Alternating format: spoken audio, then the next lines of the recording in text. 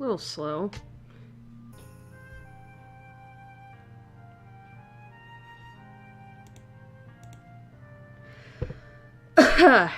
Alright. Just currently adjusting right now.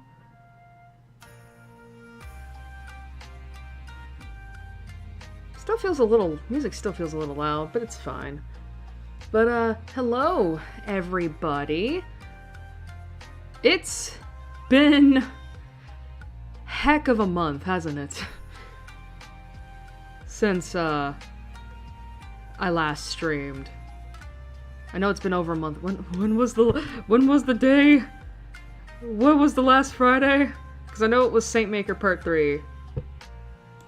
Where we got the true ending. Well, the hidden ending. 20th of October. Okay. I will say, YouTube is acting a little weird.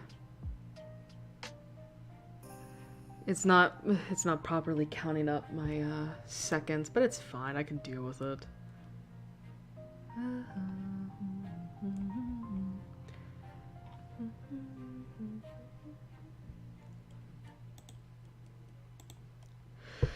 Excuse me.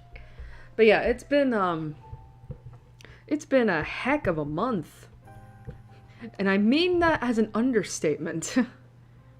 But, yeah. Hopefully, not hopefully, how do I put this? I know, I put out a community post, last month, because, technically this wasn't supposed to be the next stream, technically. Because, I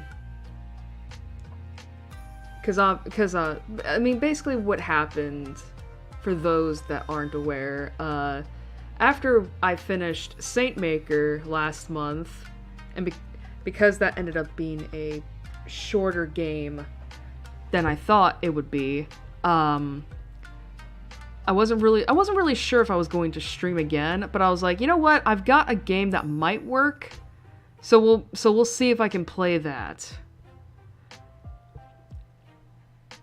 And I was gonna stream that. I said initially on the last Friday of October, but then like I decided to postpone it to Sunday. And I think I put out a community post that said that, right? I could check real quick. I think I did.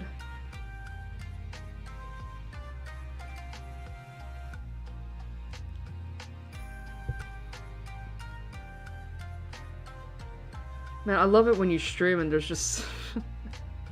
I love it when you stream and everything has to load so slowly. Fuck off, shorts. Don't care.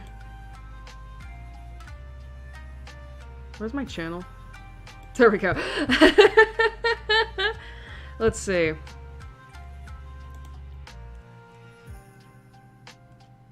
Four weeks ago? Yeah, I did put out a community post for that. So yeah, I said that, like, the reason for, oh, that's right! The reason for why I had to postpone the stream to Sunday night was because of fucking I mean, I didn't list it in the community post, but it was because of VTubing shit that I didn't want to miss out on, because I have that severe case of FOMO, so that happened.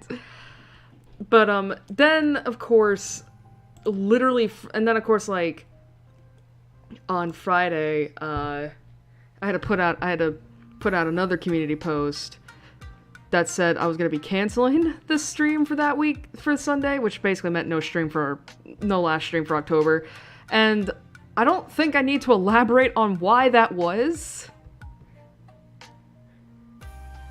Because I think you would have to be truly living under a rock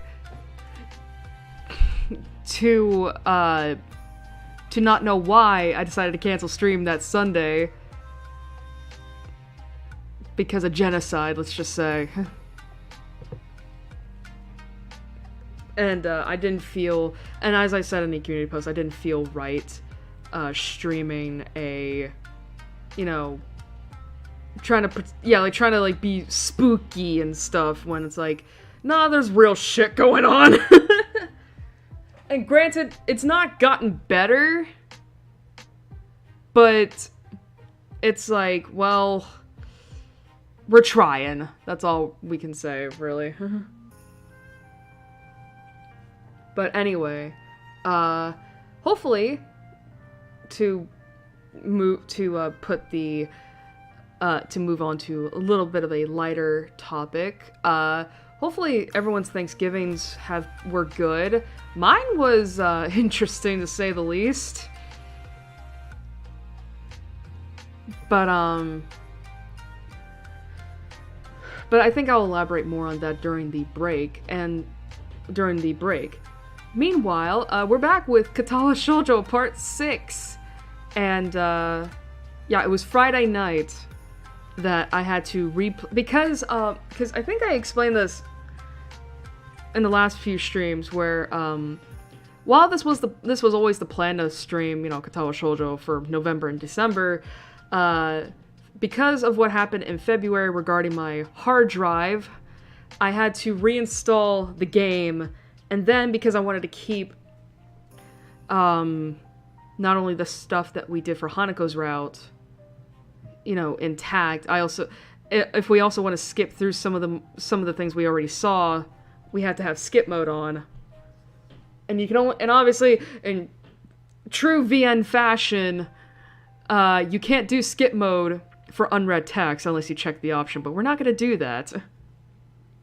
So Friday night I had to replay through Hanako's route. Thankfully, it didn't take long, again, because Katawa Shoujo is one of those VNs that allows you to skip unread text. Why did I say unread?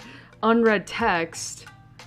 But the funny thing is that, like, even with that on, it still took, like, over 15 minutes to complete her route from beginning to end.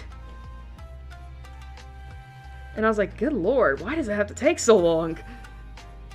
It's like, I will say it was kind of funny, because because I decided to replay Hanako's route, like, just after 3 in the morning. And it's like, because it's the stuff I already, like, read before, I was just like, okay, I'm gonna mute the game and then just have it skip through text while I just watch a stream VOD in the background, and it still took like 15 minutes.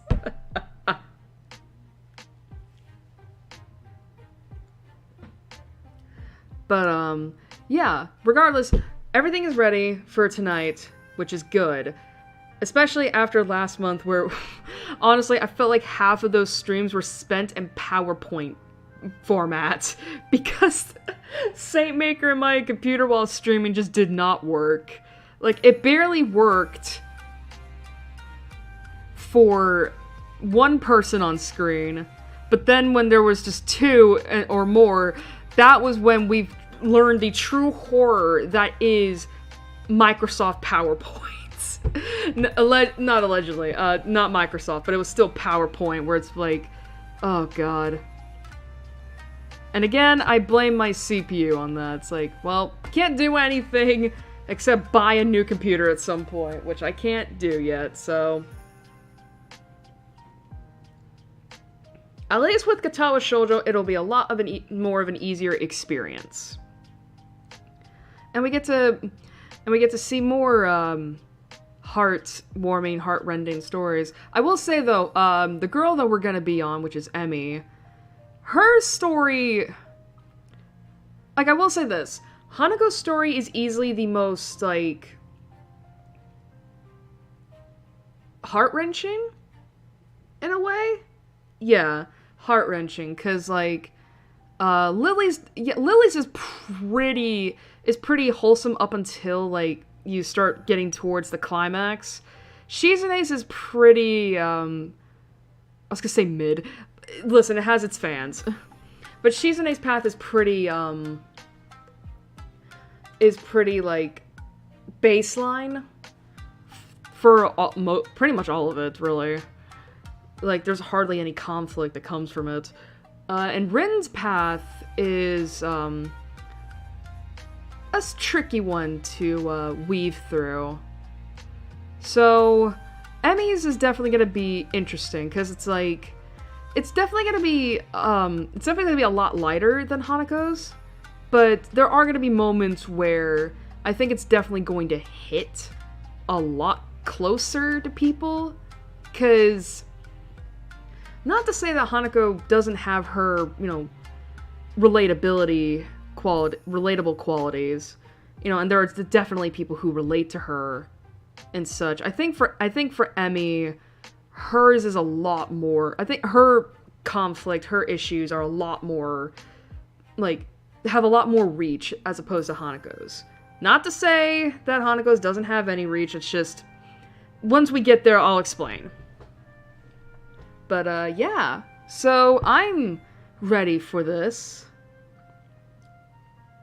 And I can't wait to delve into Emmys, especially because I made a joke about it as well, where, like, we're seriously jumping from the girl that had only one sex scene to the girl that had the most sex scenes. And I think if I remember right, Emmys has, like, 5. So we went from 1 to 5. Oh, boy. I do believe, however, that we're not going to be getting into any sex scenes tonight. I hope not. Because I don't have a picture ready. Alright, so let me just check Twitter real quick, see if there's any... I don't think there is. Doesn't look like it.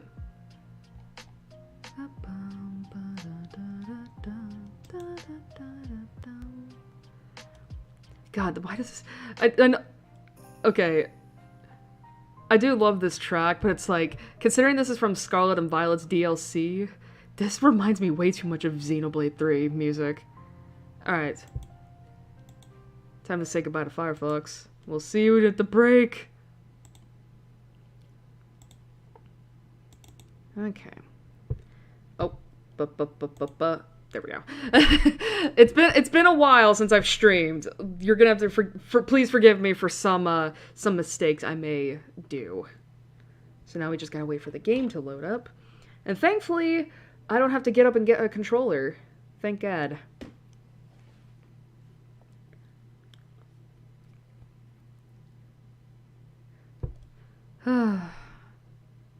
And of course, the opening window has to freeze.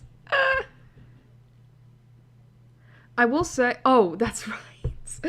I will say... Alright, I know it's silent. Give me a moment.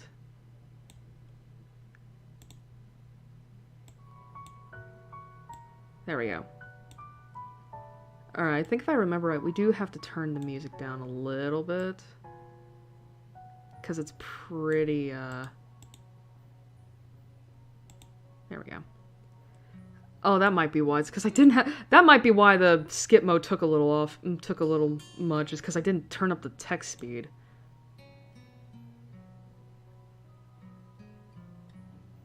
Okay. Just doing some volume checks. Okay, let me get the game up. Oh, right. Oh, I should have done that. I'm a fucking idiot. Give it a moment.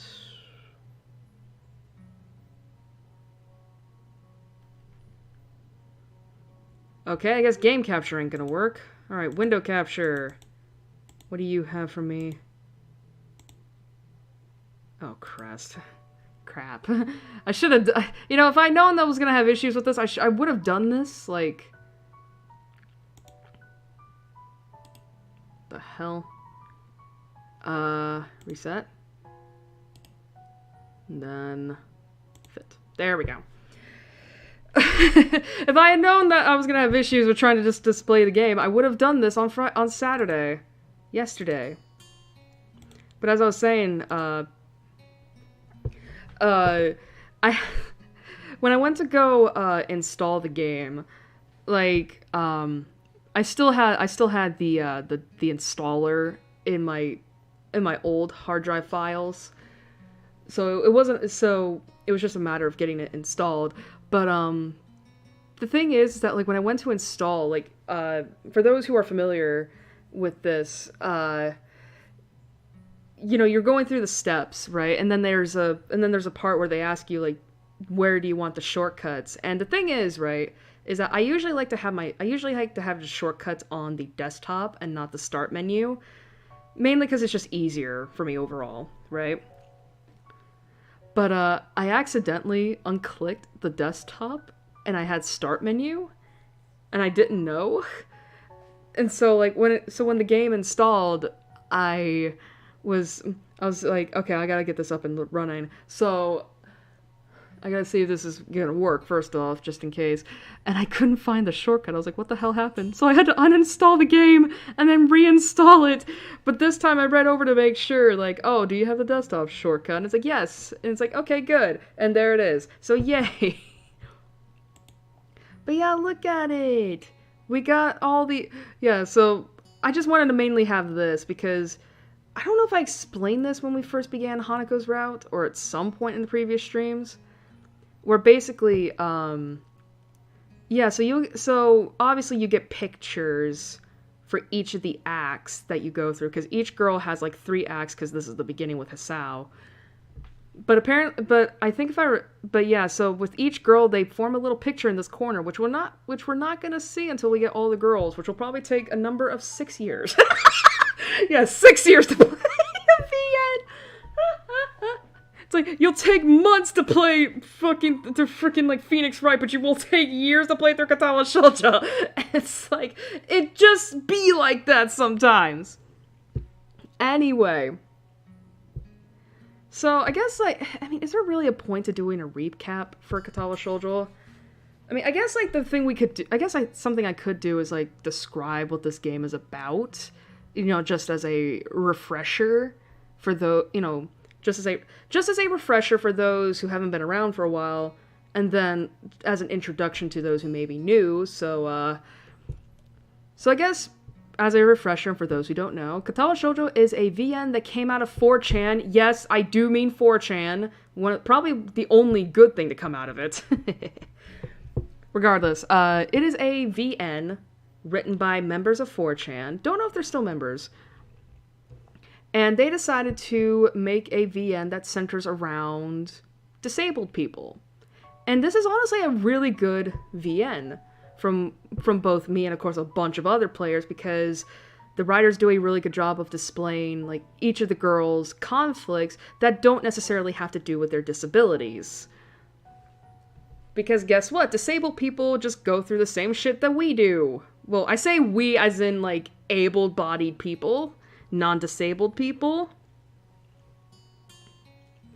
And, yeah. So it's pretty much like a dating game. With some really good, with some really good stories. Now, last year we played through Hanako's route.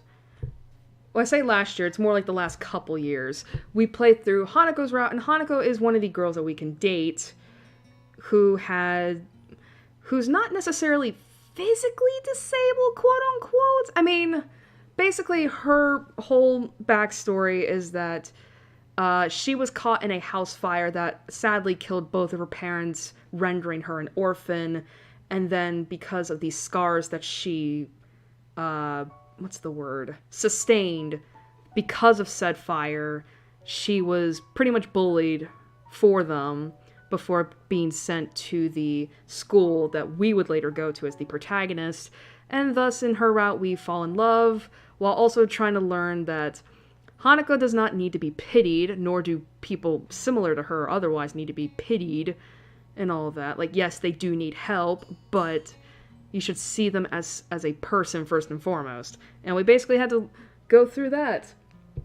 And if you heard me talking a few minutes ago, yes, this game does have adult content. However, as per YouTube's rules of 18 plus content, which is that shit need to be heavily censored, or else we'll take away monetization and even ban you from the platform. And because of the fact that, like, you don't know who's going to be coming to these streams, I will be reading out the adult content, but you're not going to be seeing it.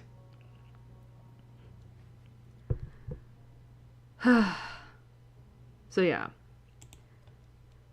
But yeah, look at all these. But yeah, so we have, so yeah, just to show you guys that yes, I did go through Hanako's route. We have all these CGs. I'm gonna need to be careful here because obviously there are some NSFW ones here that we do not want to focus on.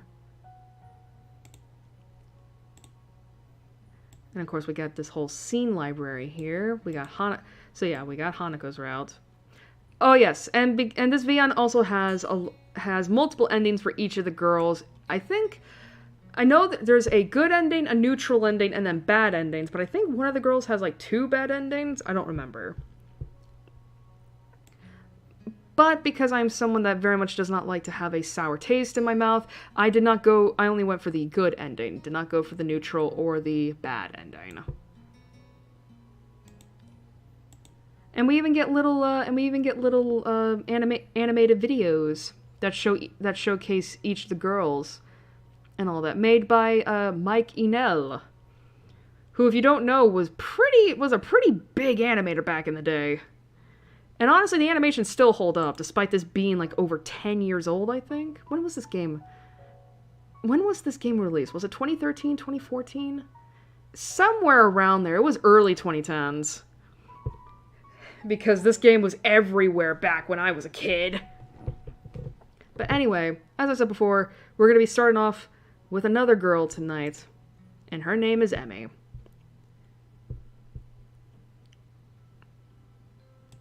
Alright, so skip through all this.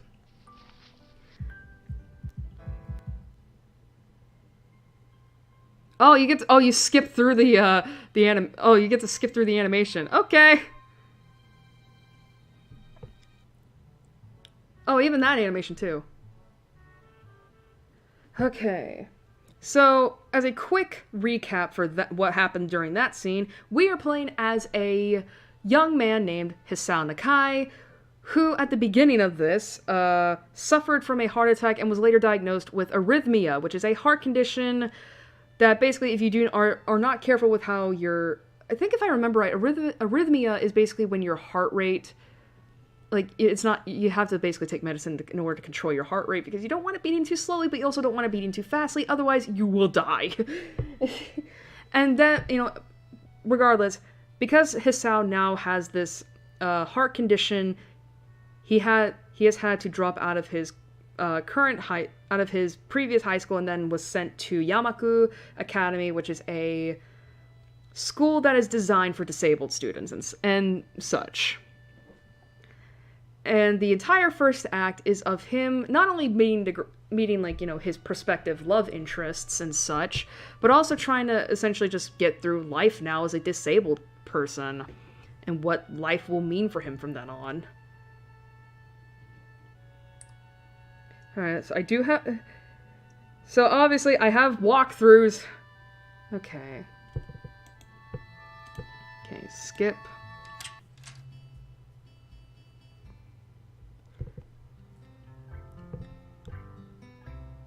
Alright, so this is one of the prospective love interests. That's Shizune on the right. Why is this so loud? Turn down a little bit.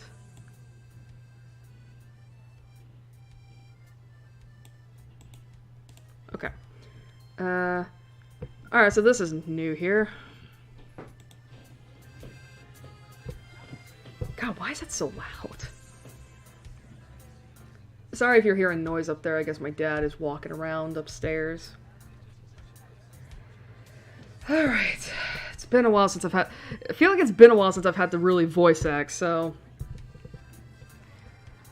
I'm trying to remember. What's going on in this scene? Oh, we're getting a school tour from Shizune and Misha. And they were just asking us if there was... I think if there was anything we needed to... Yeah. Yeah, and then we were like, oh, I guess we have everything. Because last time we picked a library, and that's where we met Hanako, so... I can't think of anything, really. Oh, boy. God, I wish the first girl I voice acted was not Misha. Because it's like, bro, she's so loud! And I don't want to be loud. Alright. It's been a while. Okay. Ooh, that means we've been good guys. Ugh. Wow, that sucked. That means we've been good guys, doesn't it? Doesn't it? That's not her voice, is it? It's been a year. If you say so.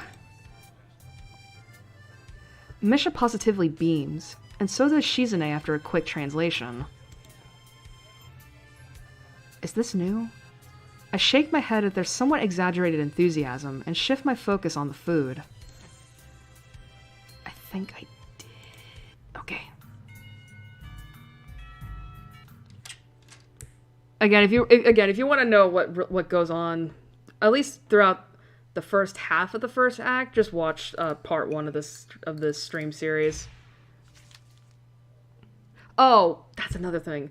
I forgot to explain what was going on in the beginning. So Hisao before his heart attack was basically confessing to the girl he liked named Iwanako.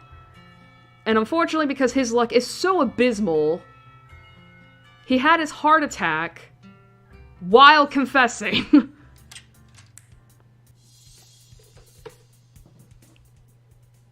Let's see.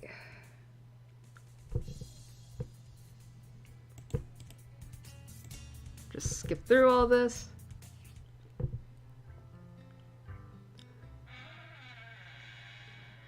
Alright, there's another prospective love interest. That is Lily.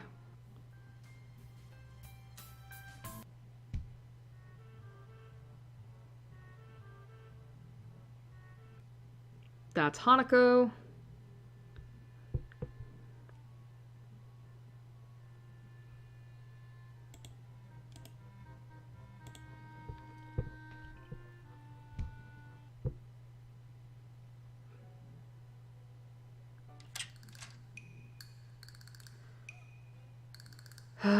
It's gonna be weird with this guy. I almost went on auto. Don't do auto!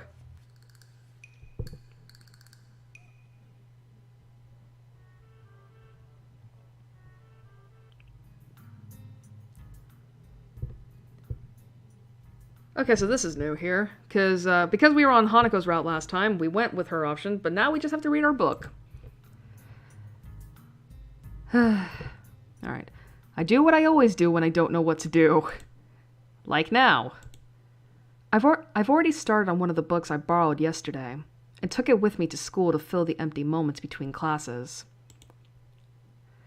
I find the page that I creased a corner of to mark the spot I left yesterday night, and pick up from there. Misha and Shizune are still arguing heatedly, probably about restaurants still. If I joined them, I'd just get caught up in that, or worse, get grilled about joining the student council. Misha isn't speaking aloud since there's nobody who'd need to hear what they were talking about. But why does she tend to sign things even when Shizune doesn't need to understand what's being said? Or even more strangely, when Shizune is not around at all? What an odd conflict of habits. I find it hard to focus on the book, and besides, the lunch break beckons me to leave the dullness of the classroom. I do so, heading down for the cafeteria. Misha and Shizune, having come to a conclusion of one kind or another, follow in my wake, though still talking in their animated fashion. Alright, I think we did. Did we? Is this skip mode? No. Okay. Just around the corner of the hallway, something hits me in the chest with the force of a runaway train. Ouch! Well, speaking of one of the prospective love interests, here she is, and this is the girl we're going on the route of this time. With a character theme that I do honestly love. I will turn the music up, though. Alright. Opening my eyes, I see a pair of saucer-like green eyes looking up at me. They belong to the perpetrator, a short girl who bumped into me and has now fallen down onto the hallway floor. She wears a PE uniform and a very worried frown. The former strikes me as a rather strange thing to have on during a lunch break. More striking than that, though, is that she doesn't have legs. Or she does, but they are not flesh and bone. Her pale and very much flesh and bone thighs end in shins and feet made of some black metallic or plastic-like material. They look disturbingly artificial and unnatural. It almost makes me forget that my chest is hurting. The girl winces a little, rubs her nose, and jumps up. Aw, man. Hey, are you alright? I'm sorry about that, really. I wasn't looking where I was going, and you just came out of nowhere. Sorry. She's looking really apologetic, in the hurt puppy way of looking apologetic. I quickly forget about being angry or anything, since hurt puppies are my weak spot. It's okay. Don't worry about it. Ow. Adjust the mic a little bit. I say that, but there's a stinging pain growing in my chest, and I know that this is about the biggest possible danger for my condition. Don't overexert yourself, don't forget your medication, and most of all, don't get hit in the chest. I try to rub my solar plexus to chase the pain away, holding my breath in an attempt to hear my heartbeat.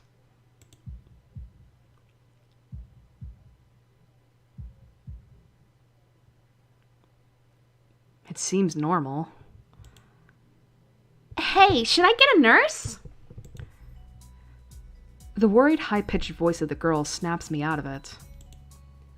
I stare at her for a few seconds, dumbfounded, until I realized that I probably looked worse off than I really was, doubled over myself and looking all tense. Damn, I'm overly worried about my heart.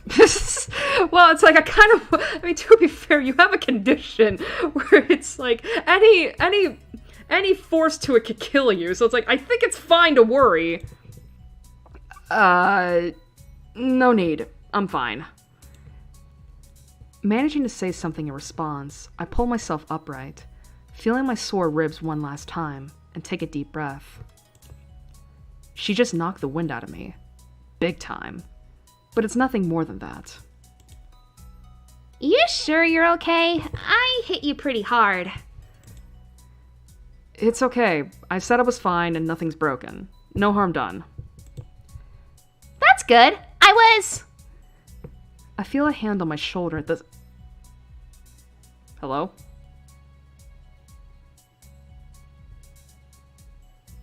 What was that?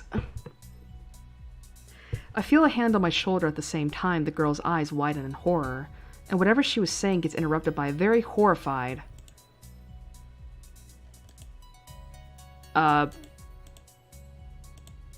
There we go. What the fuck? Okay, that was weird. That's why we can't do skip. Okay, that makes sense. Because in Hanako's route, this scene was done with Lily and Hanako, but this one is done with Misha and Shizune. Excuse me. I don't have time to look behind me because Shizune is already shoving me aside and stomping over to the girl, signing furiously at her. Miss Ibarazaki, I saw that! Running in the hallways is strictly forbidden! Forbidden! Misha translates, right on Shizune's tail, but her voice is girlishly playful, not full of the divine fury Shizune's arm movements would seem to call for. Sorry, I was just going to get some stuff and I was kind of in a hurry. You've been told this 1,000 times before! Your reckless behavior endangers other students, and even worse, it's explicitly against the school regulations! The girl blushes and starts to fidget nervously like a little child caught misbehaving. It's so cute I find myself smiling. I know that. I was just... Make sure that this will not happen again. Although I'm sure telling you this is futile and only causes me further headache when you choose to ignore the regulations. Got that, Emmy? Yeah, wow, that came out really weird. The small girl sticks her tongue out in response. Ah! I gotta go!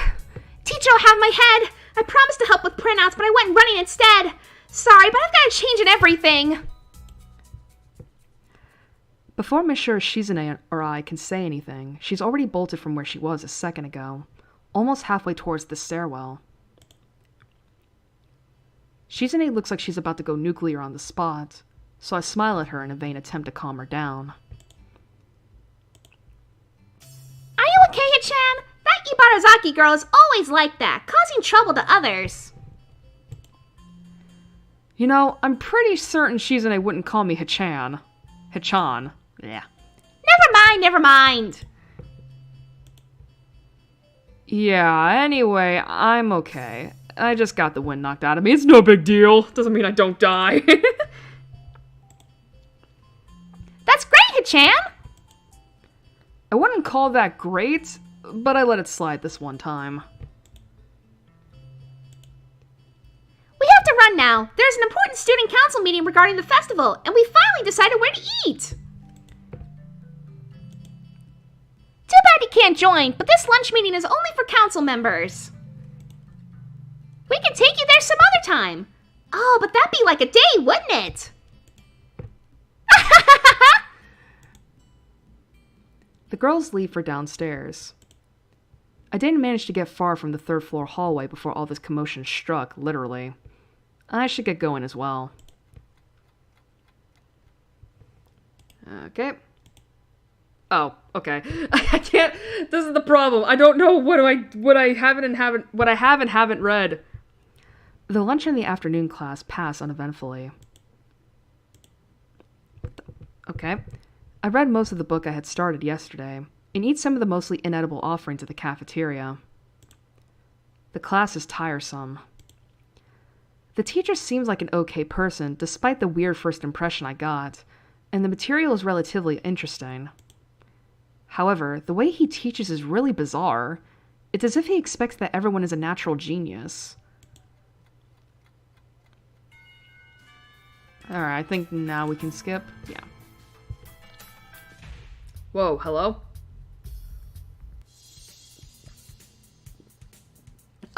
There's another girl. That's Rin.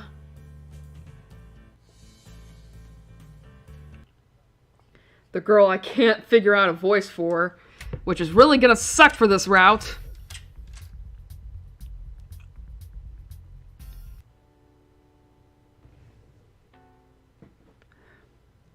Alright, let me see. Alright, another choice. Da-da-da-da-da.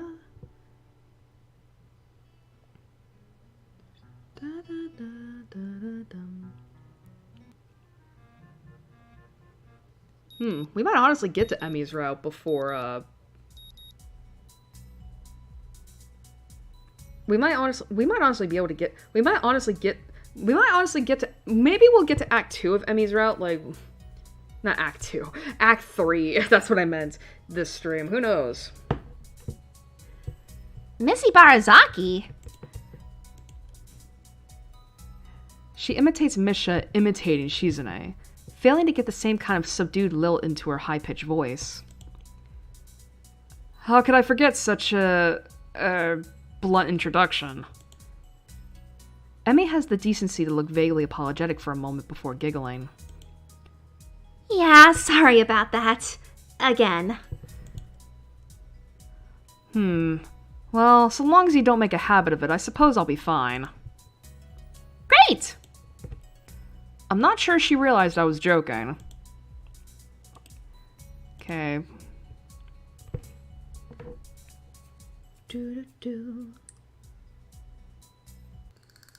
Oh, this is not the choice I was thinking of. Okay. Thank God I don't have to voice that convo. Ah. Yeah, I will say this. Too bad we don't get to see, like, what kind of, like, conflict Shizune and Lily get in this route either. Like, basically, you're not gonna see, like, I think if I remember right, you don't know the source of Lily and Shizune's conflict until, I think, it's either Lily or Shizune's route, which we're not getting to for a little bit yet. Okay, just making sure I did not fuck that up.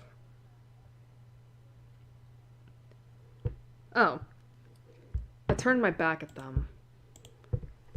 I get back to my seat and shut my ears from the finale of the argument between Lily and Shizune. Eventually, Lily leaves our classroom and Shizune and Misha seat themselves, without talking to me. I can feel Shizune's eyes burning into my back. She's probably angry at me, but I'm just as angry with her. I don't get why she had to drag me into the argument.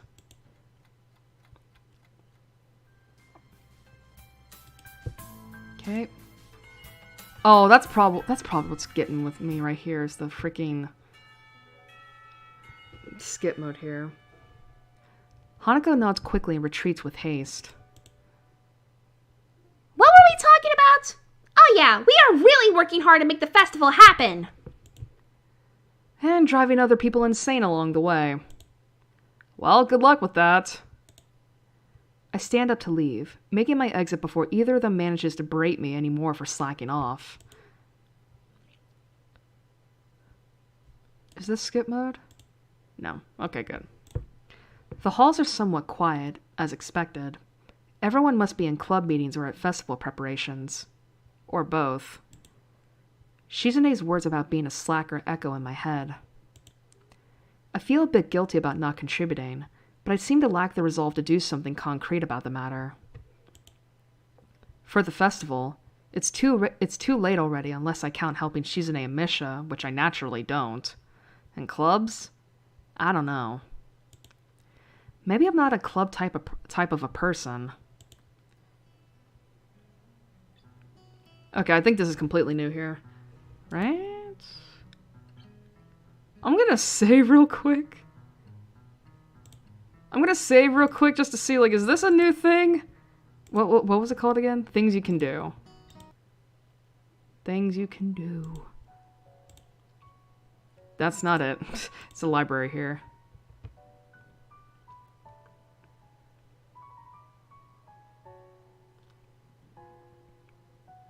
Okay, yeah, this is something completely new. Alright. Halfway through the way from the school building to the dorms, I spot a figure in front of the dorms. Wait, okay. It's Ren. Great! Fantastic! It looks like she's working on her mural today, too. I walk over to her, but she doesn't seem to notice me approaching. She's sitting on an upturned box, looking intently at the wall she's painting with a brush held between her toes. The mural has progressed considerably since yesterday, but it's still only half done as far as I can tell. More colors have appeared, and the twisted human-like figures have spread and increased in number. I have to say, the style is quite eye-catching and very unique. Not that I would be knowledgeable about art by any measurable scale, but it's very nice looking nevertheless. I clear my throat to get her attention, but not startle her so that her concentration won't break. God, what was her voice? What was her voice? I can remember Lily and Hanako's. I can't remember anyone else's.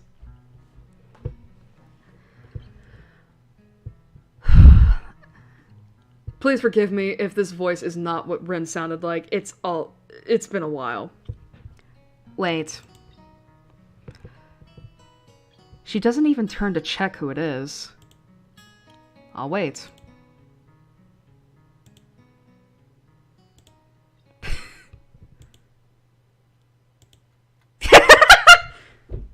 Ow. Oh, that was a ladybug crawling up my leg. What the fuck? 15 minutes later, I decide that her concentration is indeed unbroken, and also that I have waited long enough to warrant poking her gently on the shoulder to remind her of my presence. Ren turns her head mechanically to my direction, ending up staring at my crotch level. Oh, it's a sow.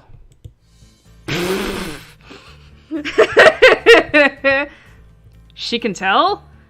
I would feel a lot less uncomfortable if she would look at my face. An astute observation. Hard at work, I see. The conversation starts as if I hadn't been here for a quarter of an hour already. But it's not a concern. At least it starts, I guess. Looking good. It does. The layers of paint hiding other layers of paint, mixing and shaping the human figures really create an impressive look. But Rin looks miffed. You shouldn't comment on works in progress. 7 years of bad luck. Sounds terrible. I guess I'll take it back then. Still, it looks good. I wonder if I get 14 years of bad luck for thinking that. Rin turns back to look at her painting and pokes it with a big toe.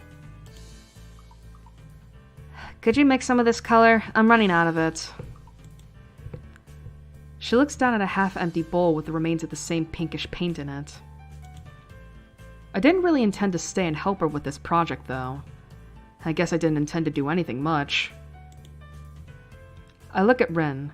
She looks emptily back at me. Just this once. Rin picks up another brush and drenches it in another tone of pale red. There are dozens of similar bowls all around her working area. From the looks of this scene, she could have been sitting there for hours. Excuse me. I wonder if she has. That would mean she'd have been skipping school, though, which I of course wouldn't put beyond someone like Rin. I pour a little bit of white and red into the bowl, trying to match the color with the one already on the wall. I can't seem to get it right. It's really inconvenient of her to not mix enough in the first place. Getting it to be exactly the same tone will be impossible, but at least I can try to get as close as I can. Speaking of hard work, isn't that a huge workload for you too? It's such a big painting and all. Oh, I'm not old and bitter enough yet to think like that. I guess you aren't. You guessed right. Legs hurt, though. They feel like slugs. Slugs made of sea slugs. Because of the position? Yeah, I like doing it in a horror oh my god. Yeah, I like doing it in a horizontal position more, if you know what I'm talking about. But it can't be helped. Can't ask the wall to lay down. Saying that, she stretches herself a little, bending her legs and back far more than a human should flex. It's astonishing how effortlessly she manages her body around. Well, considering the fact that she doesn't have arms, I imagine she has to have a pretty good, like core strength in order to, work her legs like freaking hands. Arms, sorry. There's a small flinch in her otherwise blank expression. A hint of pain, maybe, as she stretches out her calves. Ren must have stamina and dexterity far above a normal person to be able to live like she does. But she's wearing out working on this. Why push yourself so much? Take a break or something at least. Continue tomorrow if it's bad. This gives her a pause. A long one, too, feeling like a mental yawn.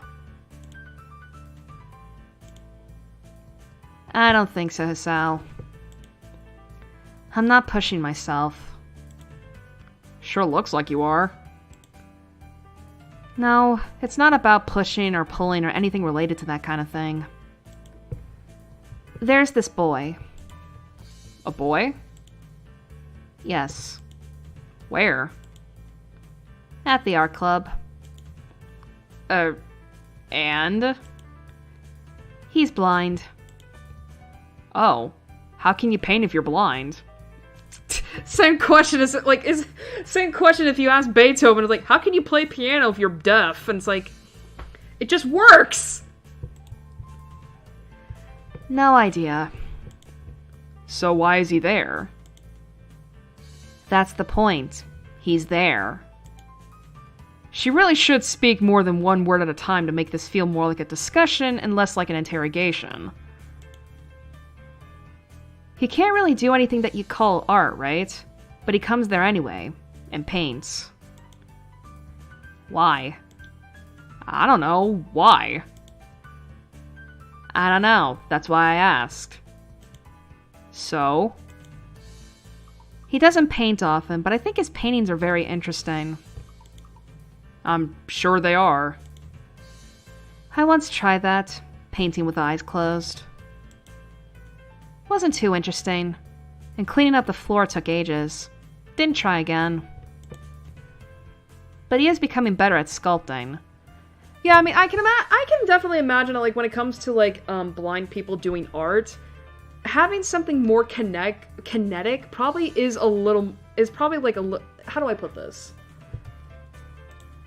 Like, I'm not saying blind people can't paint, but I imagine that, like, being able to sculpt, because of the fact that, like, sculpting takes a lot more, like, kinetic, and I was gonna say kinetic energy, but, like, is way more kinetic than painting, unless you're finger painting. It probably would be easier for a blind person to sculpt something as opposed to paint. Because at least you can feel with your hands, and blind people are used to that. I see. Maybe she was trying to make a point with this. Maybe she forgot she had one. Seems like the art club is full of interesting people. Not really. Pretty blunt statement, and she totally missed the sarcasm. No? Just like I said, they're not very interesting. I usually don't have much interest in people who are not interesting. Spoken like a true autistic person. Maybe you have. Maybe. But that boy is interesting. Maybe I'm like that boy. Or maybe you are. Maybe everyone is. Doing things you can't do just because you can. That's pretty deep, I think. And tell that to her. You're a deep one. Nah, I'm a really shallow and thoughtless person. People say that to me all the time. Did you know I can only think of 4 things at the same time? No, but now I do. Right now I'm thinking of the second floor girls' toilet, ice cream flavored ice cream, the middle toe, and a haircut. I'm going to need a haircut.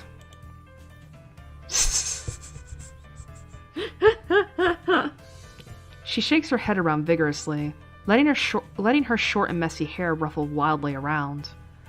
I can see that doing it is something she likes to do. We fall silent as Rin treads around absent-mindedly, poking some brushes around. The thought about the art club sticks in my head for a while longer. I'm feeling like I'm treading on okay. I need to turn this down because it's fucking with me right now. I'm feeling like I'm treading on very unknown territory with art. The way these meetings with Rin go, it's as though I'm starting a smoking habit or something. I should probably stop talking with her.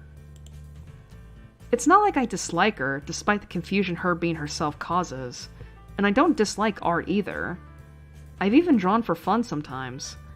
I just don't have a real creative drive or any technical skill. So usually if I were to draw something, I get white paper syndrome and just freeze completely. White paper syndrome? The hell is that? Let's ask Google, I guess.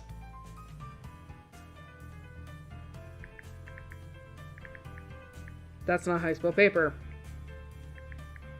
White paper syndrome.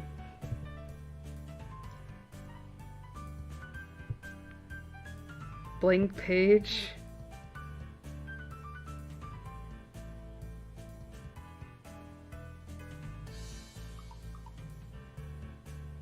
Ah. That's interesting. First of all, white paper syndrome is known by another name called blank page syndrome, and that is just another word to describe writer's block.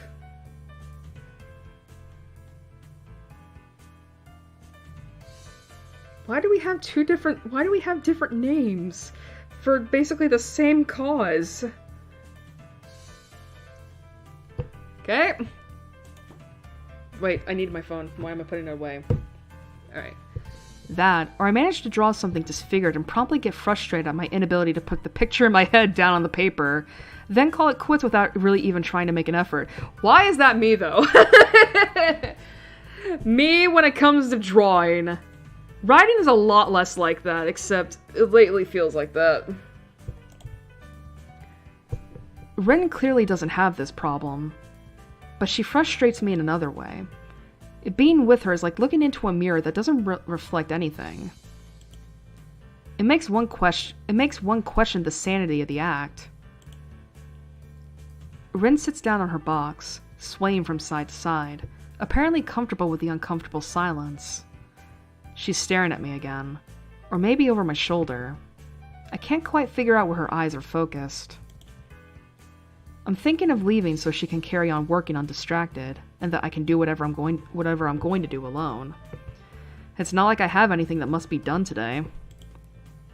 Oh, shoot. Who? Just shoot. Who are you gonna shoot?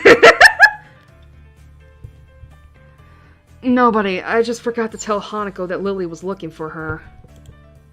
Do you know her? From my class? Oh, her. The mystery toilet girl. That person is funny. I saw her going to the toilet 5 times during one recess 3 weeks ago. I'm sure it's the world record. It was very mysterious. That's why you call her Mystery Toilet Girl? What other reason could there possibly be? Well, if there is, it's an eternal mystery. I didn't follow her in there. Was that supposed to be a reference to, like, the Japanese school urban legend? Oh, shit!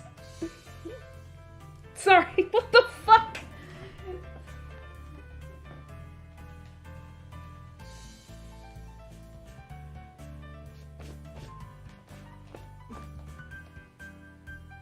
What the fuck?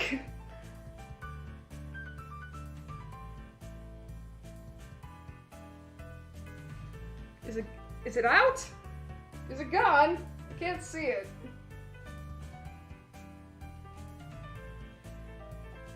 Okay, sorry about that. It's like I was scratching my neck while I was talking, and I felt something just fall on my neck. And I have no idea. I think it was a ladybug. And then it's like I had to back up because I'm thinking it fell down my shirt. And I'm like, oh fuck, I don't want a bug crawling on me. So I had to get up and I'm like, I don't know where it went. Anyway, as I was saying before I was so rudely interrupted, is that supposed to be a reference to the Japanese school urban myth of Hanako, where it's like a ghost is in the toilet or something? I think it has to be, right?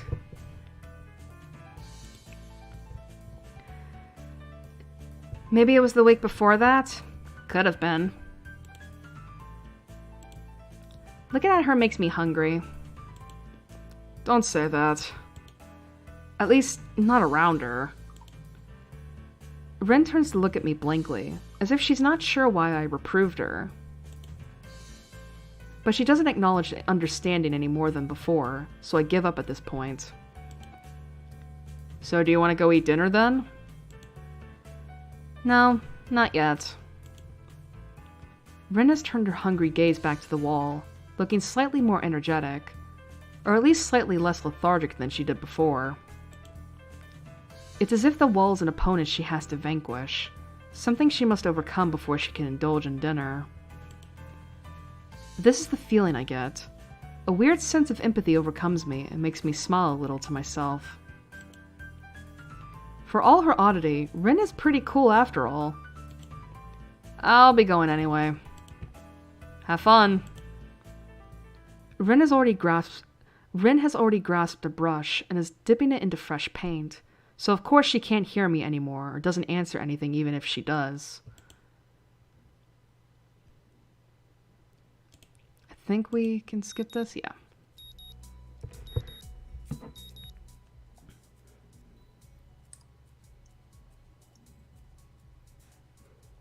Okay, so we went take it easy last time, so this is a go for it moment. Go for it! What am I doing here? Am I really just going to fold and let Emmy pull ahead? I speed up. The second lap's done quickly, and without even considering it, I keep going. Emmy looks back over her shoulder at me and grins. Still going? Wouldn't want you to think I'm out of shape. Well, there's that. Emmy laughs, without breaking her stride no less. What the fuck is with the ladybugs right now? Jesus Christ, everything is crawling on me. I don't like that.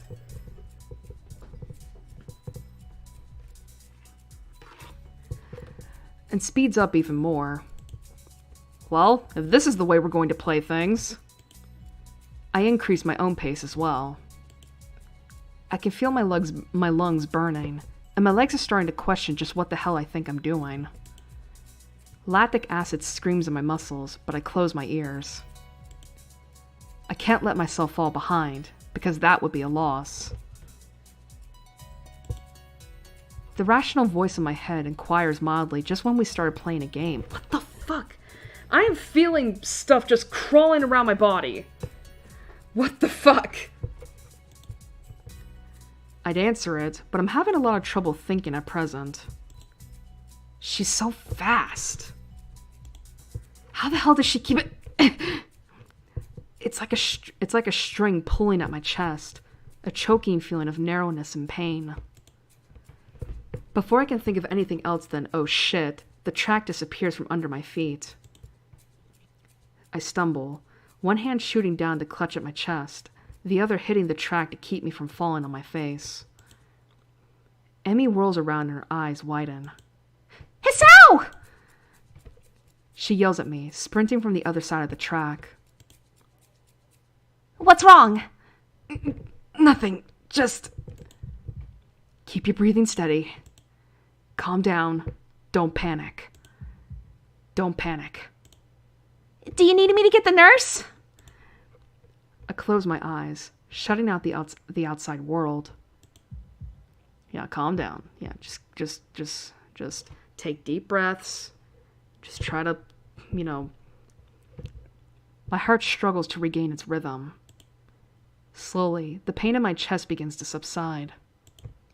Soon, it's gone like nothing happened. It was... nothing? No, something happened there. Yeah, you pretty much pushed yourself past your limit.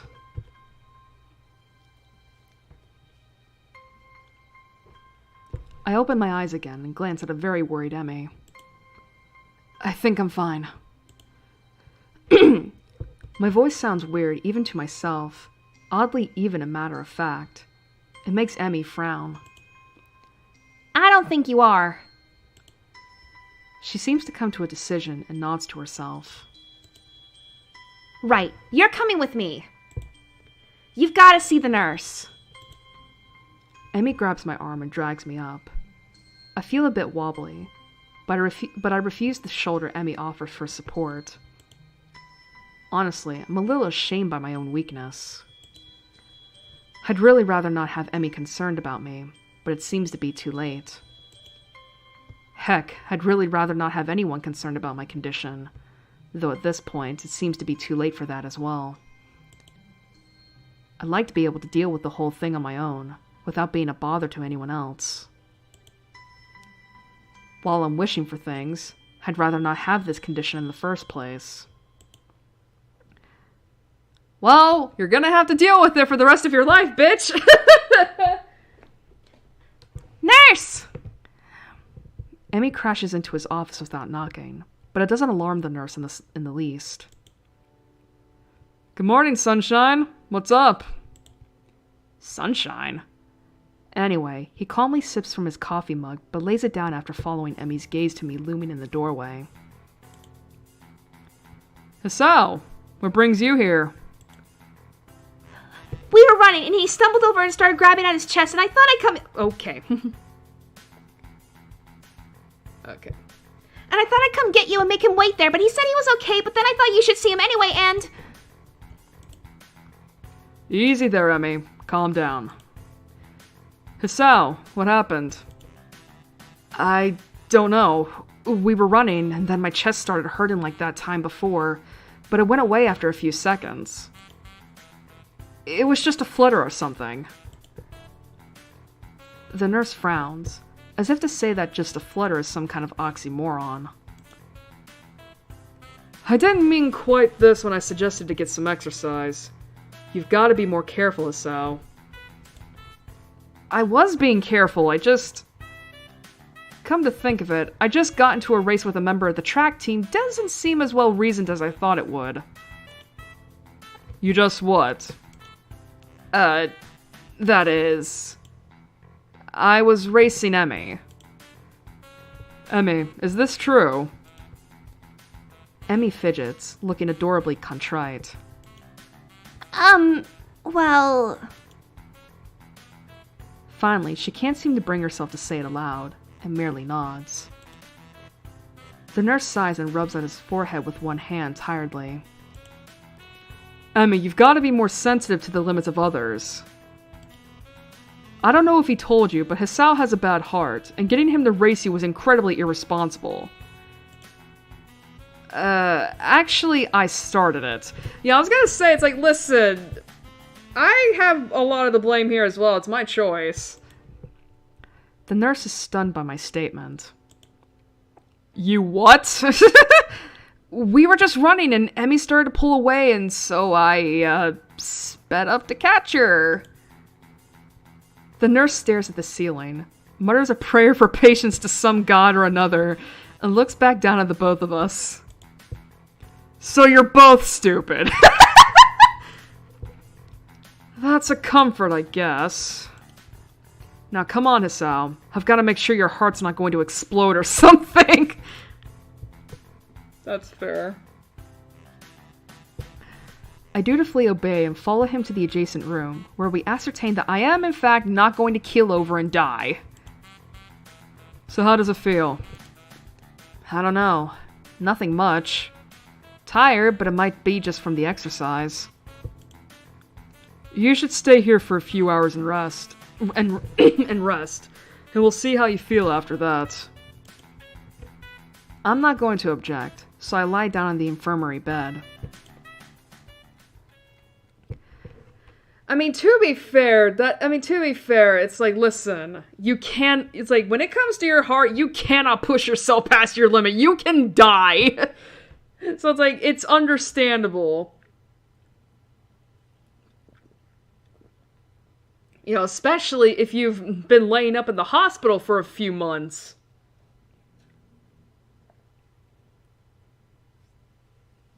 Not really doing anything. A thoroughly miserable Emmy comes in after getting an earful from the nurse in the other room.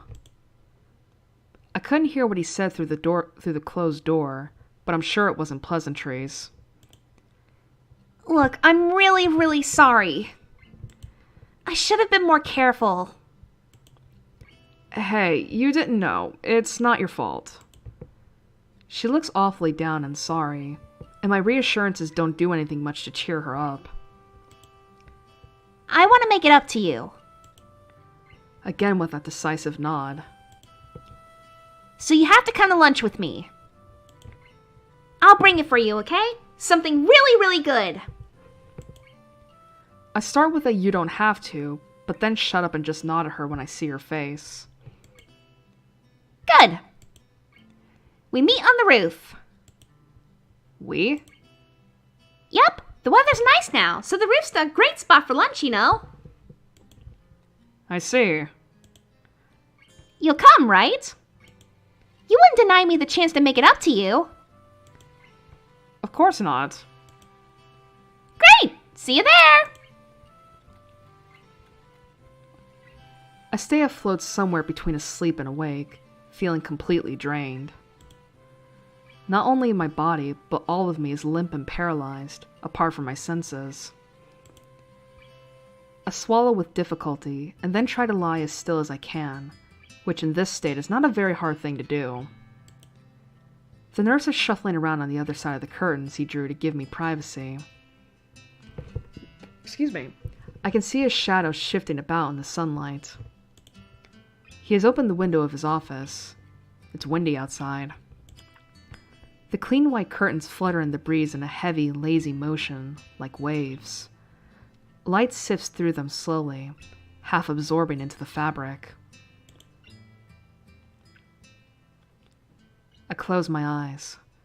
The breeze on my face feels like the soft fabric of the curtains. I listen to the sound of my heartbeat for a moment, trying to shut out the sound of the nurse tapping away on his computer and my own heavy breathing. It's steady. Damn it. Not even a week and I end up like this again. I really screwed up this time. Should have known better than to play the half-baked sports star in front of a real one. And why did I try to act brave, like that heart flutter was no big deal, even when it was obvious that it was? It was just a reflex, to push it away, to keep it inside. I didn't want it to happen. I didn't want Emmy to see it. Stupid, stupid, stupid. I have to be more careful. I'll end up in the hospital again, or worse. That's my final thought before I give in to the tiredness.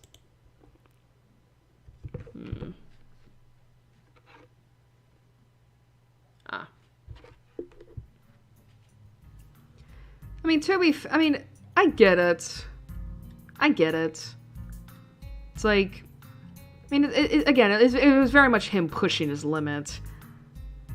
But I wonder if that's supposed to be a case. I wonder if that is like a case of like maybe trying to like get back to a normal that you can never have back, if that makes sense. I fell asleep. For how long? What time is it? I'm feeling a little lightheaded, and I keep blinking compulsively.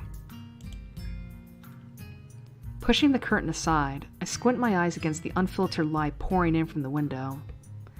The texture of the canvas feels nothing like the wind did before. The nurse looks up from his work, sitting exactly where he was before. How are you feeling? I can't really tell, so I don't answer anything. I'm feeling kinda groggy from falling asleep at such a weird time. Hopefully I don't look too weird. What time is it? Me croaking the question to gain some orientation. The nurse looking at his wristwatch before answering. Things seem to happen in slow motion. 10:15. I try to think for a moment what that means, but I'm not really sure. You didn't answer my question, so. Oh, fine. Climb down from that bed then, and let's see how you're doing. Don't do vertigo. I try to do exactly that, only to sway dizzily when I move too fast. The nurse moves to support me by an arm and sighs. Stand up too quickly is what I was going to say. Just sit there, I'll check your pressure to make sure. My good intentions sure lasted for a long time. I shut up, embarrassed with myself, while the nurse gets busy with an old-fashioned contraption in my arm. After a couple of minutes, he puts it away, looking neither pleased nor unhappy. You're all right. Head stop spinning? Yeah. Good. And how are the contents doing? He didn't show very good judgment out there, Sal. Was that him asking, like, so how's your brain? Get a little bit of sleep? You realize the error of your ways? I swallowed the retort I was going to make. It's what I was thinking myself, but hearing it stated by somebody else makes me want to protest. What he's saying is not pleasant to hear. Doesn't make him any less right. Yeah. No, sir. He nods, still looking as neutral as he was before. It would be easy to be angry at him if he said, "Told you so" or something, but he doesn't. Probably because he already knows, like, at this point, like, you fucked up, you realized it, and now you regret it. So it's like, not gonna kick you while you're down, bud. I can try and help you to keep your health, but ultimately the last call lies with you. Hopefully this little episode will be something that will remind you of that. Here, a note for your teacher, to avoid an interrogation. I take the slip of paper he's offering, then make my leave as I can't think of anything else to say, nor even really want to.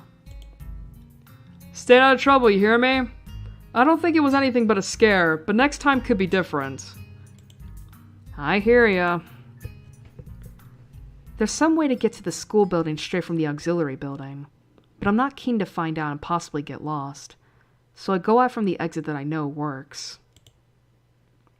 I stop at the stairs of the auxiliary building, deliberating for a moment between going to the dorms to get my books and stuff and going straight away to the class.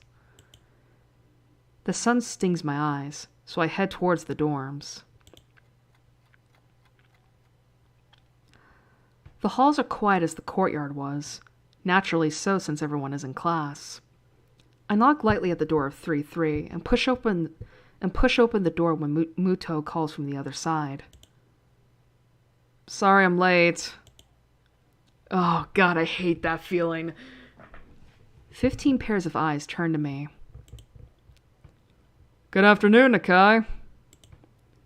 Muto seems to be somewhat confounded by my coming in late, as if I interrupted his flow or something. Judging from the rambling lectures his classes tend to be, that might be the case. I pass him the note the nurse gave me. Muto takes it with a nod and reads it quickly. He lifts his eyebrows and gives me a kind of Okay, I'm not doing well with reading today. He lifts his eyebrows and gives me a kind of stern look, but doesn't say anything, just nods solemnly again. I shrug, and he gestures at me to run along, so I naturally do. Is this new? Yeah, it's not new. Alright. Normally, I join the flow and grab a lunch myself, but today is different. Today, I've been invited to lunch on the roof. An odd location, but that's where I was told to go. Fortunately, I managed to find shelter from the storm in the lee of the classroom door.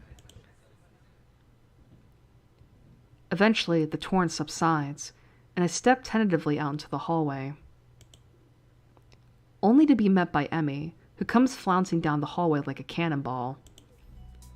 Hey! Hi, Hasao! Great timing! I have super extra lunch today, as promised. Let's go upstairs. and the theme cuts out. The stairway to the roof is a little dilapidated, but it's clearly been used recently. At the top of the stairs is a door, complete with missing padlock. I wonder who the intrepid individual was that removed the lock. Emmy shoves the door open and steps beaming into the sunlight. Do I skip mode this? Yeah, okay.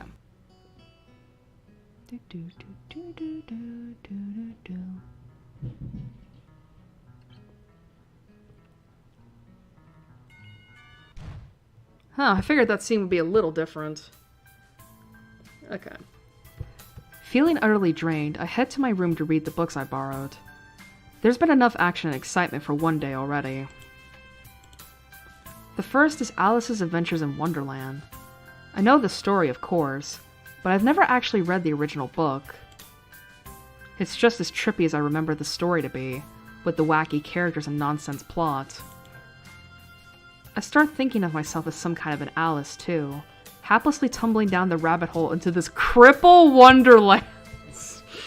Oh, I don't know if you can say that.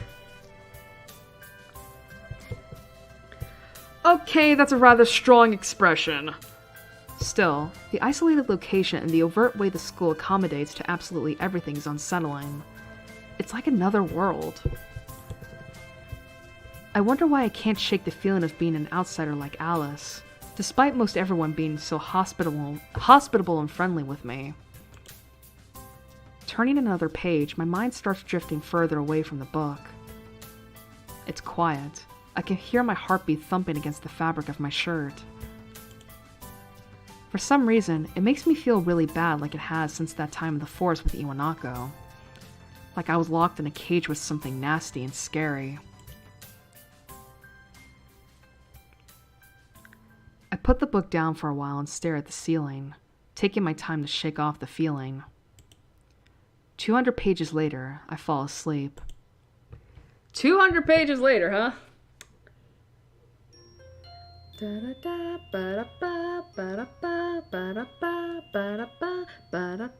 Time for bed. Time for a scene change. Ugh. Alright, skip mode again. Oh, never mind. Muto stands in the hallway, scratching his head as he works out what he's trying to say. Not knowing what's going on, I wait silently. I heard from the school's head nurse that you had an incident the other day. Ah, so it's about that. Well, kind of. But it's not anything to be worried about. Yes it is. Anything that can endanger your health is something to be worried about. We try our best here to prepare you for life here. Part of that involves knowing your limits and how to work around them. It would be remiss of me if I didn't speak up about this. Alright, I get it. I'm sorry. Muto closes his eyes in frustration, and I realize that this probably wasn't the best thing to say. Something tells me that you're not sorry. Pretend as much as you want, but this isn't a normal school. A lot of people have put in a lot of time, effort, and money to make sure that you and every other student here can have the same level of education as your peers.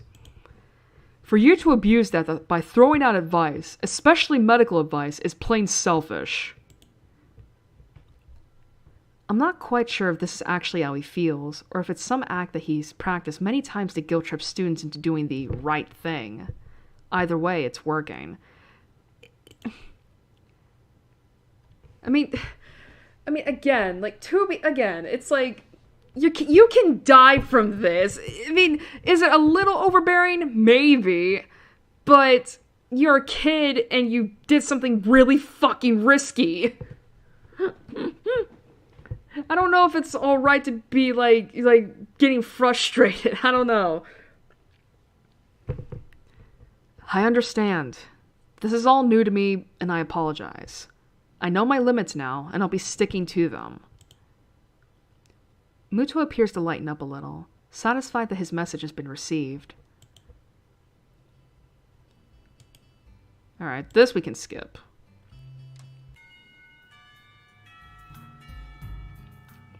After about 10 minutes of restlessly shuffling in her seat and trying to read, Hanako closes her book and leaves too. As should I, since the assignment is all but finished and there's nothing else to do in the classroom. Not that I have anything to do anywhere else either. Is this a skip mode? No.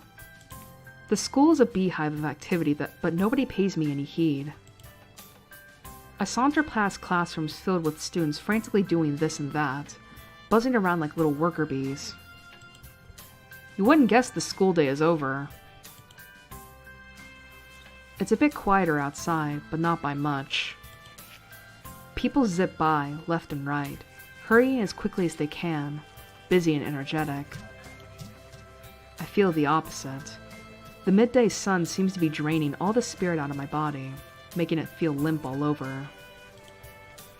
Warm, soft air flows inside my shirt, feeling like a cushion. I yawn lazily, thinking about what I do. I'll drop off my books at the dorms first, and then... something I haven't decided yet. Maybe Kenji is in his room. That's our first choice?! Our first choice is to hang out with the weirdo! And not the weirdo we like! On the way to dorms, I spot Emmy coming my way, running despite not having those weird running prosthetics on. I wave at her and she skids to a stop. Yo, Hisao! Spatters of white and green paint adorn her nose and chin respectively, but her smile is wide, as it seems it always is. She leans closer to me, amplifying the feeling she's examining me. What you doing? What you doing? Nothing really. I don't have anything to do for the festival, and everyone else seems to be doing something important. That's perfect! Then you can help me and Rin! With the festival preparations? I'm not sure if I would be of much help. I mean... That's fine. I'm not much help either. Emmy grabs my wrist and starts dragging me back inside the school quite forcefully. Even her walking speed is more like jogging, making me stumble over myself simply trying to keep up. The stairs slow Emmy down a little bit. Maybe it's hard to climb with her legs, or maybe she's finally run out of breath. Excuse me. We go all the way back to the 3rd floor and to the seniors' hallway, ending up where I left 5 minutes ago. I could just as well have stayed here waiting for Emmy had I known. So are you... Is Rin working on that mural still? That's right. She needs all kinds of paints and brushes and stuff, so I went to get them from the art classroom. And you need me to help with that? Well, Rin told me you'd already helped her, so I thought you wouldn't mind. I see. So thanks to Emmy's flaky logic, here I am again, collecting stuff from the art classroom for other people. The room is empty apart from ourselves and the lonely specks of dust floating in the air. Emmy skips straight away to the back wall, digging out a tiny crumpled piece of paper from her pocket. While she tries to make sense of the scrawled handwriting, I take a closer look at the materials lying around here. Dozens of paint cans and bottles are arranged on the shelves in a most unorganized fashion. Some look like they've been left there for several decades, relics of previous art club generations. Next to the heavy stacks of neatly piled drawing paper are boxes full of different sized brushes and unsorted crayons. The smells of paint, turpentine, and fresh paper float in the stale air, mixing in my nostrils to form the unmistakable scent of art. Emmy studies her notes, comparing them to markings on the various paint cans, and passes them to me as she finds the correct matches. She stretches her neck to look on the topmost shelf, but it's not quite enough. Her eye level stays below the shelf no matter what she does. Emmy gives up and just looks to the shelf longingly, like a child at a toy store, huffing in annoyance. She doesn't even want to ask for my help. After a moment of building anger, she starts jumping up and down, apparently trying to speed read the labels during the fraction of a second she can see them, and catch what she can. It's no surprise that she fails miserably, and almost manages to bring the entire shelf crashing down. Now I see why me lending a hand here would be useful. Come on, let me do that. You can't jump high enough, and I don't want you to hurt yourself trying. Also, I'm like twice your height. You are not!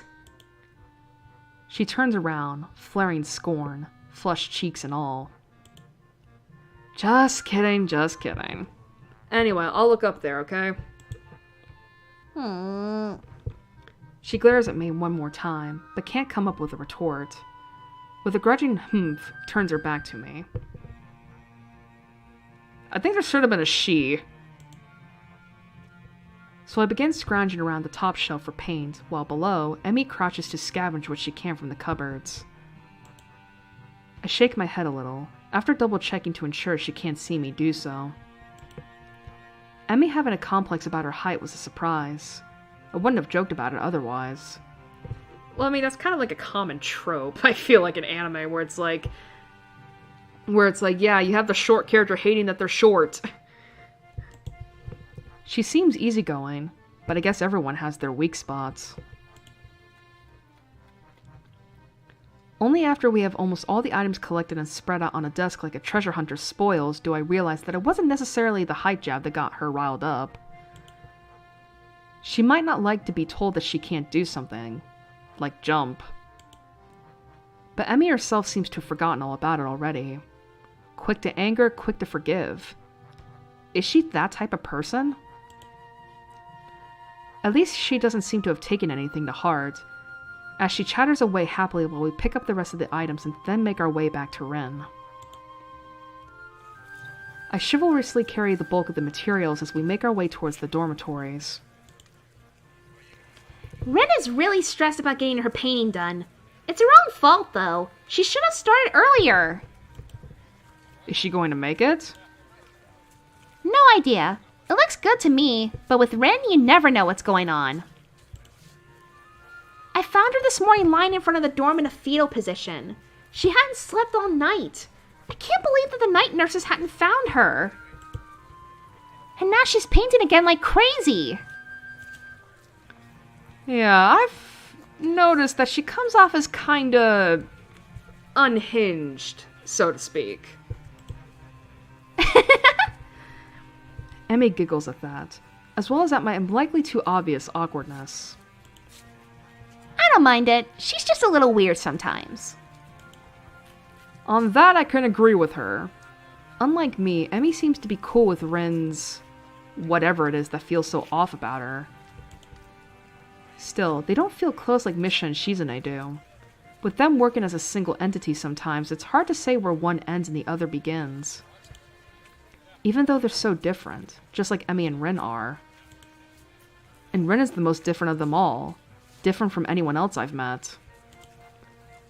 Yeah, I guess she's a very unique person.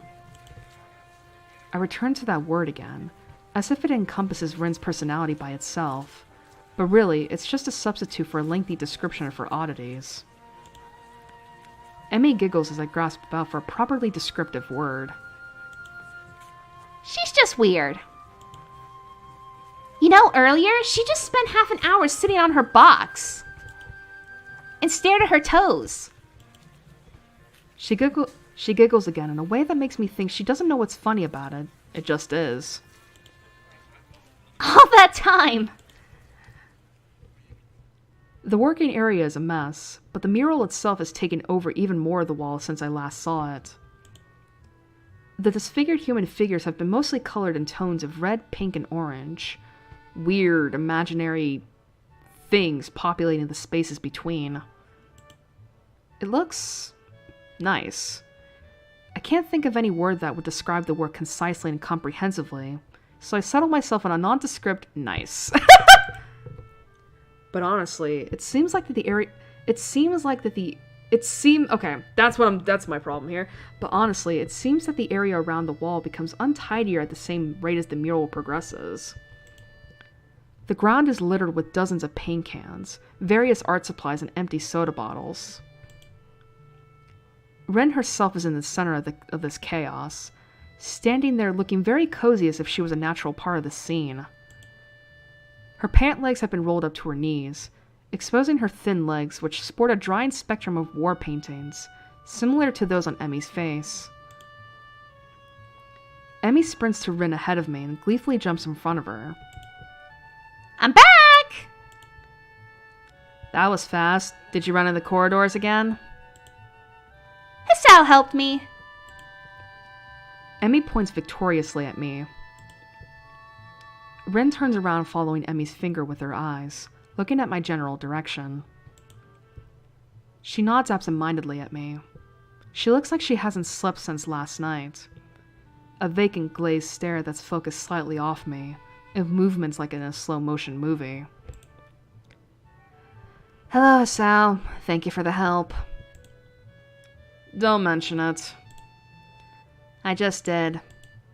Never mind.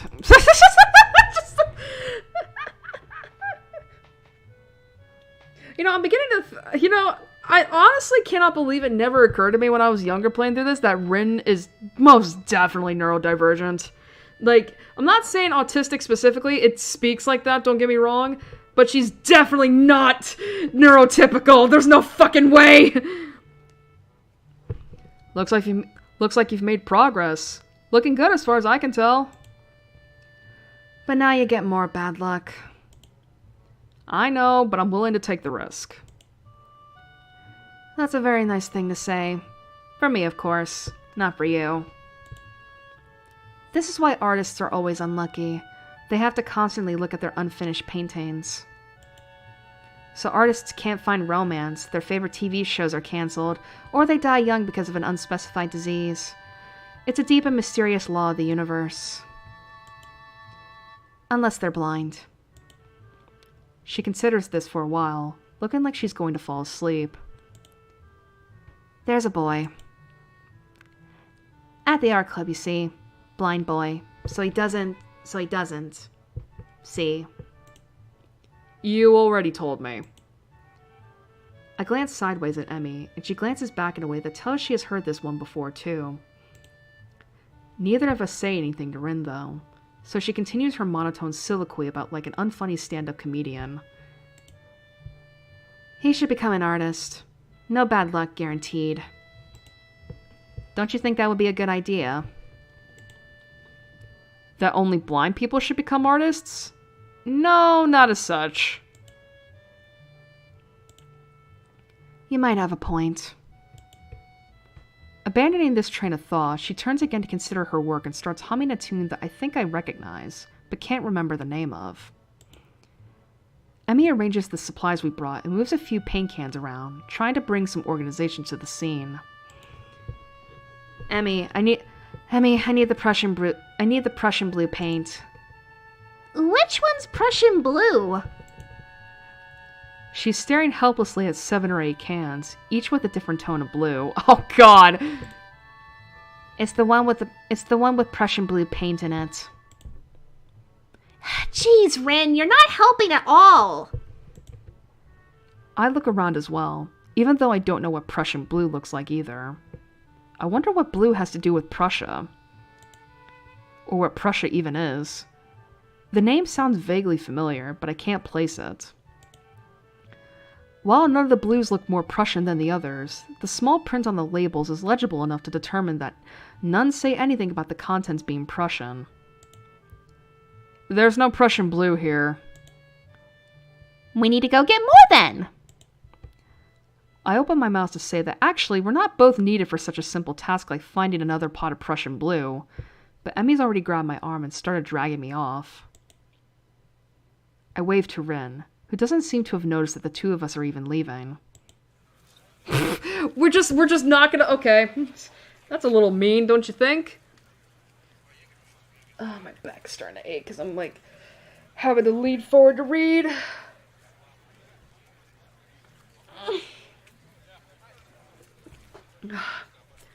Well, she'll notice when she goes for her Prussian blue and finds out it's still not there. Maybe. Probably not, actually. While I'm busy thinking of how weird Rin is, Emmy's been dragging me back to the art classroom. I feel myself starting to run out of breath. What's the rush? Huh? Emmy's giving me an appraising look, as if she's trying to figure something out. It's just that you seem to be in a hurry. I'm not sure I can keep up. Comprehension dawns on her face. You're not out of breath, are you? There's almost an accusing playfulness to her tone. I'm tempted to deny it, but then I realize that I've been breathing heavy since we stopped. Guess it's kind of obvious. A little. Not everybody can be in shape, you know. Takes all kinds, right? Emmy frowns. It's not a particularly good frown. That is... I should... get in shape? Not that I hadn't already decided to try for that. After that flutter on the track, I figured there's a real need to get in some sort of running habit. I was, after all, feeling pretty good until I had my false alarm. Well, actually I wasn't. But it was... fun? Meanwhile, my comment seems to have helped Emmy come to some sort of a decision. Well, that's it then. She gives me a serious look. You're joining me. I beg your pardon? In the mornings. You and I are now running partners. I've got a routine all planned out. In fact, She produces a crumpled sheet of paper. I've got it right here with me. I take the sheet of paper and give it a once-over. Times, dates, and laps all laid out. A slow increase from just a few laps a day to... My God, does she expect to have me running marathons?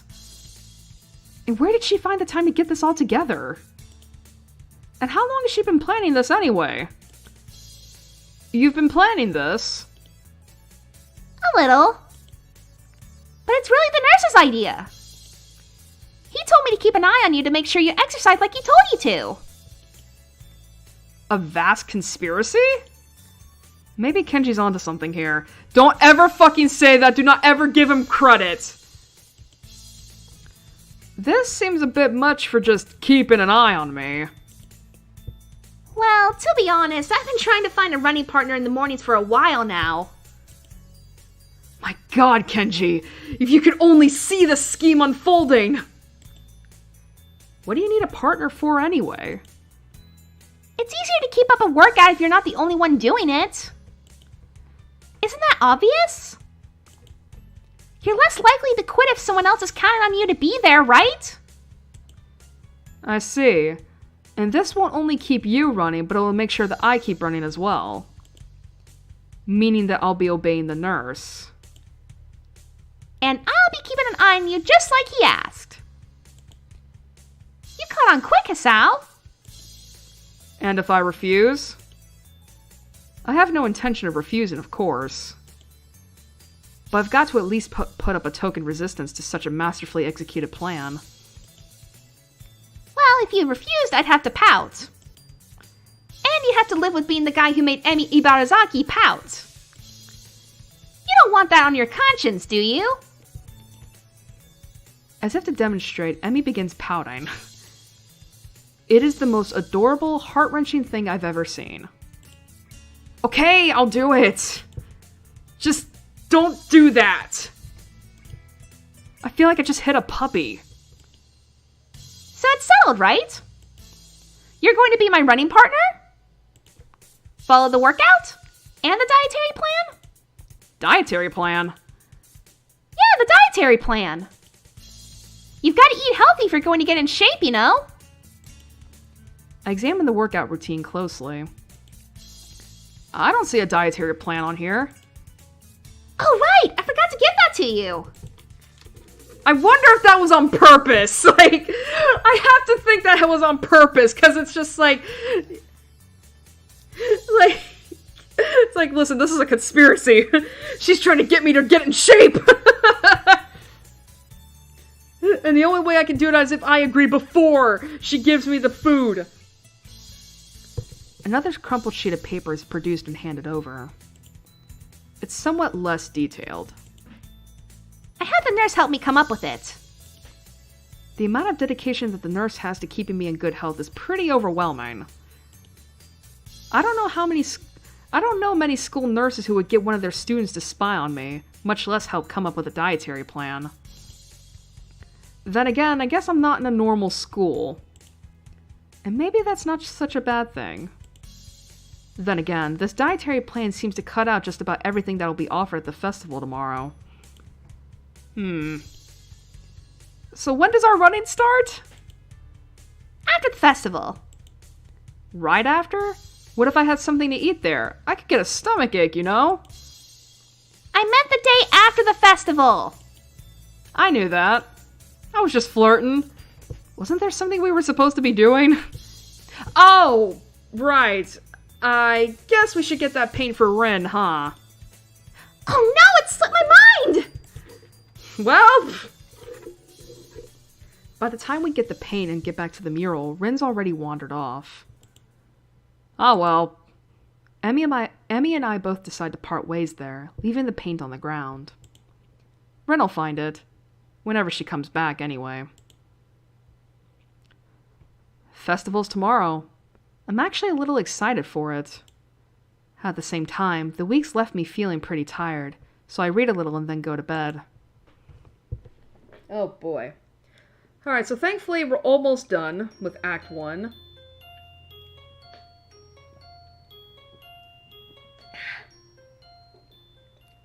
Mouth is dry as a desert.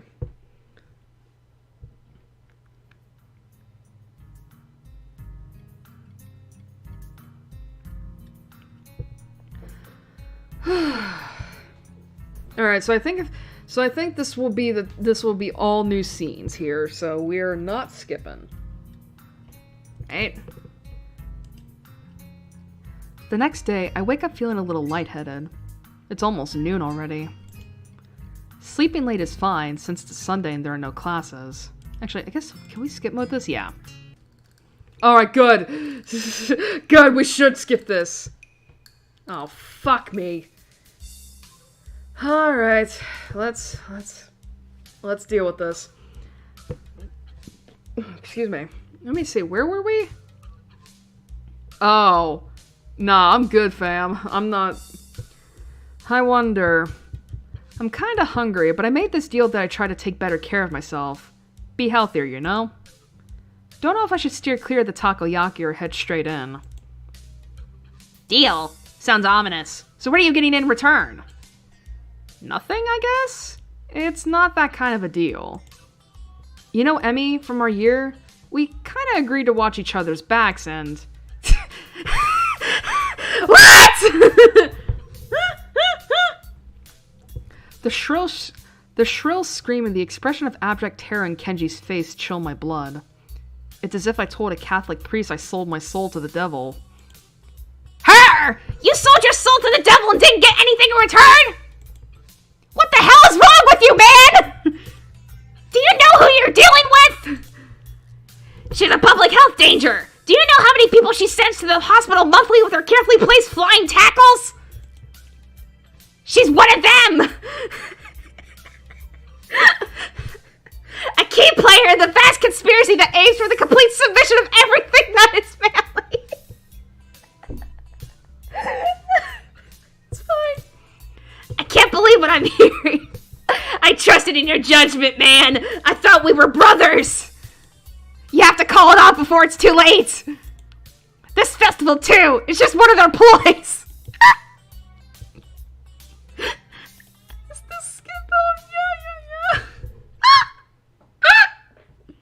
It's kinda unsettling, and now I start to feel doubtful myself. Should I bother going? I've got a book I've been meaning to read. Something about an underground postal system that may or may not exist. It's short, too. I could have it finished in a day. But would that be a good way to spend my time? Well, yeah, it definitely would be. But I suppose that would probably be a better idea to head outside. See the festival. Try to integrate with all the other sideshow acts. Honestly, I should at least make an attempt to keep up the somewhat friendly personality I've had the past week. Maybe get something to eat, my stomach suggests. It's almost lunchtime. I could at least grab something from one of the stalls outside. Is this new? I can't tell. Okay, it is. That's good. I'm soon outside, surrounded by various students and people who may or may not be their parents. Every so often, I catch a glimpse of someone who clearly just came up from town for the promise of a festival. They're easy to spot. The ones who can't stop staring, and behind their eyes you can tell they're thinking, Now, what's wrong with this one? I almost want to yell at them. But at the same time, can I deny that I've been doing the same thing all week? A wave of something like disgust sweeps over me, guilt for my own narrow-mindedness.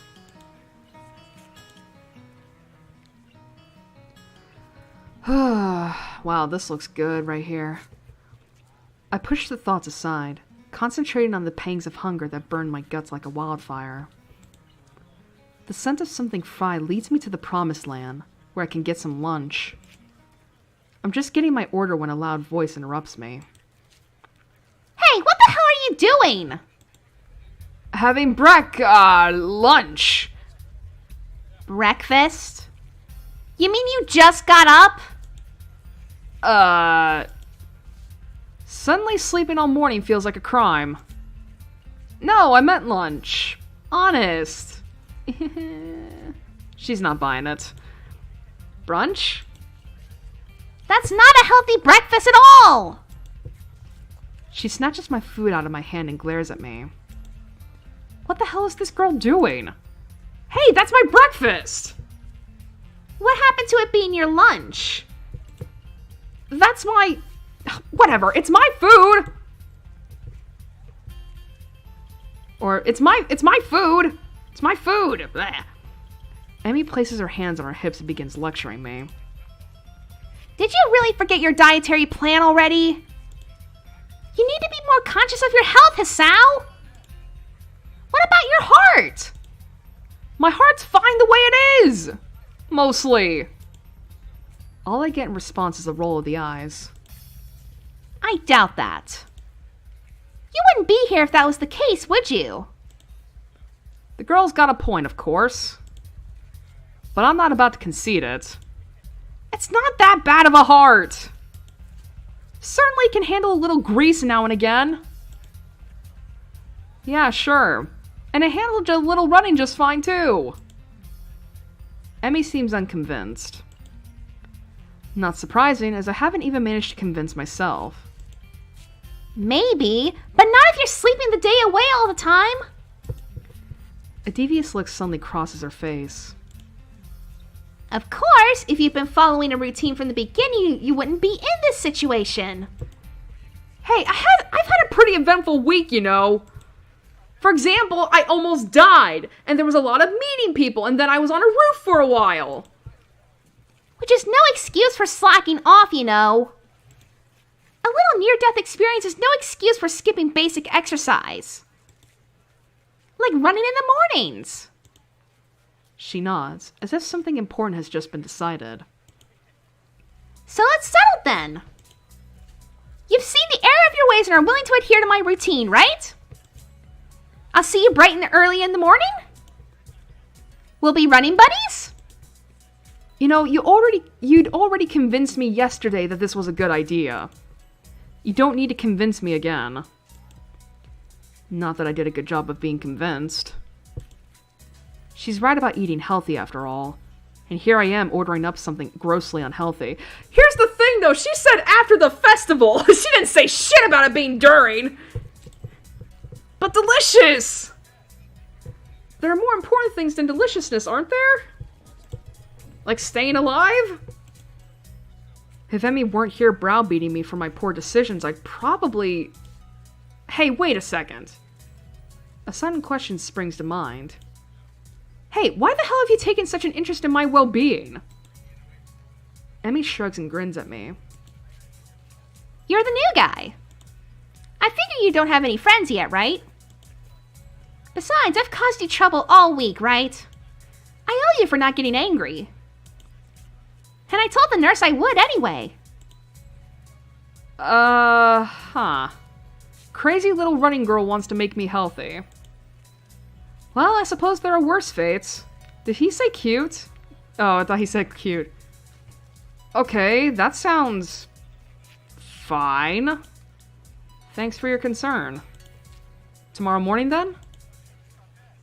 I figured that ends the conversation, so I turn to leave. Not so fast! I feel a hand on my collar, and in a second I've been yanked backwards. Hey, no need to be so rough! What do you want now? Emmy looks almost wounded by my annoyed Emmy looks almost wounded by my annoyed question. Thought you could use the company. Her eyes narrow. Besides, you were just going to try sneaking some more of that fried crap, weren't you? Well, I wasn't going to, but now that she mentions it, that would have been a really good idea. I was not! Another glare. Okay, maybe I was going to get a little. The glare continues. Okay, a lot. Jesus, I'm a danger to myself and others, aren't I? I get done agreeing that I need to be healthier, and then immediately start considering the next unhealthy habit that comes my way. I knew it! You can't be trusted!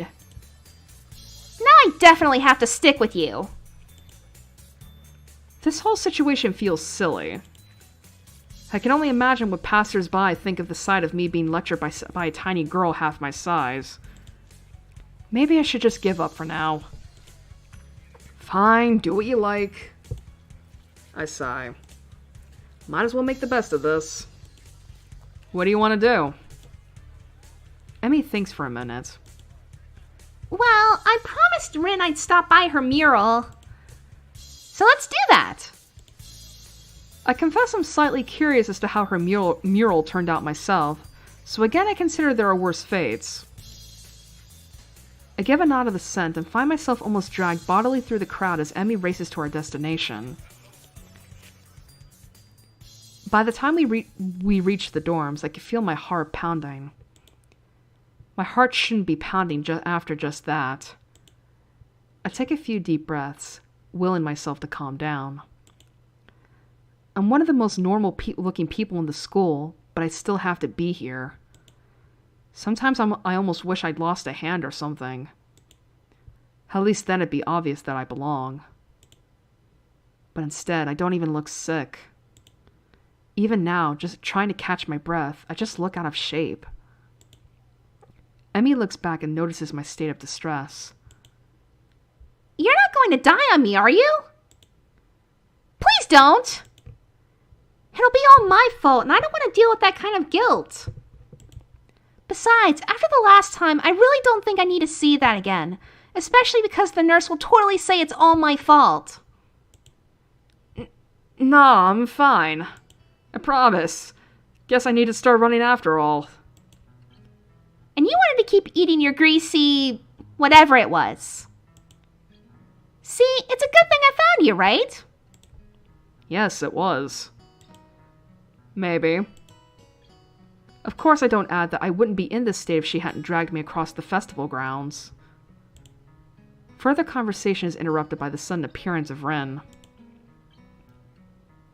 Oh, it's you.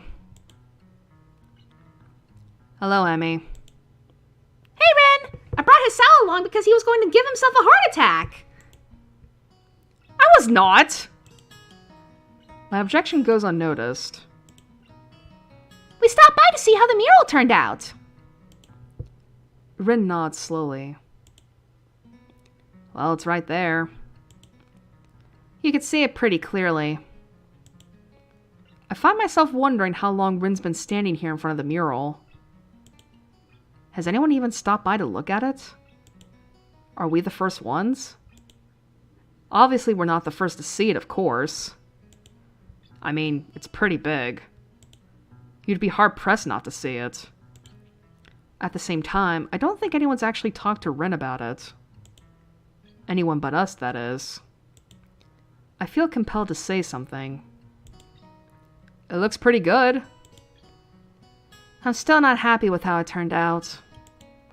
But I guess it'll do. She seems almost resigned to it. I'm not sure what she expected as a result, but I guess she didn't quite get there. We stand in front of the mural, taking it all in. I try my best to concentrate on the composition of the thing. It's actually fairly interesting. The colors swoop and blend together, dragging me along with them. There's a dreamlike quality to the whole thing that makes me almost feel sleepy. I try hunting out some of the colors Emmy and I grabbed for her. Try as I might, I can't see any Prussian blue. Oh well. I'm sure it's in there somewhere. My feet start to hurt, but Rin doesn't seem inclined to move on. Emmy speaks up. Hey, Rin, have you eaten? Of course. Wait a minute. Of course, you can't survive otherwise. What about in the past 5 hours? Maybe. But I'm hungry again, so maybe that means I'm wrong. Emmy grins and claps her hands together. Good! Come get some food with us! Rin nods in assent. Okay, but we should hurry before they notice I'm gone. Somehow I don't think they'd care. Whoever they are. As we head back to the food stalls, I cast a longing eye over the fried food. No, I'd better not. I'm pretty sure Emmy wouldn't let me anyway. So what do we even get if it's not fried? Oh, my back is starting to ache.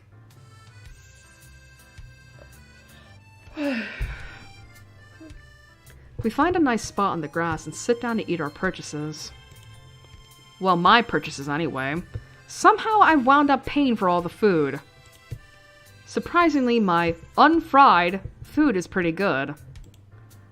Silence falls as Emmy and I eat and Rin stares at something or other, occasionally eating a bite or two of her food. I finish my meal first and lay back on the grass. Emmy glances up from her food. Tired as hell? A little, I guess. Well, don't oversleep or anything tomorrow morning. We start our morning runs, remember? Actually, they'd slipped my mind. I was actually just enjoying myself. Wandering around the festival with these two has actually been fun. Yeah, I'll set an alarm. You'd better be there! I'll get angry if you aren't. God forbid. I don't think God comes into it. Unless there's some kind of freak accident and your alarm clock shorts out. That might be a random act of God. Well, don't cause any random acts of God then. A plan forms itself in my mind. It's a plan that makes me feel kind of guilty, but I throw it into execution anyway. Damn it, I've earned a little fried food! And anyway, I'm going to start running tomorrow, right? So the actual routine all starts then, not now. Ergo, the dietary portion starts tomorrow too. Ergo, I can have something unhealthy today. A sort of final farewell to all the stuff I used to eat with Wild abandoned before the hospital. Actually, I suppose I should head back to my room. I had some homework to do, and if I'm going to run in the morning, I should make it an early night. Those narrowed eyes again. She knows! You sure you're not just going to sneak off and buy some of that fried stuff over there? No, I'm too full to bother now. I pat my stomach for emphasis. Besides, you two have cleaned me out anyway. Emmy giggles. It's a surprisingly pleasant sound. Another pang of guilt. She's got to know that I'm lying to her, doesn't she? Or is she just that trusting? I feel kind of like a monster. All part of my master plan, Asao. Well, I guess I'll see you tomorrow morning then. Thanks for the food, and for keeping us company. And here I thought she was doing me a favor. Rin nods in agreement. I won't say see you tomorrow because that would be like predicting the future, and I'm pretty sure I can't do that. Okay. Bye, you two. I feel oddly glad that I decided to leave my room today. Not a bad way to start my second week here, I suppose. Once I'm sure I'm out of Emmy's line of sight, I make a beeline for the food stands and buy some cake. At least it's not fried, right? That's slightly better than what I was planning to do. I still feel a little bad about lying to Emmy, though. She really does seem concerned about my health. I'll make it up to her somehow. Better head back to my room. Hey, I do have work to do. My book waits for me, and I flop onto my bed and read through the fireworks display. Eventually, all the walking around, or more accurately running around, catches up with me. I really am out of shape. Emmy dragging me out in the morning to run might just be a good thing after all. It's something to look forward to. And that's Act 1 done.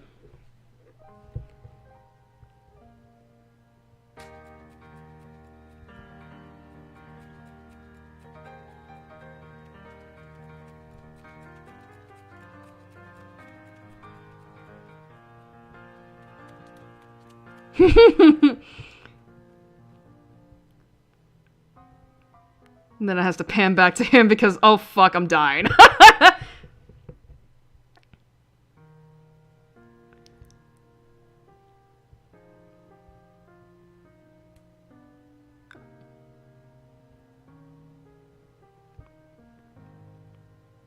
So yeah, that was an interesting foreshadow to what the conflict in Emi's path is.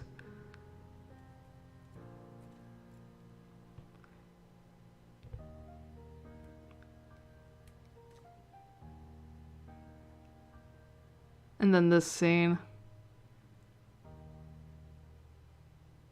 Hey! Act 2. Form.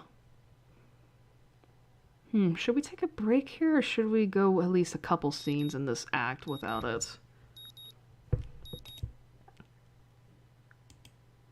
We'll go a couple scenes. It's a little early. Alright, so now we're on Emi's route. All new scenes from here on. Here on? Here on. There we go. My alarm's beeping shatters the early morning quiet, and I find myself wondering where to find the motivation to rise. Class is still quite far off, but I agree to run with Emi in the mornings. Really, I'm not that interested in running as a hobby, or even as a possible life-lengthening exercise. However, I feel obligated to follow through on my promise to Emi yesterday, which is why I find myself throwing on some running shorts and a light t-shirt. The cool morning air caresses my face as the morning sunshine causes the dew on the grass to sparkle, nearly blinding me at first. As I make my way down to the track, an ugly thought strikes me. What if this is some sort of joke that Emi's playing on me? Would that surprise me, really? Hell, I'd probably do it to the new guy, too. At the very least, I'm sure Emi and Rin made a bet on whether or not I'd actually show up. I feel a sense of trepidation as the track comes into view. You're late! It would seem that Emi is already there. What a relief. Not according to my watch. We both are early, in fact. Damn, you've got me there! Emi is sitting on the bleachers, decked out in her running gear, waiting somewhat patiently for me. I'm glad you're actually here. I was afraid that this was a joke or something. Nah, I never make someone get up early for nothing. Plus, Rin owes me 500 yen now. She didn't think you'd actually show up. I knew it! Nice to know Emi was on my side, at least. Emi hops off of the bleachers and begins stretching out. She's remarkably lithe, almost like a dancer. I set out to stretch as well, but then realized that I don't exactly remember how to stretch properly. It's been ages since I stretched for anything, if you don't count my one stint at running last week. And even then, I don't think I actually stretched beforehand. The specter of my long hospital stay rises up again. I can't say I was all that active before the hospital stay, though, so maybe I'm just being morose. Emi giggles as she watches me stretch out. No, Hisao, you gotta hold it for longer than that! I'm trying! It kinda hurts a little, honestly. Huh, that's because you're out of shape! You've gotta get some flexibility in you, like this! To demonstrate, Emi reaches down and puts her head through her legs. God bless you, Emi. I see. Is that the sort of thing I should strive for? Of course! Flexibility is important for any runner. You'll be able to go faster the more you stretch out. That makes no sense to me, but Emi seems to believe it's true. With Emi's help, I managed to stretch myself out properly. You know, God, I've been reading so many fanfics. I can't help but notice that when she thinks about how to explain things to me, her mouth scrunches up in concentration. It's adorable. Not bad, Hisao. Come on, we better start running. We'll start off with just a mile, okay? That's 4 laps around the track, got it? That sounds fine to me. This shouldn't be too hard, right? A hazy memory of running a mile for gym class surfaces in my mind. Yeah, it wasn't that bad. I say, and then I die immediately. Emi sets a pretty good pace, and I fall in behind her. Try to keep up, okay, Hisao? Roger. We round the first curve without incident, though I can already feel my heart rate increasing slightly. By the second curve, I've started to breathe through my mouth. Emmy doesn't even seem to be breaking a sweat. As if to punctuate her superiority, she turns around and starts running backwards. Are you doing okay, Sal? Never better. Oh, really? Maybe I should speed up then, Oh, no. Wouldn't want you to overexert yourself. Oh, fuck. My heavy panting and wheezing makes the statement less convincing than I had hoped. Emmy simply smiles and turns around again. You're the boss, Sal. We'll stay at this pace. I get the feeling that I'm being mocked. If I weren't in such terrible shape, I'd probably feel offended. By the third lap, my breath is coming in ragged gasps. I'm also awash in my own sweat. Gross. We round the curve to start our fourth lap, and Emmy looks back at me with a grin. Here we go! She takes off at blinding speed while I stubbornly stick to my slower pace. I mean, listen, you're sticking to your limits. That's good. By the time I get to the first turn, she's already rounding the second. As I struggle across the backstretch, Emmy continues running and catches up to me. Come on, Sal! You can do it! I'd answer her, but I'm too focused on getting air into my lungs and ignoring the burning in my leg muscles. Part of me wants to say something like, maybe you can, but I'm about to die here. But again, I doubt I can actually form words right now. Emmy keeps pace with me as I round the second turn and cross the finish line. Her sprint seems to have gotten her sweating. It's actually caused her shirt to turn slightly translucent. It seems she wears a black sports bra. Why are we looking at her chest like this? I feel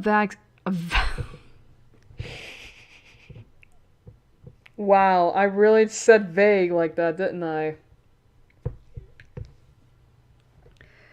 Ugh. I'm not gonna lie, that did sound like I accidentally said the F slur. Trust me when I say I meant to say vague. I feel a vague stab of guilt for being the sort of guy who stares at a girl's chest, but my legs and chest are burning so badly I can't bring myself to care that much. Not bad for a first effort, Sal. Kind of you to say so. Emmy seems to be, if not out of breath, at least breathing a little more heavily than she was before we started running. It must have been the sprint that did it. Hey, I've got to get a few sprints in. You should walk around the track to cool down. Then we can stretch out and we'll be all done, okay? Sounds great. My legs are on fire and my breathing is still heavy, but surprisingly, my heart seems to be taking the strain well. Another triumph of medical science, I suppose. You should put your hands behind your head. It makes it easier to catch your breath. I mean, to be fair, like, you didn't try to, like, push your limit this time. So it's like, yeah, your heart is working hard, but it's not so bad to where it's like, you're gonna die, you know? And that's kind of, but yeah, like, that's kind of the thing with, like, Emmy's, like, plan, is that basically she's trying to, I mean, because, like, here's the thing, right? Exercise does make you feel healthy. It does make you feel healthy. It does make you healthy. You know, and the thing with running is that it builds up stamina, it builds up endurance. Which you know, for Hisao is really good for his heart. So obviously when it comes to the plan that she made, it's like they're going to be slowly increasing like the laps, I think. Which is basically, you know, which will gradually build up the strength for his heart to endure more. I don't know. Like, it does build up the stamina and endurance for Hisao, so, which is good for him, so. Surprisingly, she's right. I began to stroll around the track, happy to feel my breath coming back to me. There she goes. There's a blur as Emmy sprints by me. Watching her run is absolutely fascinating. It's not just because she's on prosthetics, though that is interesting. The really interesting thing is the way her face changes. I can only catch glimpses of it as she runs by, but her eyes seem to come alive with a sort of fierce joy. It's as if there's nothing else in the world but her and the track. By the time I've gotten to the final stretch, Emmy seems to have finished her sprinting. She's breathing heavily now, but she's wearing a satisfied grin on her face. She waves to me cheerily as I near her. Feeling better, right? Actually, yeah. Do you want to take another lap around with me? I've got to cool down too, you know? Part of me would rather sit down and not move, but something tells me that would be a bad idea. Besides, if I sit down, there may be no getting back up again. Me though, it's like the moment I lay down after hard work, I'm just like, I don't want to move for another hour. Sure, why not? Emmy's got her hands behind her head now as well, which makes her seem very relaxed. The position of her arms also pulls her shirt upwards ever so slightly so that I can see a small strip of her belly. I do my best to act a gentleman and not look, but the contrast of her skin against her red running shorts is rather arresting. So how do you feel, Hisao? Surprisingly good, actually. I'm sore and tired, but surprisingly good. As soon as I say it, I realize that it's true. Sure, part of me wants to lay down and die, but I feel like I've accomplished something. It's almost like a glow throughout my body that persists despite the soreness. Yeah, that's the runner's high. Runner's high? Yeah, it has something to do with adrenaline? Emmy thinks for a moment as we walk, trying to remember. Then she shrugs and grins at me. I don't actually remember. It's a good feeling though, isn't it? Better than sex, right? I open my mouth to respond shortly before processing what she's just said. Emmy watches my face for a few moments before bursting into laughter. Sorry, I couldn't resist. You're just too easy. Why did I agree to run with you again? Emmy just laughs harder. She takes a hold of my forearm and tilts it, allowing her to get a better view of my watch. Her face changes the moment she sees the time. Oh no, we better get a move on, Hisao! Class is in an hour and I need a shower! I should probably do that as well. I need to see the nurse too. Maybe he'll write me a note for being late. Why do you need to see the nurse? Emmy points to her prosthetics, as if that would explain everything. It's important to check for irritation. You know, from sweat or friction or anything. Normally I only go after practice, but if we're going to be doing these morning runs, then I guess I'll see him twice a day. Wait, so Emmy has only started doing these runs since I showed up? If it's more convenient for you to run with me at a later time... Don't be silly! I've been meaning to start running in the morning for a while now. But if I didn't have a partner to run with, I'd be less likely to keep up a routine. It's always harder to blow off a commitment if you're going to let someone else down, you know? So you'll be my running partner for the mornings. We both need the exercise, so it all works out, don't you think? Yeah, perfect. Did it have to be me, though? Well, I guess I can't complain too much. Emmy's pretty fun to hang out with. And she's right. I do need the exercise. Doctor's orders, even. Emmy waves a quick goodbye to me. Right, I'm off! Come have lunch with us, okay? What? Lunch! You know, the meal in the middle of the day? Come have it with us! Where? The rooftop! Rin likes it up there. When? Lunchtime? When else? That was a silly question. Yeah, but I sort of felt the need to ask all three for completeness' sake. Emmy laughs and grins. I don't think I've ever seen a girl smile so much before.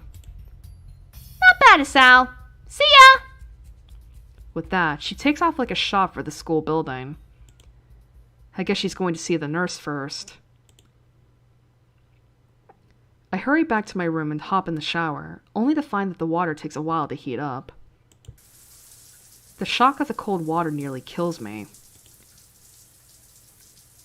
This is steam, though, I was gonna say. I managed to warm the water a bit and spend some quality time feeling my muscles loosen. Excuse me. Excuse me. My heart surprisingly feels the least bothered by the run. I suppose that's a good thing, even if it does make me feel like a bit of a wuss. Listen, you're doing well, Sal. You just gotta get to that. You just gotta build up to that point. I mean, at least I'd have an excuse beyond I'm out of shape if my heart were bothering me. Guess I'll have to keep this running thing up, otherwise I'm sure Emmy won't let me hear the end of it. It's only after I get out and dry myself off that I realize that I've only 10 minutes left to put my clothes on and get to class. Crap.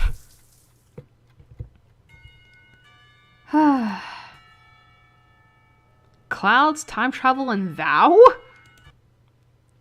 Oh, I interrupted the clock bell. Whoops. The hands on the clock finally set me free from the tedium of yet another fun-filled class. Getting up from my seat proves to be more of a problem than I anticipated. My legs are killing me from the morning's run. Maybe doing these with Emmy isn't such a hot idea after all. Hisao, shut the fuck up. You're gonna be fine. You got sore legs? I do too. Still, the run's given me a hell of an appetite. I'm halfway down the hallway to the cafeteria when I remember that I've got my lunch with me. My parents saw fit to provide me with some prepackaged stuff when I moved in, and a good thing, too. The hallway is packed with students headed for the cafeteria. Going back is like swimming upstream, but I've got an appointment to keep on the rooftop. It takes me a moment to find the staircase leading up to the rooftop, but I'm willing to bet that Emmy and Rin aren't up there by now anyway. In fact, I think I saw Emmy among the bodies in the hallway headed for the cafeteria. I step out of the door to the roof and take a deep breath. The fresh air blowing against my face and body almost makes my legs hurt less. Maybe if I'm upside down. Part of me wants to be surprised that Rin's already up here. What's that going to accomplish? Things in the clouds. Couldn't you just look at them right side up? Rin rolls her eyes in something approaching exasperation. Then I wouldn't get a new perspective. Is upside down really a new perspective? Aha! That caught her off guard. Rin looks pensive. You may have a point. Maybe sideways. As Rin lays down on the bench to look at the sky, I give up. Fortunately, Emmy chooses that moment to burst through the door carrying 2 bags. She nearly takes the door off the hinges. Sorry it took me so long! There were a ton of people in line! She drops the first bag in front of Rin and takes a seat on the bench next to her. You buy Rin's lunch for her? Sometimes, yeah. I'd have Rin buy my lunch for me in return, but I'm not sure how she'd carry it. Plus, I never buy her lunch. If Rin's offended by Emmy's comment, she doesn't show it. Emmy sniffs. How ungrateful of you!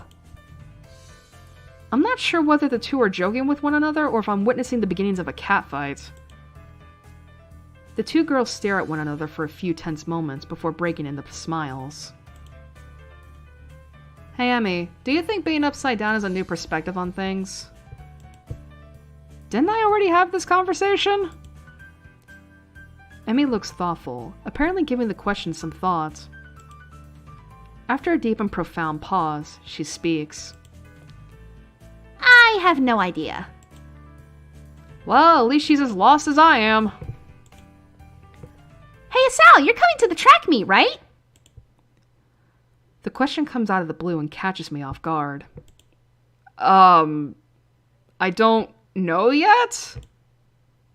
Honestly, Sal, after I went through all the trouble of letting you run with me in the morning, you won't even show up at my track meet? Wasn't she the one that asked me to run with her? Actually, she didn't even give me a choice in the matter. Wait, no, I didn't say that! She beams at me as if I just agreed to give her $1 million. So you will come after all! That's great! I didn't say that either! I'll be going too, so I'll make sure he comes, Emmy. Good idea, Ren! Maybe we can get some food or something after the meet's over.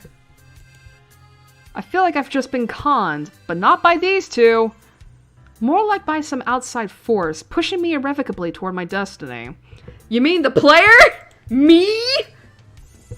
Or maybe I shouldn't read books that feature conspiracy theories so heavily. Otherwise I might wind up sounding like Kenji. And oh god, that is a fate worse than death. Still, I suppose that I've got to show up now. I didn't think that I could stand against both of them being disappointed. I'd never hear the end of it. When is it again? Next week, silly! I just told you a few days ago! No, you didn't. I forgot? Well, you won't forget to come, though, will you? Of course I won't! I'll even make a note on a calendar or something. Rin nods sagely. That's probably a good idea, you know. Unless Chime changes its course. It can do that? Rin gives a non-committal shrug. It hasn't yet, but you never know. This time it's Emmy who gives a shrug. I suppose it can't be helped if it happens. Not unless you're a time traveler or something. You don't actually think that could happen, do you? I don't think we do. Do we? Rin shrugs again. That seems to be her default response to everything. I suppose not, but I reserve the right to change my opinion at a moment's notice. For Rin, this statement makes a disturbing amount of sense. The fact that I realize this now frightens me a bit. I wonder if Emmy gets this feeling all the time. If she does, she's not showing it though. Emmy merely nods. As expected. What's that supposed to mean? This time it's Emmy who shrugs. It's like she's using Rin's own weapons against her. Your response is the sort of thing I expect from you, that's all. Am I really that predictable? Emmy's smile seems to border on gloating. Nah, it's just that your unpredictability is pretty predictable. Well, that's alright then. I don't get the chance to see whether Rin's being serious or not as the bell rings. I didn't notice the lunch period slipping by at all. Hanging out with these two was far too interesting. Emmy jumps up, a look of panic on her face. Oh no! I need to stop by my room to pick up my notebook for the next class! Don't you wish you had a time machine now? She's so smug about that! Rin seems rather smug as she delivers this line, like she just won an argument. Emmy ignores Rin's comment. Sorry, Sal, but could you make sure our garbage gets thrown away? I usually clean up myself, but I've got to run. Sure, no problem. Okay, bye! Emmy darts away with an urgency I'm starting to expect from her. I don't bother asking Rin why she couldn't help. She already seems to be preoccupied with something else entirely as she wanders off. She's probably used to Emmy taking care of cleanup, and for some reason I doubt Emmy's ever raised the issue with her. Cleaning up from lunch doesn't take long, so I have plenty of time to toss her garbage and get to class. Misha greets me with a wave and a devious grin as I walk through the door. Didn't see you in the cafeteria, Hichan. Yeah, I decided it was too crowded there. Mish's grin gets even wider. Oh, really? Are you sure you weren't participating in an illicit rendezvous? What? What are you talking about? You were on the roof, right? With both Rin and Emmy, no less. You Casanova, you! We just had lunch, that's all. Misha bursts into laughter, drawing the attention of several of my classmates. You're so adorable when you blush like that, Hichan! Hichan? There we go. I gotta remember Japanese words! She gives me a conspiratorial wink. Don't worry, your secret's safe with me. There's no secret! Oh? Misha seems disappointed and then brightens up again. Time will tell! I don't know what the hell she's talking about, but blessedly our teacher comes in and the class starts. Alright. Questions that need answering. Oh boy. I broke the bell again. Another day of class has finally dragged itself to a close. Unexpectedly, I managed to stay awake for the whole day. I'm pretty sure that counts as a miracle. My legs seem unwilling to stand up for a moment. I guess the run took a lot out of me. I head down the hallway and make my way to my room. I sit down and half-heartedly chip away at my homework for a while, feeling like a vulture picking at a particularly unsavory carcass. It knows this is what it eats, but it's not sure that it shouldn't be ordering takeout instead. I don't think I can take this, but it's important to get my work done. Now let's see. What was I supposed to be looking over again? I know it's a losing battle, but I fight it anyway. Halfway through my math homework, I put my pencil down. This isn't working. I need a distraction. Unfortunately, my options for distractions are rather slim. I'm not in the mood to read right now. Kenji is unusually out of his room at the moment. If I go to the student council room, I'll just end up doing work for those two. And heaven only knows where everyone else is, except for... Well, I suppose that's an option. I grab my shoes and head for the track. Emmy's probably down there. Gotta go see the girlfriend, even though we're not dating yet. Track practice is just ending as I arrive at the track. The sun's beginning to dip low in the sky. Has it really gotten that late already? What are you doing down here, Asao? Come to spy on me, have you? I give a shrug. To be honest, I'm not sure why I'm down here. I didn't have anything better to do. I figured that's about right. At the moment, Emmy's the only person I could think of who I could visit. So I'm your last resort, am I? Nobody cool around, so I'll just go see Emmy, is that what you thought? She actually looks angry. A chance for some teasing of my own presents itself. Actually, yeah, I guess you are. Emmy pouts, widening her eyes to give the maximum amount of puppy dog resemblance. Kidding! I was kidding! So you are down here to stalk me! Wait, what? That's not what I meant! Why would I stalk you anyway? It's not like you require stalking. If you're not asleep or in class, you're down here, right? Emmy laughs at this comment. Well, you're not all wrong, I suppose. But you forgot about eating. I do that too, you know. I nod, conceding the point. Plus, I hang out with Rin sometimes too. So really, I might take some effort to stalk. What do you two do together anyway? You don't seem to have a lot in common. She puts her hands on her hips and assumes a superior air.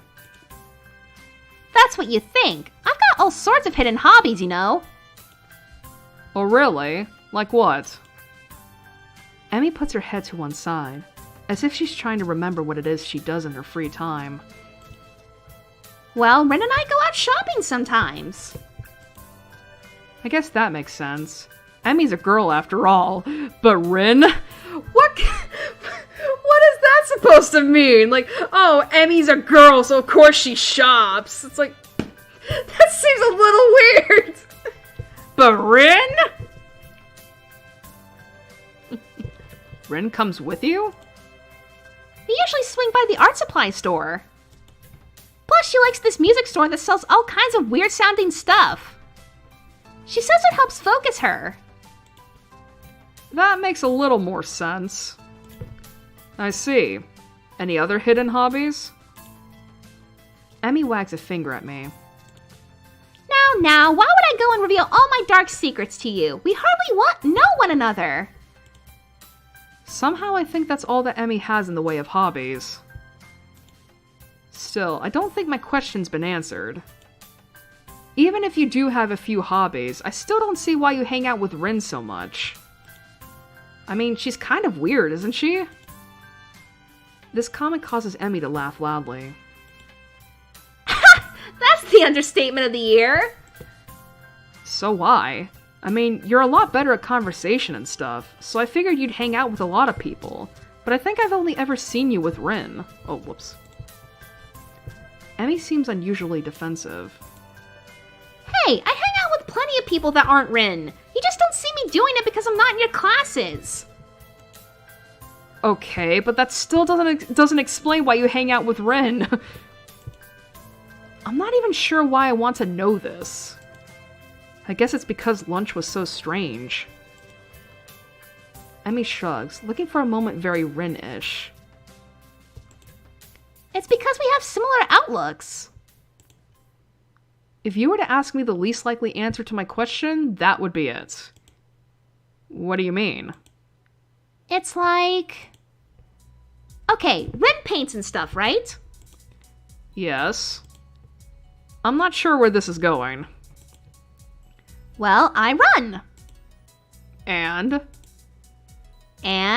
that's why we're similar. You lost me. Emmy frowns, as if trying to figure out her answer. Well, maybe it's that we do things for the same reasons. Huh? You know, we follow our passions. So you're passionate about running and Rin's passionate about art, is that it? Well, sort of. Let me think. Well, Rin explained it to me once, but I don't know how much of it I followed. Not surprising. I think any explanation from Rin would probably confuse anyone. She says we both chase after an extreme. Like, she's always trying to find a new way to show a particular feeling or something. And I run because of the feeling I get from it. And since we don't allow ourselves to be slowed down by anything, we make a connection based on that. What do you mean slowed down by anything? Emmy looks surprised and points to her legs. You know, because I'm a runner, and Rin's a painter even without arms. So we respect each other's determination. And that's why we hang out. I think. Well, I'm not sure that made any sense to me. But from Emmy's sheepish expression, she's not sure about it either. I mean, basically, it's like these two are able to do the things they do despite their disabilities. I mean, Emmy's still able to run because she's got prosthetic legs, and Rin's still a painter because she learned to be able to paint with her feet. You know, I mean, and both of those had to have taken, like, a lot of, like, time and effort to, like, figure out, you know? Like, that, I mean, and I think I'm not wrong in saying that, like, it takes a certain kind of person to be able to do that. And especially to such, like, a degree as Emmy and Rin. Like, it's not easy having to learn that. Like, it's not easy having to learn that stuff normally. But again, imagine not having those things that would make it, like, normal, you know? So it's very much like, oh, we hang out with each other because, like, because we respect the ways in which we reach our goals despite our conditions, you know? Honestly, it's not something I think about much. We just get along. I think that's really all that matters. I suppose she's got a point there. Another question strikes me, and since I've got nothing better to do, I ask it. So what got you so into running anyway? Oh, I've been running since I was really little. My dad was a runner, and so as soon as I could walk, he started teaching me how to run. It was our father-daughter thing, you know? Our own mutual hobby. A shadow crosses her face, and I'm shocked to see her looking sad. Did something happen between them? Man, I don't have a lot of time left. Sorry, but I've got to get a few more laps in before I go see the nurse. She races off around the track, hair streaming in the wind. It seems to me she's going a lot faster than she was this morning. As she rounds the track, I catch a glimpse of her face. It's much the same as it was this morning, but her eyes seem to have taken on a harder edge. I guess she's right. I don't really know much about her. I watch her run for a little while, then stand up to head back to my room. Hey! She spots me leaving and waves to catch my attention. Don't forget! Same time tomorrow morning, got it? Got it. I head back to my room. Homework beckons. I can't sleep. My body's tired, but my mind is kept awake, staring at the ceiling in the hollow darkness of my room. I grasp desperately for a thread of thought, hoping that I can run my brain into the ground. All I can think of is how I can't think of anything. This is not productive at all. I wonder if this is a side effect of my medication, though it seems odd for it to take so long to show up. Then again, maybe I'm just not as used to my new surroundings as I'd like to think. I don't know, but for whatever reason, I'm awake, and I shouldn't be. This is ridiculous. Ignoring my body's stiffness, I get out of bed and look at my clock. 4 a.m. Last time I checked it was only 1, so maybe I slept a little. I don't know. I throw on some clothes and head out of my room. A walk might do me some good. Second time's the worst? Oh boy. That's not good. I'm surprised at how chill the air is compared to the relative warmth of the day. I can almost see my breath as I wander the campus, waiting for the sun to come up or for me to fall asleep. At this point, either option works for me. I find myself at the track, where for the first time Emmy's not out running. I suppose that makes sense. It's too early, even for her. The bleacher seats are cold, but at this point I welcome the sensation. The sun is starting to show its face over the horizon, and I know with an awful certainty that I'll get no more sleep tonight. The sun's steadily strengthening rays start to warm me up, and I watch the dew on the ground begin to steam slightly. My mind calms down a little.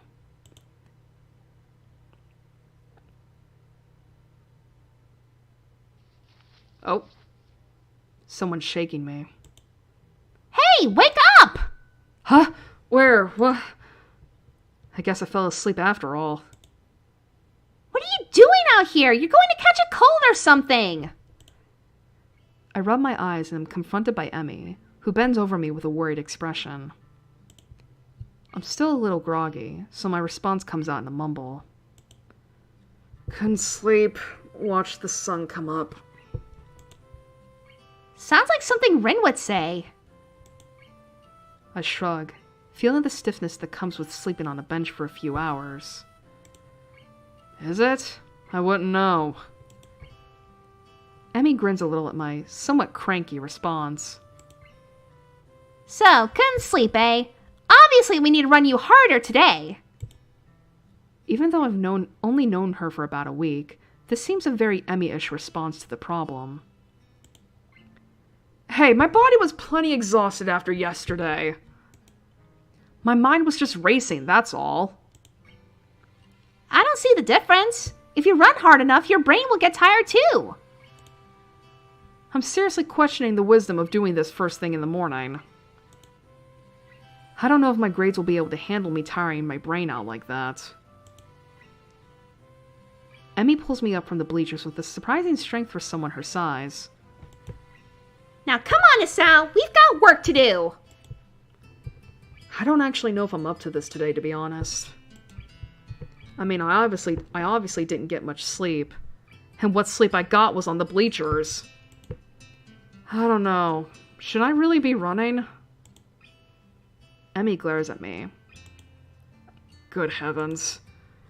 What are you talking about? Of course you should be running. How else do you expect to work out the kinks? You've been sleeping on the bleachers for heaven's sake. The best way to get that soreness out is to run around a little. Now stop hiding in the bleachers and get down here!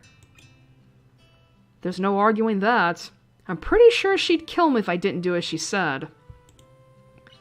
I get to my feet and hop down to the track. The sun is warming things up rather nicely, I think. Emmy and I begin to stretch out, and I find myself once again hard-pressed not to stare. If this is how I have to wake up every day, I might be able to get used to this! I can deal with staring at a girl! You know, Hisao, it's not polite to stare. I wasn't staring, I swear! Uh-huh.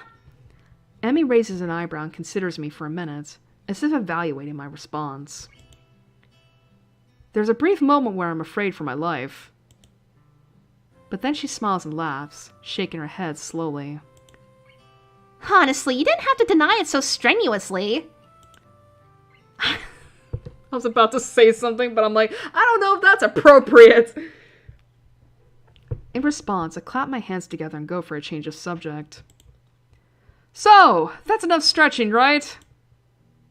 Emmy gives a casual shrug. Do you feel stretched? That's really how you tell. Well, I do feel up to the run, if that's what she means. Yeah, I feel ready to go. Same as yesterday, okay? We'll just run for a mile at a steady pace. Don't worry about going really fast. Just worry about keeping the pace, got it? You're the boss. Yeah, so she's right in that regard. It's like, listen, just build up that endurance, build up the stamina, and then you can start trying to push it.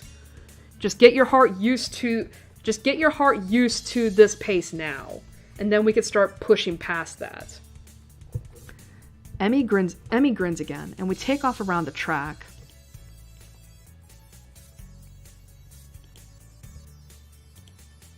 I think I'm going to die. We're not even done with the first lap and my legs are on fire. My breath is coming in ragged gasps. I can feel sweat pouring down my brow, and we've only just now rounded the second turn. Come on, Asao, you've got 3 more laps to go. I can't do this. I can't do this. I can't do this! I think I might hurl. Somehow we're on the second lap. Emmy's not even sweating. How can she do this so effortlessly? For some reason, I'm still moving. She's like a machine. Third lap. What happened to the second? Almost there, Asao. Liar, we've got another 2!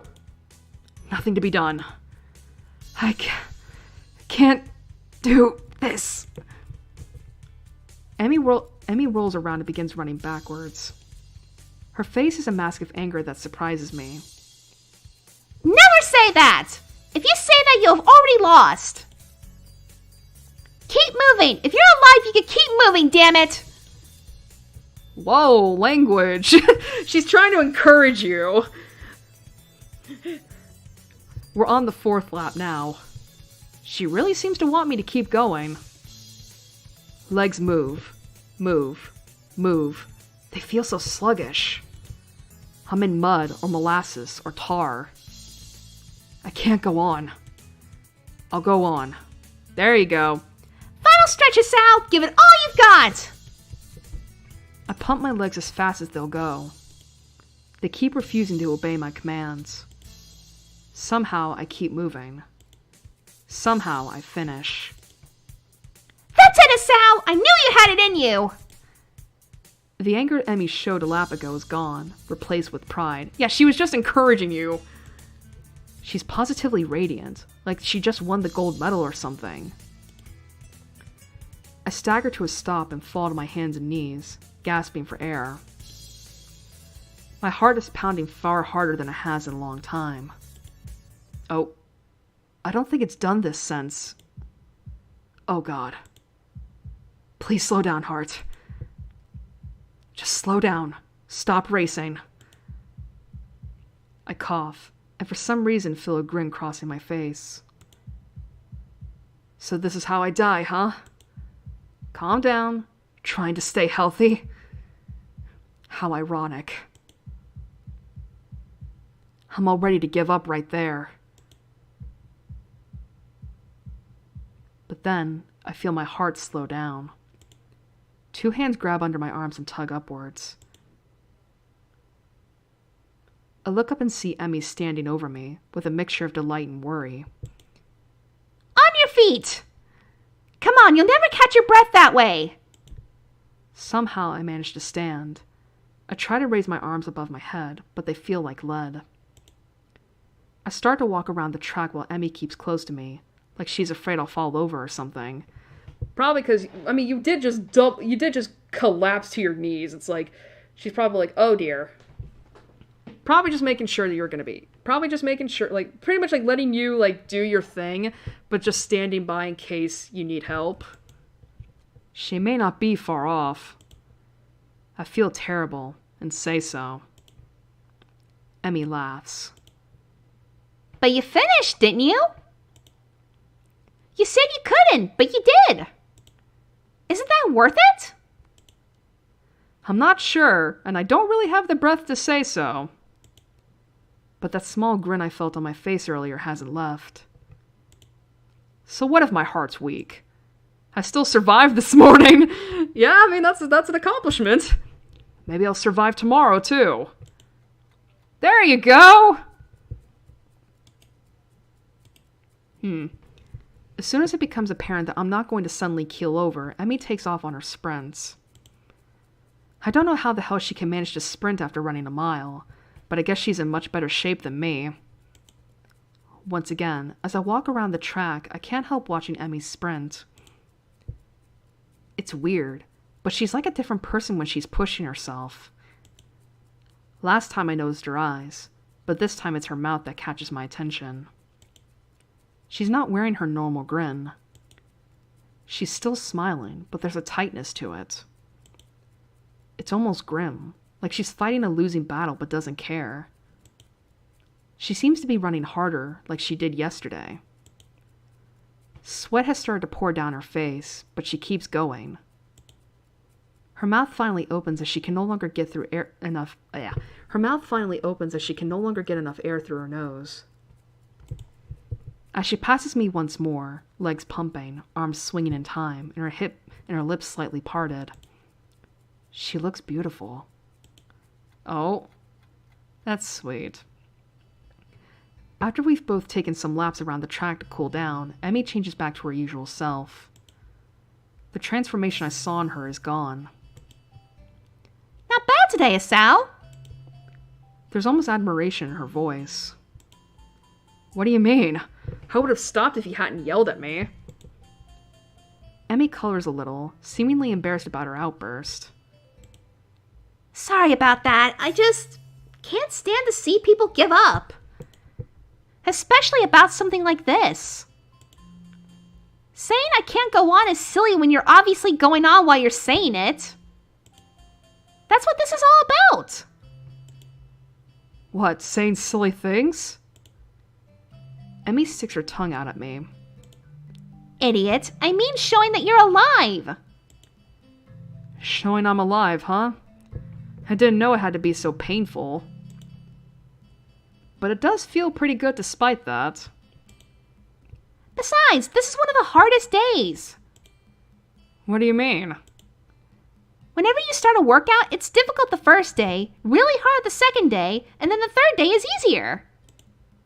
You'll still get days that are really hard, but they'll pop up less and less. So this will eventually get really easy, huh? Yeah, of course. But then you have to increase the difficulty or you'll never get ahead. Yeah, you'll pretty much, it's pretty much like that whole thing of like stagnation where it's like, you know, like once it starts getting a little easy, now you're starting to stagnate, so now you have to make it harder. You have to press onward. Give yourself a bit more challenge. You'll just get complacent and you lose the sense of accomplishment. So I'll have to run more than just 4 laps, huh? Yep, but not for a while. You'll have to be careful, you know. A thought strikes Emmy and her face lights up. Got it! Got what? You can come with me to see the nurse. That way you won't fall over dead or anything. How charming. When? Right now, of course. You'll need a shower and everything, right? We don't have much time then. Grabbing my hand, she's off, pulling me along with her. My goodness, but you're in a hurry today, aren't you, Emmy? I have no idea how we got to the nurse's office so fast, but here we are. The nurse grins at Emmy and seems to completely ignore me. You've got plenty of time to take a shower and get to class, you know. There's no need to run through the hallways like that. I could hear you coming a mile away. Somehow it doesn't seem like he's actually scolding Emmy at all. It's like this is a sort of routine between the two of them. Emmy does a passable imitation of remorse. I'm sorry. I won't ever do it again. The nurse and Emmy both laugh at some private joke. Suddenly, it seems that he notices me. Ah, hello, Sal. What brings you here? Well, I've been... Hasal's officially joined me on my morning runs. I start to explain, but Emmy cuts me off. I thought he might need to visit you so that he doesn't die or anything. The nurse raises his eyebrows in mock horror. Yes, that would certainly put me out of a job fast, wouldn't it? Well then, Sal, let's have a look at you. Lift up your shirt, would you? I'm suddenly very conscious of the fact that Emmy's in the room with me and blush in spite of myself. The nurse seems to sense my discomfort, but it only seems to amuse him. A bit shy, are we? He makes an apologetic bow to Emmy. Sorry, Emmy. I tried to get you a free show, but it doesn't seem to have worked! Okay, so that pretty much just... Okay. Emmy stiffens slightly and fires a look of annoyance at him. You're an asshole. Emmy bows to me apologetically. I'll wait outside, okay, Asal? I begin to stammer that it's not really a big deal. She doesn't have to leave, but she's already out the door and the nurse is laughing as he watches her go. Still got it! I don't follow. He laughs again, like he's in on some joke that's over in my head. Wow, he's pretty much, he knows she's got a crush on him. He knows that she's got a crush on him. He's like, listen, I'm trying to help you out here. Meanwhile, his Sal just doesn't get it yet. I could still get her flustered. It's a competition of sorts we've had going on for a while now. That sounds incredibly sinister to me, and it seems as if the nurse realizes that too. That sounded a lot worse than it actually is, come to think of it. I wasn't going to say anything, but... No, you're right. I should fill you in so that you don't get the wrong idea. I'm actually relatively new here, you see. I got hired on the same year Emmy started going here. Before that, I worked with Emmy during her initial rehab following her accident. Oh, I don't remember that! So you've been with her for that long, huh? Hold on, what? We had to amputate her legs after a really nasty car wreck. I nearly killed her and succeeded. Why are you dumping this on me all of a sudden, sir? I feel like that's something that, like, Emmy should tell me about, not you. Like, we barely know each other, my guy. He shuts up abruptly. I blink at receiving this unexpected piece of news. Well, that's not my place to say. Anyway, we've known each other for quite a while. So we have a slightly more familiar relationship than a strictly professional. True. He seems embarrassed, like he's done something stupid. I guess he's really worried about that. I wave a hand to let him know that it's not a big deal. Don't worry, sir. I promise I'm going to be discreet. I had been wondering about what caused Emmy to lose her legs, and that was one of the scenarios I thought of. There were only so many ways that could have happened, but actually hearing about the facts, it's still a little shocking. Well, thanks. You're a good kid, Asao. I could see why Emmy became friends with you. She's quite indomitable, you know? What do you mean? You didn't see her learning to walk. She'd go from so much longer than the others in the hospital. She refused to quit. Normally, it takes years to get to a point where you can even think about running again. Emmy did it all in about a year. He almost seems proud of her, like a father who watches his daughter win a competition or something. Hell, she'd probably have done it faster if not for the fact that we wouldn't let her. Wouldn't let her? Why not? I don't know, Hassan. Maybe because she has to train herself to use those prosthetics? Yeah. Because she'd go for so long that her legs would start bleeding where they met her prosthetics. It's a real concern. It's why she comes by every day after she runs. To say nothing of the risk of infection if her legs get cut up and her prosthetics are dirty. But enough about that. If we don't get you on your way soon, Emmy will think we're up to something. I love how the music cut out too for that. I mean, but yeah, to be fair, it's like... I think there is a point where, like, you do see Emmy without her prosthetics, and it is just, like, a stump. Because the thing with Emmy's prosthetics is that, I think it's pretty easy to tell just from what they are, but they're not hooked up to her legs. Like, they're not hooked up to her legs. It's not like... I mean, I don't know how prosthetics work. At least not back then. Obviously, nowadays, it's like you can get prosthetics that are attached to your nerves so you can feel shit.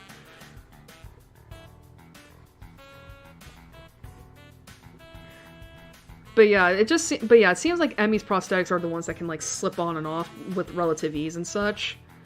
But the thing is that, like, you gotta make sure they fit. And I'm assuming that the prosthetics she had while she was learning how to walk again in the hospital were different from the ones she's got now. Because if he's saying that, like, that she was bleeding from them, that makes it sound like, you know, I don't know, it's just like... But yeah, God, why am I thinking of... I'm thinking of Full Metal Alchemist all of a sudden. Granted, the automail prosthetics are way different from those of our current universe, but still. Wait, did I read that? As he says this, he gives a wink and begins checking my heartbeat. The stethoscope is way too cold. He really should have heated it up or something before he used it. After a few moments, he leans back, satisfied. Well, you sound pretty good to me, Asao. You didn't have any chest pains while you were running, did you? No, not really. I had some trouble catching my breath, though. And my heart was racing by the end, too. The nurse frowns as I say this, but then shrugs. It's probably just because you're out of shape. But if you don't improve, then you should let me know, okay? That's fair. That's fair. Don't push yourself too much. And of course, if you have any chest pains, come to me immediately, right? I put my shirt back on, and the nurse leans out of the doorway to call in Emmy. What took you so long? Now I'm going to be late! The nurse gives me a significant look. I was just seducing a cell, that's all! Oh, if this was said to any other student, we'd be getting in trouble. What? Come on, what have I told you about seducing my friends? I'd expected Emmy to be shocked by this, but instead she seems merely annoyed, scolding the nurse as if he were a child stealing cookies. Meanwhile, I try hard not to blush at the nurse's innuendo. I'll try not to do it again, though I fear a young Hisao may be lost to the female gender forever. So is this suggesting that he's gay? Not freaking likely.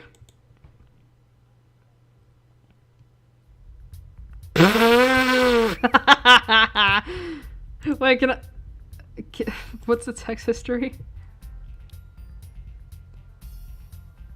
Not freaking likely. I don't know whether or not that was him trying to deny that he's lost to girls forever, or if that was just him like, you were not seducing me. Bullshit. I didn't mean to say that out loud, but both the nurse and Emmy regarded me for a moment before bursting in laughter again. Told you he was funny, didn't I? Huh. I guess Emmy does talk to the nurse about a lot of stuff. Well, Hisao, you should probably get moving. You still need a shower before class starts, don't you? Crap. He's got a point, and it looks like I've only got a half hour. Thanks for your time. I'll see you later, Emmy. I dash out of the room as the nurse begins to remove Emmy's prosthetics. As I head down the hallway, I can just barely hear his voice drifting after me. Emmy, you've got to be more careful.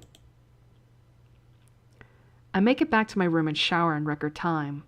It occurs to me that I've already been up for 4 hours, and class hasn't even started yet. This is going to be a really, really long day. I hope I don't fall asleep in class. Alright.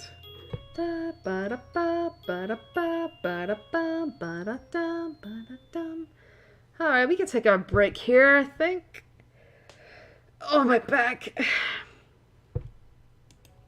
Alright, we'll save here.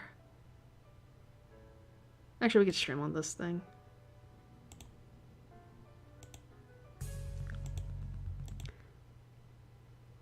Hey! That's cool. So it's gonna be going out this way, huh? Alright. Let's get a break started. Because my back is aching. Like a bitch.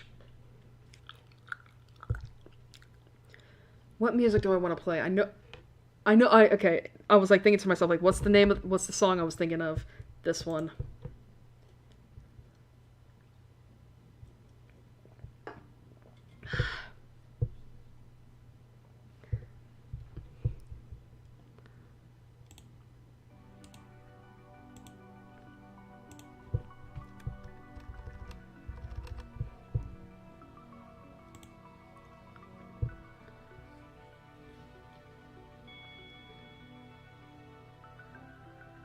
I'm just ready. Okay, that seems a little loud. Hopefully. Anyway, it's break time! Which means you can get a drink, get something to eat, go to the bathroom, do whatever it is because we're gonna be taking a break for a while. Speaking of which, I need to go get something to drink. So I'll be right back.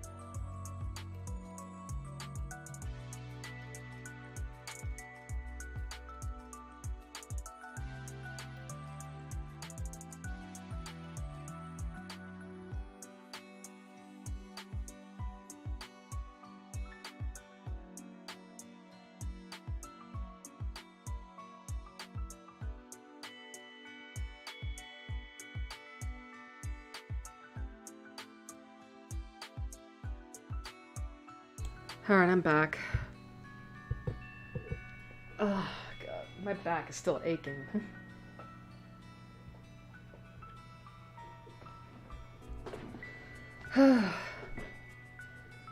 Okay, I don't have anything to eat. I had a really filling dinner, so I'm not even gonna get anything. Man, I will say this, because October has like that set music thing, I have been finding more music to use for streams. So like, yay, I don't have to worry about like, what music do I play at the beginning of this? Yeah, but we also have like songs like this where it's like chill. We were like the chill songs already, but then you got a new remix of them, and you're like, ooh.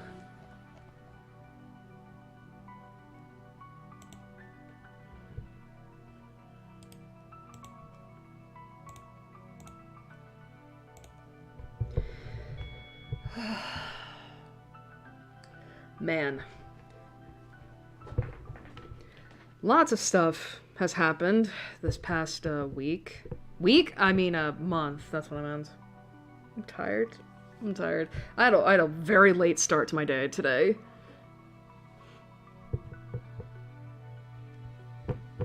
But I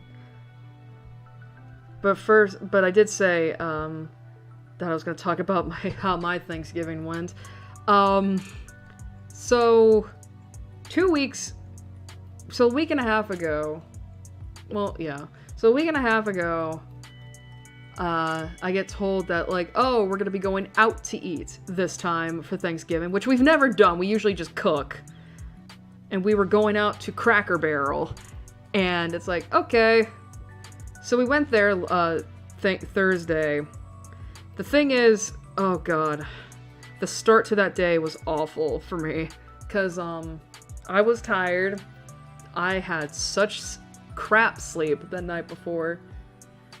2, I was sore because I decided to try doing something Wednesday night that I never did before, and it didn't work as well as I thought it would. And I ended up with a really sore lower back. And I've been, and side note, I wanted to make a joke about it, that it's just like, I was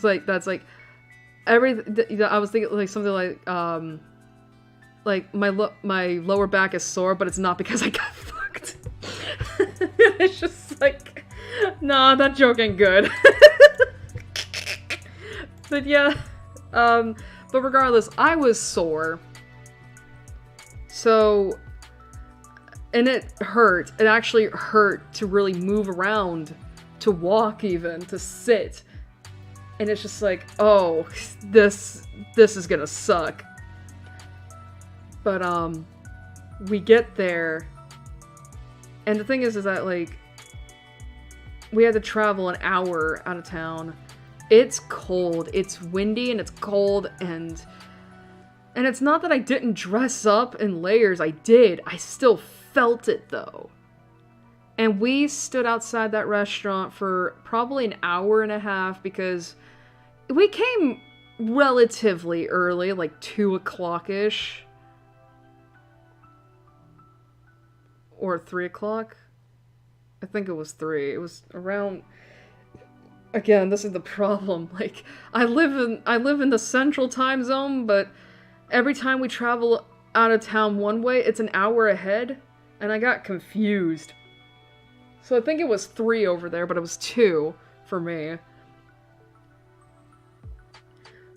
And the restaurant was packed.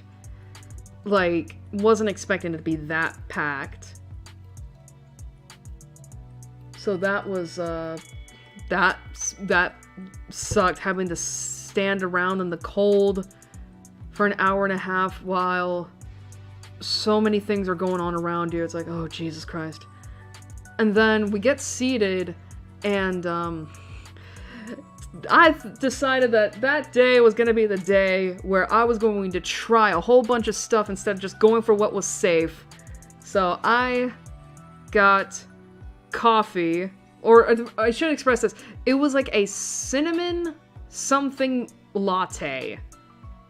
And here's the thing, I don't drink coffee. I don't drink coffee at all. So that was but I tried it because I was like, oh, cinnamon, that'd be great to not have for soda. And then I had to, and then I got turkey, actual turkey, and, I couldn't substitute any of the sides, so I had to basically just, like, depend on other people's orders to get something with it, because it's like, I'm too much of a picky eater. But yeah, I got turkey, I got... that was served with green beans and sweet potato casserole. Not casserole, something sweet potato. But then they tell me that... the funny thing is, I was originally going to go for country fried turkey, but they told me they were out. And I was like, okay, I guess I'll get the turkey and stuffing, which I don't like stuffing. It's bread, and I don't like bread. Like, just plain old bread.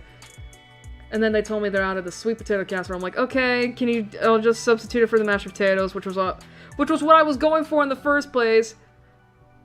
But when they told me the country fried turkey was out, and they told me I couldn't substitute the sides for the other turkey, I was like, okay. Like, the funny thing is, like, by that point, it's like I should have been happy that I was like, oh, I'm gonna get something I actually wanted. But by that point, I'm already exhausted.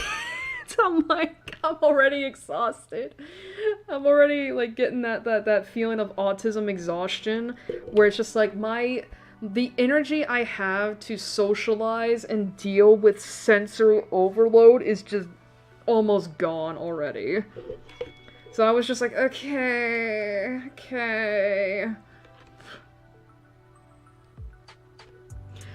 And then because of the fact that there's food shortages in the back, along with the fact that the restaurant is packed, we ended up waiting another hour for food, which I want to express right now, I'm not blaming the staff. I'm not blaming the staff at all. I get it. We came on a really busy day, and we didn't come at the right time. It's fine. I get it. But still, it was just, but again, it's very much like another just wearing down of my things. But I did at least drink the coffee. Never do it again, because I found out that I don't like coffee. It's way too bitter for me. Like, it wasn't even the caffeine that got to me, because it's like, I drink caffeine every day from the soda, but it's the coffee that gets to me. It's just way too bitter for me. And it was only after we left to go back home that I realized, oh, I could have put sugar in it to make it a bit less bitter, but whatever. And the thing is, I've also realized that, like, when you drink the dregs of coffee down, the aftertaste is not great. Like, I'm not lying when I say that the aftertaste of the coffee, I hated it so much that I felt myself get a little nauseous. Like, I was getting ready to be like, if I do not get something in my mouth that can counteract this soon, I'm going to throw up.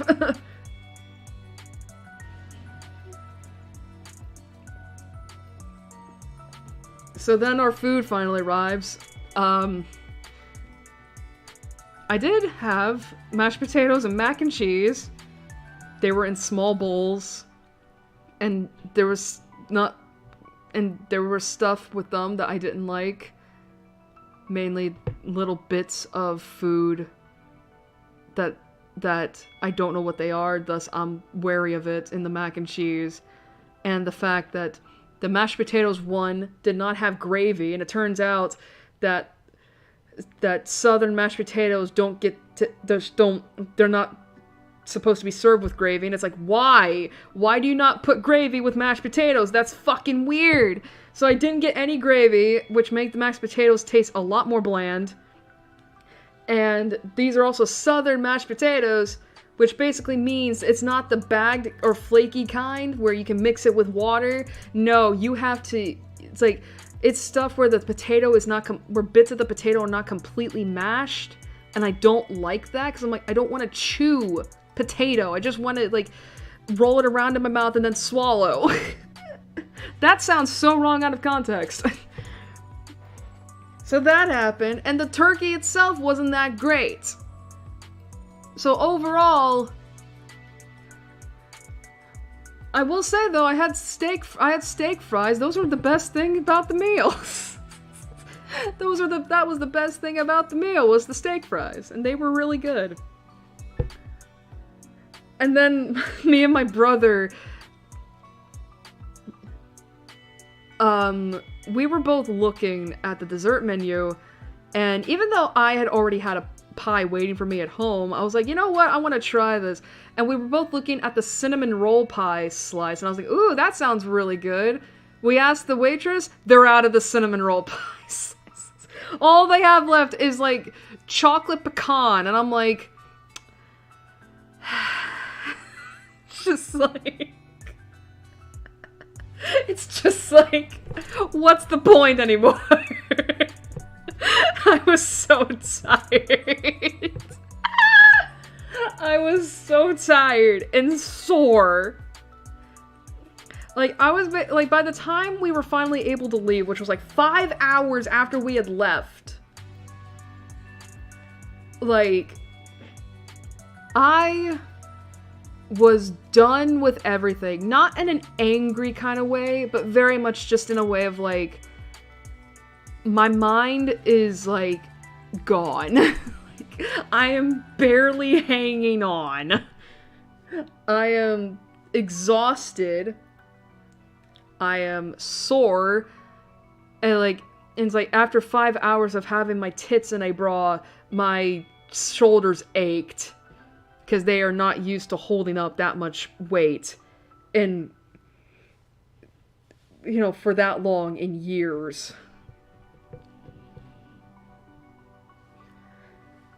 So, and I was also at that point where it's just like, I want to get into comfy clothes. I don't like everything shifting on me with every movement. I was just done for the day. And then by the time we got home, it's like 6 o'clock. So I had been out of the house for like, almost, for like 6 hours. Which I'm not used to.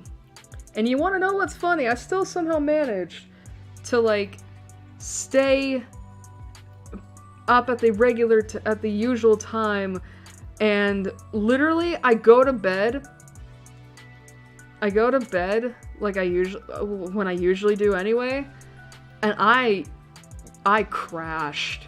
Friday, I crashed. Like, I went to bed at 6:30, like, just after 6:30, I think. My dad woke me up at 4 in the afternoon to give me my dinner and go back to work. Like, I crashed. It was funny. But I was also, like, rushing, because I was like, oh, fuck, I gotta get up, I gotta get this stuff, oh, God, I gotta get so much stuff done before, like, stuff, you know, like, I was exhausted. But regardless, Thanksgiving dinner was not the best. It wasn't, like, and again, it wasn't, like, you know, it was the worst experience I ever had, especially with a restaurant. It's like, again, I get it. I'm not mad at the staff. They probably don't want to be here either. They're just making the best with what they got. I get it. And we did leave them a pretty nice tip. We did leave our waitress at least a pretty nice tip. Because I can't imagine, you know, she was having a great time having to get our orders. Because we were a party of 7. And she was handling other tables. I can't imagine how hard it was for her to keep track of our order, even as and having to tell us, like, oh yeah, we're out of that. and then watching me scramble for like something else because I'm like, oh fuck, okay, not your fault, but I'm tired.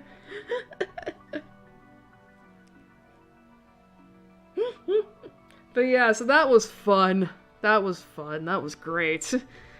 Maybe next year, we have a different restaurant to go to, because I don't know if I can do that again. But, yeah, so was Thanksgiving. At the very least, I did get to catch up with my, brother and his side for a little bit. Because, you know, we don't get a chance to talk very much nowadays, so it's like, these days, it's like, you know, take what you can get, right? Another thing that I did is, if anybody remembers, I had begun a playthrough of Pokemon X, and then a few months after that, I decided to take a break from it. I came back to it a few weeks ago. And the thing is, the reason I initially stopped or took a break from it was because at that point in time, I was getting up to the Elite Four. And I think I was just burnt out from the RPG-like elements of Pokemon and having to grind up to the levels. So I was like, I'm gonna take a break. Just take a break. De-stress from that, and then come back to it when I feel like it. 2 years later. I did. And it was actually surprisingly easy to get a team assembled for both the Elite Four and the Champion. And it was actually surprisingly easy to grind the levels up for that as well. Because, I had to grind up to Diantha's Ace, which was her Gardevoir at level 68. So I got all my Pokemon up to level 68. By the time we reached the Champion, mostly everybody was up to level 70. You know, but the thing is, right, is that for those who are not aware, because Pokemon X and Y I would say Pokemon X and Y was the generation where the Pokemon Company decided to start incorporating gimmicks into each new generation of games, meaning X, Y, and ORAS got Mega Evolution, Pokemon Sun and Moon, Ultra Sun and Ultra Moon got the Z moves, Galar, Sword and Shield, had Gigantamax, and then Generation 9, which is Scarlet and Violet, has the Terra thing? I don't remember what it's called. But regardless, the gimmicks. I think with X and Y, that was where the gimmicks started. However, because they want to incorporate that gimmick as much as they could, Diantha, who is the champion of Kalos, her ace, which is Gardevoir, had a Mega Evolution. That was the thing I was afraid of. Was like, oh god, because here's the thing. I love Gardevoir. Gardevoir is my second favorite Pokemon of all time. And I know how good that Mega Evo is. So I was thinking like, oh fuck. Oh fuck, I need to figure out who am I gonna put against that thing. It has to be something that is effective against Fairy type, but isn't going to get wrecked by the Psychic typing. So naturally, I had a perfect choice, which was my Drapion named Fangs. Cause so I'm gonna info dump a little bit, forgive me. So Gardevoir is a Psychic Fairy type. When before X and Y, it was pure Psychic type. And basically, Psychic type is, how do I put this? Dark types are, which Fangs was. Fangs, being a Drapion, was Poison Dark, which is honestly a pretty good typing if you think about it. But the thing is, right, is that Dark type Pokemon, Dark type moves are like Dark type is effective against Psychic type, but Psychic types cannot affect Dark types whatsoever. Meaning that any Psychic type move that Gardevoir could hit Fangs with, it wasn't going to work because dark typing would just render it immune. However, Gardevoir is also fairy type, and with the fairy typing, fairy type moves are super effective against dark types. However, because Fangs is a Drapion, which is poison, that negated the super effective moves. Because poison is super effective against fairy. So obviously, to me, Fangs was the perfect option against the Gardevoir. The Mega Gardevoir. However, of course, I was still nervous because it's like, I still know how good a Gardevoir is, especially when it's Mega Evo'd. So I'm thinking like, okay. So my plan for this was like, I was gonna get Fangs up to level 68, or at this point, level 70. And I was going to try my best to get Gardevoir, because here's the thing. Fangs had... I had a strategy. Fangs had a poison type move, which would pop the poison off on a Pokemon with a random % chance, and my plan was that I needed to hit this Gardevoir with that poison type move, and then use Venoshock on the Gardevoir, because Venoshock is a pretty weak sauce move, especially for a physical attack oriented Pokemon like Drapion. However, if the target is poisoned already, Venoshock's power is then doubled, and that's what I was banking on, was for the Mega Gardevoir to get poisoned so that I could Venoshock it to death. You want to know what actually happened?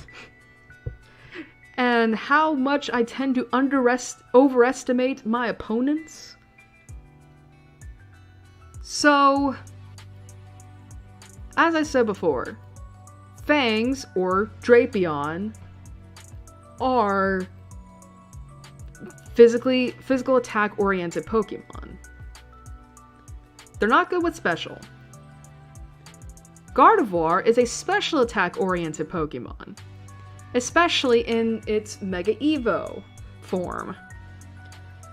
However, something that I should have remembered was that Gardevoir absolutely sucks at physical defense. And even more bothersome is the fact that I gave Fangs the Poison Barb, which is an item that boosts the power of poison type moves.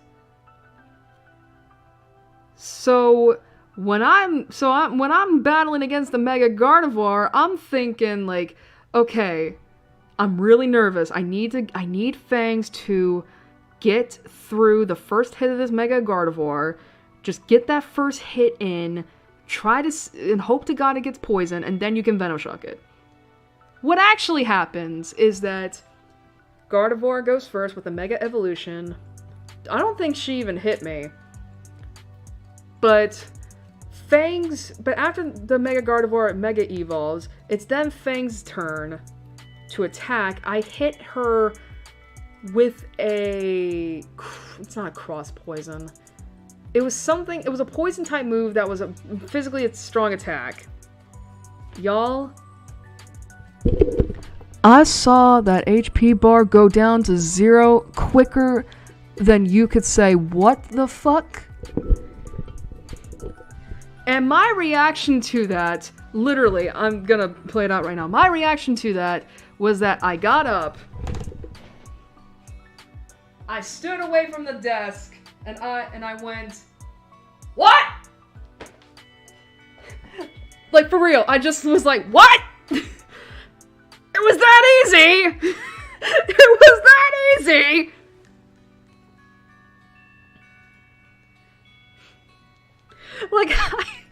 I had to stand away from the DS, from my 3DS for like 5 minutes because I was just like in shock. I was like, you mean to tell me I worried over nothing? You mean to tell me that like I didn't have a reason to worry?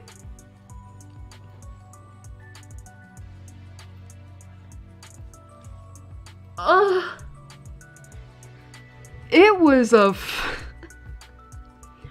mean, granted, that just showed me how much I love Fangs, how much I like Drapion now. Now I'm a Drapion stan. But it was also just like, are you fucking kidding me? I worried all this time for nothing. Like, I was scared as shit with the Elite Four. I was shitting myself with Diantha. And then, especially against that Mega Gardevoir. And you mean to tell me that the Mega Gardevoir can be taken down in one hit? I mean, granted, again, that's what I mean when I say, like, I overestimated my opponents. Because I'm going up against a Mega Gardevoir who has abysmal physical defense stat with Drapion, who has a high physical attack stat with a stab poison type move and with a poison barb, which is already doubling the poison type move again. So this Gardevoir got hit with a 4 times effective move.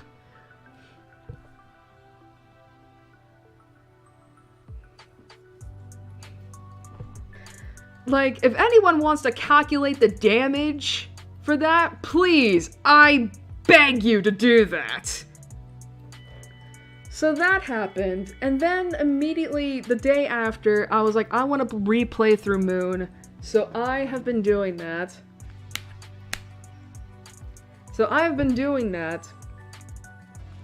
I'm currently at Koni City on Akala Island, which is the second island of Alola, and I'm getting ready to, and I'm basically trying my best to get to Olivia, the kahuna, and I have almost 2 boxes worth of Pokemon that I have. Pokemon that I've of course used beforehand.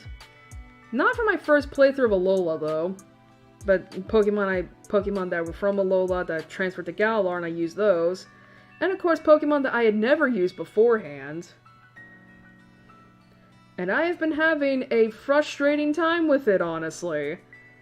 Mainly because I don't know whether or not I just got lucky during my first playthrough and I forgot it, but when I'm trying to fucking grind up Pokemon, you know, for trials and such, I'm having to, you know, go out into the grass, because unlike X, Alola doesn't have the Battle Chateau, which I can use to easily make money and grind my Pokemon. Police.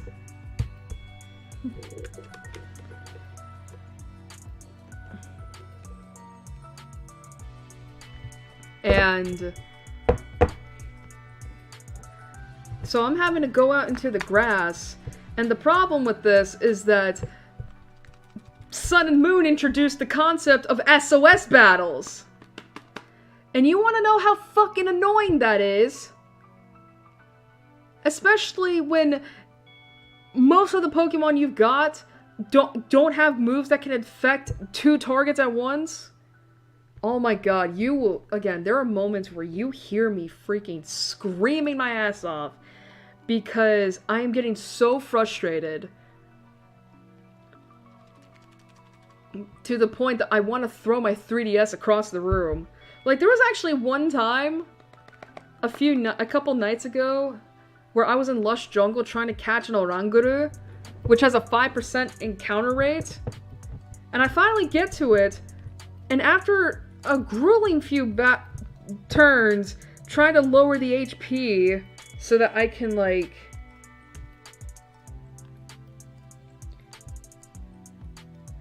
you know, have an easier time catching it, that son of a bitch keeps sending out, like, other Pokemon, and it's like, ugh.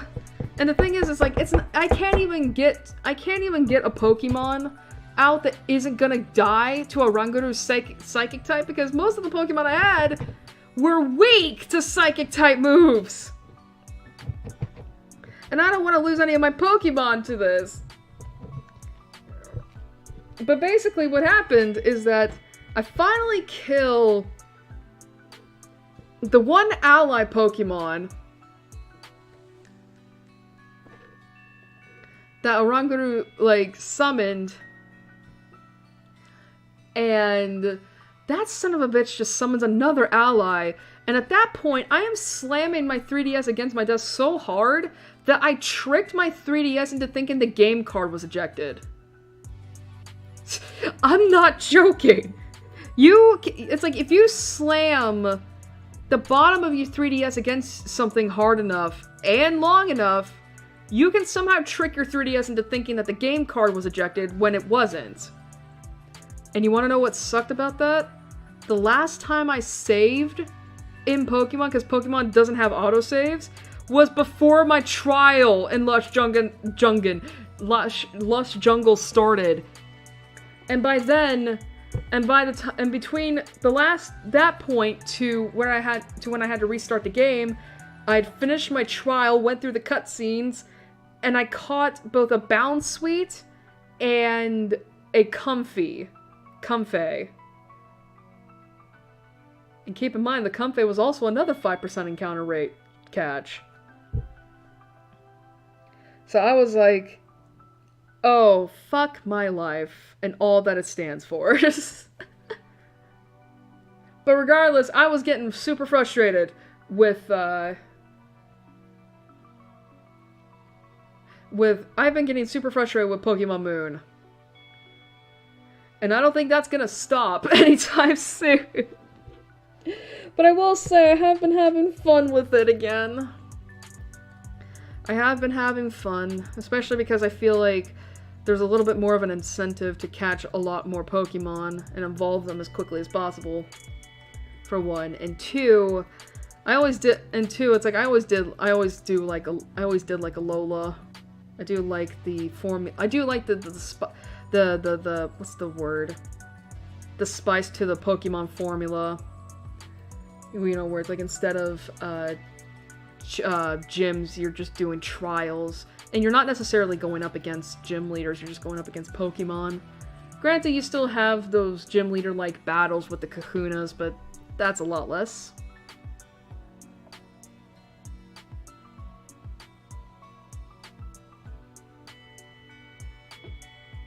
But, there's that. There's also,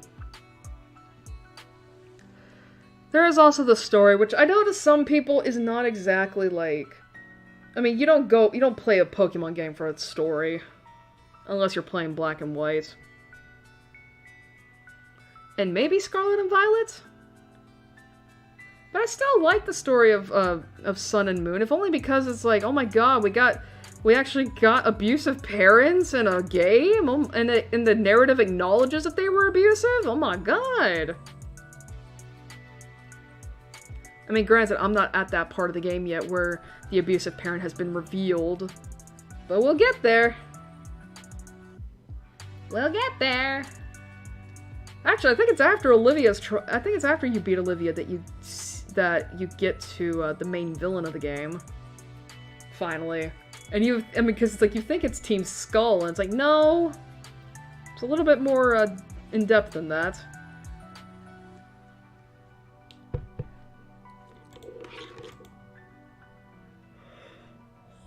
Excuse me.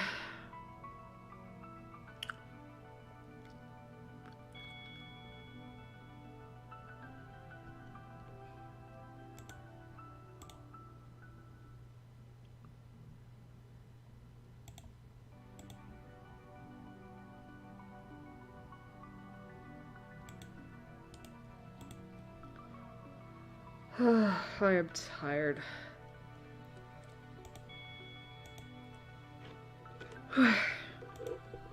Not to mention, I think I've been talking for like almost an hour. When did we go on break? It was like 3:20 something, right?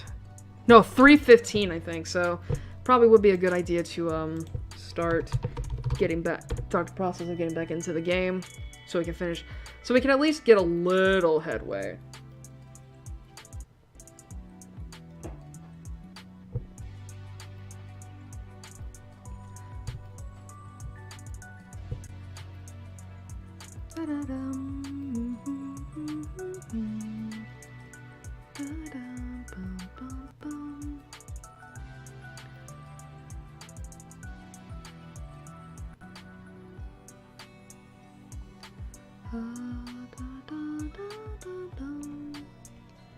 I do like Hip Shop. It's such a chill, like, what's the word? It's such a chill song for Deltarune. Alright, let me just get to, retweet the post. Ah, excuse me. God, 4 hours? Jesus.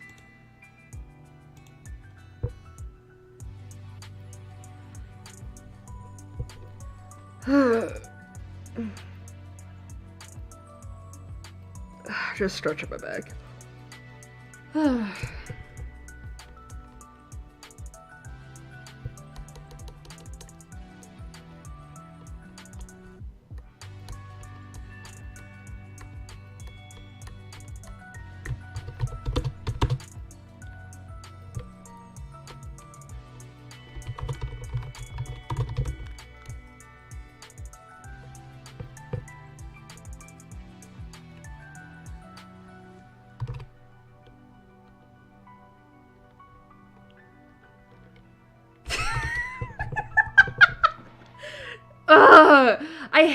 I hate how my brain will just, like, make me remember some of the most ridiculous shit to try and figure out, like,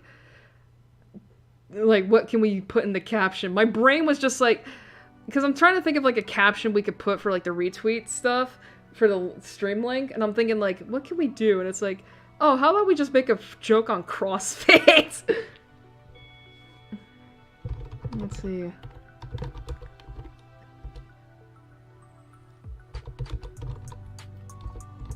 And we're learning to be healthy.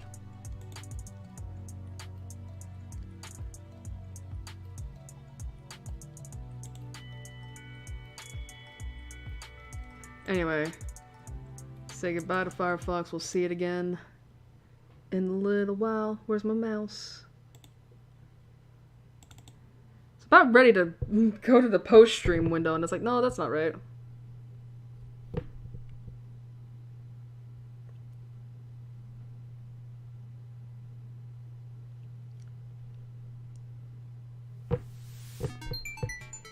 Yeah. Shush.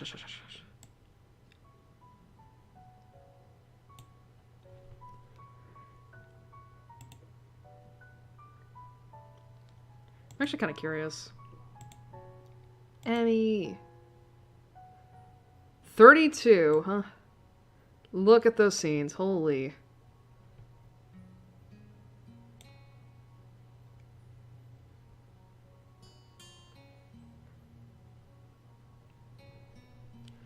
Oh boy. 32% though.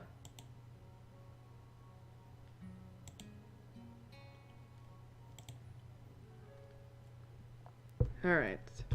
Turn down the music. Alright. The morning sunlight streaming through my window wakes me up instead of my alarm, and I realize that it must be Sunday. Emmy has kindly deigned to give me weekends off from our morning runs. I don't actually know if I woke up at all yesterday, or if I just slept through the entire day. My legs groan in protest as I lever myself out of bed. All this running is really taking it out of me. Still, I can't deny that Emmy wasn't lying to me. It has gotten a little easier. I've been worried that the runs would start to wear on my nerves, but thus far I haven't minded them that much. Well, it's only been a week. I suppose there's plenty of time for me to start dreading the sound of my alarm in the morning. Not that I could ever skip out now. As Emmy said, it's harder to stop a routine when there's another person. And frankly, I don't think I'm equipped to deal with a disappointed Emmy. She'd probably give me those puppy dog eyes and I'd feel terrible about myself. Which reminds me, wasn't I supposed to be somewhere today? That fucking... that flashback thing. Hey, you're coming to my track meet on Sunday, right? What am I talking about? Of course you are. Right? Those puppy dog eyes again. Of course I'm going. I owe you, right? Exactly. So don't forget, okay? It's like, oh shit! Crap! Emmy's track meet! I'd better get a move on if I don't want to miss her running, since she's the only reason I'm even considering going. Otherwise, it would defeat the whole purpose of going. And so, I soon find myself quite suddenly surrounded by a crowd of people, all turning out to see our track team compete with another school like this one. I'll admit it, it's almost comforting to know we're not the only school like this. After you see that there can be 2 schools with a bunch of defective kids, well, I wouldn't put it like that! You stop feeling so defective. You also stop feeling unique, which in most cases would be a bad thing, but in this case it sure as hell isn't. That's part of Yamaku's appeal, I guess. Learn that you're not unique. Hell, learn there's a lot of others who would kill to be saddled with your problem instead of whatever they're dealing with. Some of the kids here aren't here because they're missing a leg or they have a heart condition. Some of them might be here because they're as good as dead in 2, maybe 3 years if they're lucky. And that's only if they get the right sort of care. It's a bitter sort of comfort to be able to say, well, at least I've got a chance of being alive through college, but there it is. I guess? I mean, for real though, it's like, that is a good point. It's like, you know, because it's like, yeah, other people have it a lot worse. It's like, yeah, at least I can be alive. It's so fucked. I mean, it's a fucked up kind of thought, but I feel like that's kind of the thing with just being a person. It's like, you do get some thoughts that are pretty fucked up, but it's also like, yeah, I get where they're coming from. Alright. I'm brought out of my rather morbid musings by the appearance of Rin near the entrance to the bleachers. You came. Of course. I said I would, didn't I? That doesn't necessarily imply that you had to follow through. Lots of people say things and don't mean them. Well, I don't. Rin shrugs. Seemingly bored with our conversation, she turns on her heel and heads back toward the stands. I owe Emmy money now. Why's that? I didn't think you'd show up. Emmy did. So I owe her 500 yen. You two bet an awful lot, don't you? Another shrug from my armless companion. I don't think so. We enter the bleachers, and Rin nods upwards. Up there. I came out to see if you'd come. For the bet, I presume. Rin leads the way, and soon we've settled down on an almost empty bench. All right! There's an older woman sitting next to Rin. Someone's mother, I assume. She's got rather long hair done up in a braid. On seeing Rin, she gives her an oddly familiar-seeming grin. Well, this is surprising. I thought you went to get a snack, not a boy. Huh? A snack? I wondered why I was down there. The woman laughs, again in a way that seems familiar. I mean, she's pretty fine, though. Where have I seen her before? Well, I suppose you've always been one to go out for one thing and bring back another. But I'm being rude. I haven't introduced myself. I'm Meiko Ibarazaki, Emmy's mother. Emmy's mother's got it going on. Pleased to meet you. Well, that explains it. She's like a taller, older, and better endowed Emmy. Why'd you have to put that down? I mean, to be fair though, she is a fine woman. She is pretty good looking. Apart from her hair being a darker shade than Emmy's, there's really no mistaking the resemblance.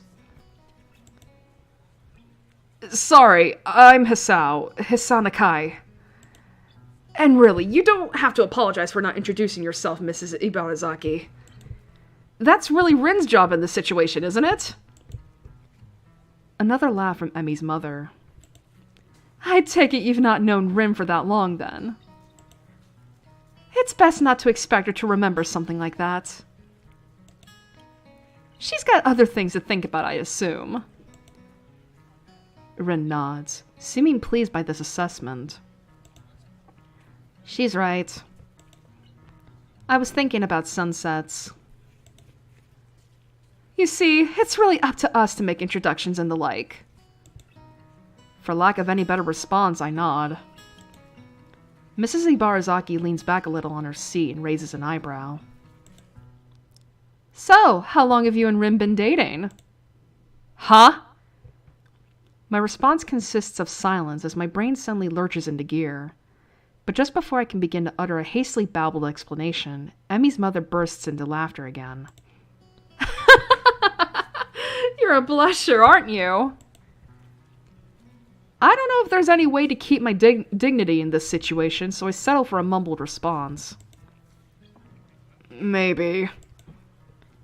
So, this must be a new romance then mustn't it? Wait, that's not the question that... Another laugh. I know, but it's funny to watch you squirm. I'm sorry. Forgive an old woman her amusements. Old woman? She sure doesn't look that old to me. Clearly, Emmy gets her youthful features from her mother. I suppose I can let it go. How kind of you. It's starting. Oh boy. I direct my attention to the track, where they're preparing for the first sprint. It looks like the 400-meter dash. My eyes scan the runners before finding Emmy. She's smiling, with an almost cocky look on her face. The starter raises his pistol. Emmy explodes off the block, disappearing from the starting line in a blur. It's amazing. Even as the other sprinters converge on the lanes closest to the inside line, Emmy surges to the front of the pack. By the time she rounds the final turn, some of the other runners have caught up with her. Their efforts come to naught, though, since a final burst of speed from Emmy leaves them at least a half second behind. Mrs. Ibarazaki whoops and shouts, applauding wildly, and generally looking like any other parent cheering on their child. Emmy bounds off the track, looking pleased with herself.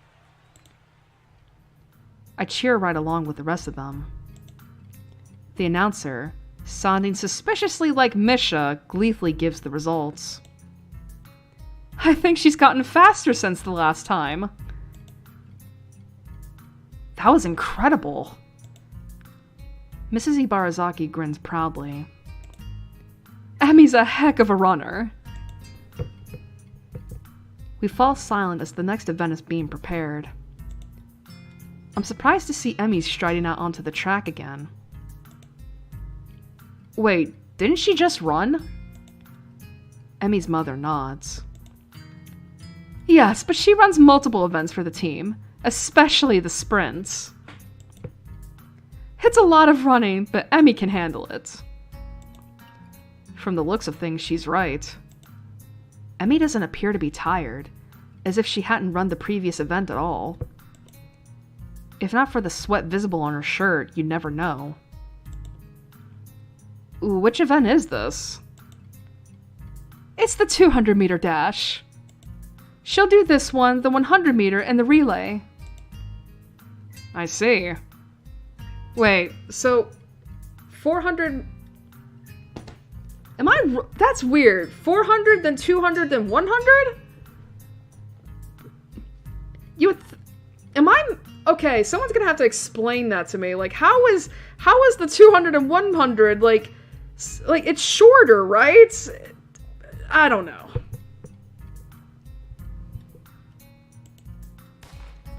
Once again, the pistol sounds, and once again, Emmy flies off the block.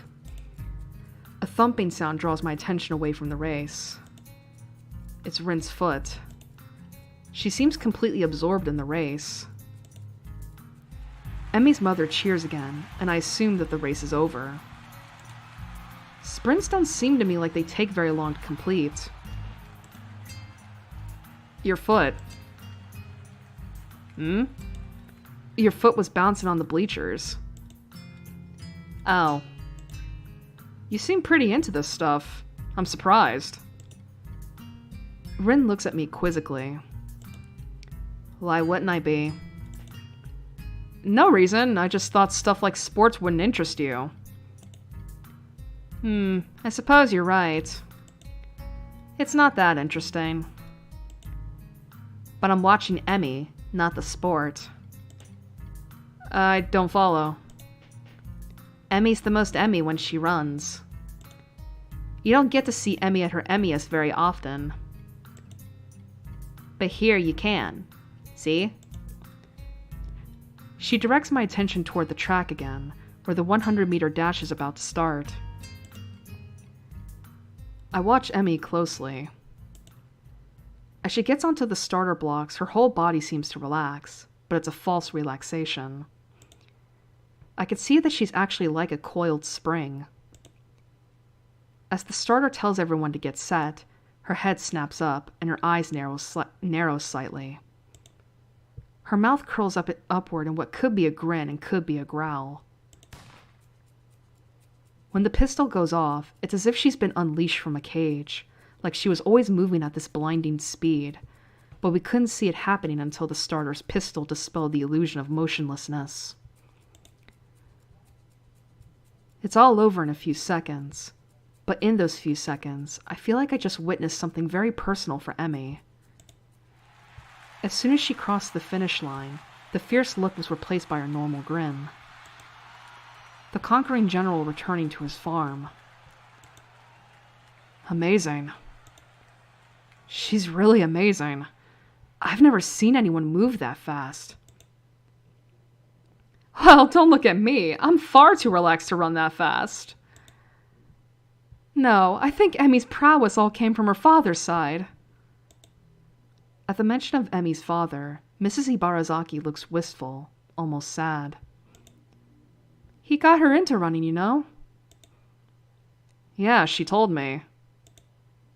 I'm uncertain as to whether or not it would be rude of me to ask after Emmy's father. But after that look on her face a few days ago, I feel compelled to ask. Where is her father now, if I might ask? Emmy's mother hesitates, clearly not willing to answer the question, but at the same time not wishing to appear rude. He isn't around anymore. I'm sorry, I didn't mean to bring up bad memories. Emmy just seemed a little sad when she mentioned him earlier. That's not surprising, considering. They were very close. I see. A beeping noise suddenly emanates from Mrs. Ibarazaki's pocket. Reaching into it, she pulls out a cell phone and looks at it. Honestly, text messages? What is he, 16? Oh, nothing. I've got to go meet up with a friend of mine. Will you tell Elmi why am I not able to say that right? Will you tell Emmy I'm very proud of her and that I'll call her later tonight? Of course.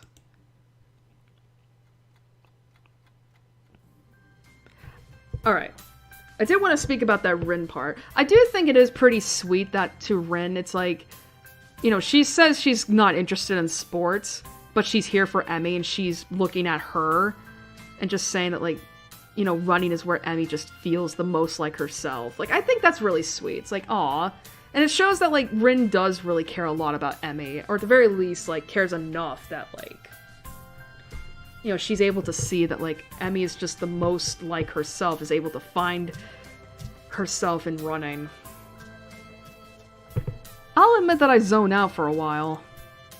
I almost don't notice that the relay's about to begin. But when I look, I can't find Emmy. I thought that Emmy would be running the relay. She runs anchor. So she won't be running for a while yet. Ah. Did you see it? Huh? Emmy at her Emmyest. Maybe. Maybe this time. The race begins, and I cheer Emmy's teammates along as they pass the baton. Finally, I see Emmy sprinting onto the track to take the final handoff. Once again, I'm taken aback by how graceful she looks when she runs. It really is beautiful. The look of determination and fearlessness on her face only adds to the picture.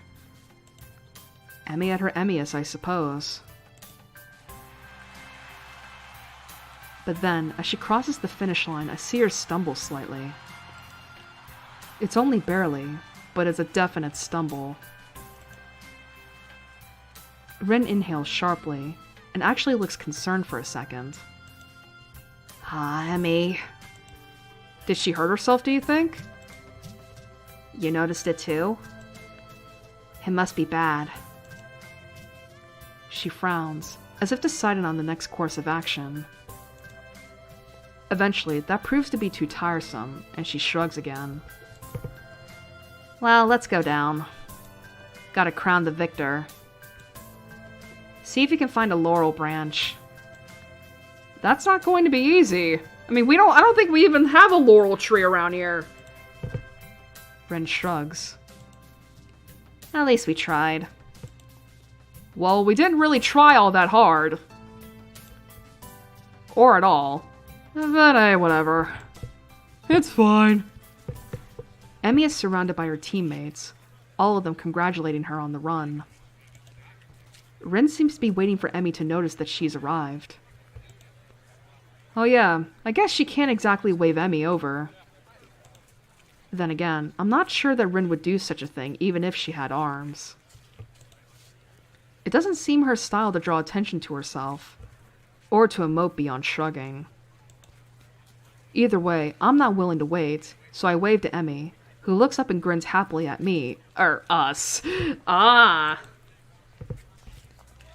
Hey, you showed up!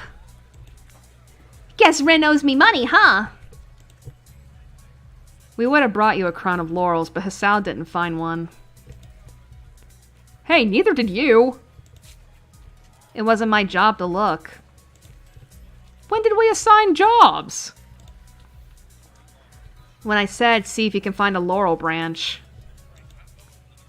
Try to keep up. I shrug. Guess Rin's rubbing off on me. Seems it's my fault after all, Emmy. I'm just not gonna argue. Emmy laughs at Rin and me. It's okay. I'm sure you'll make it up to me somehow.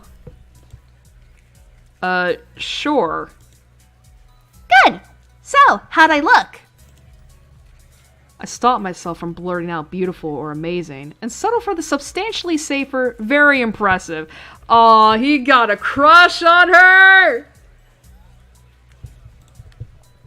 Emmy seems pleased with this assessment.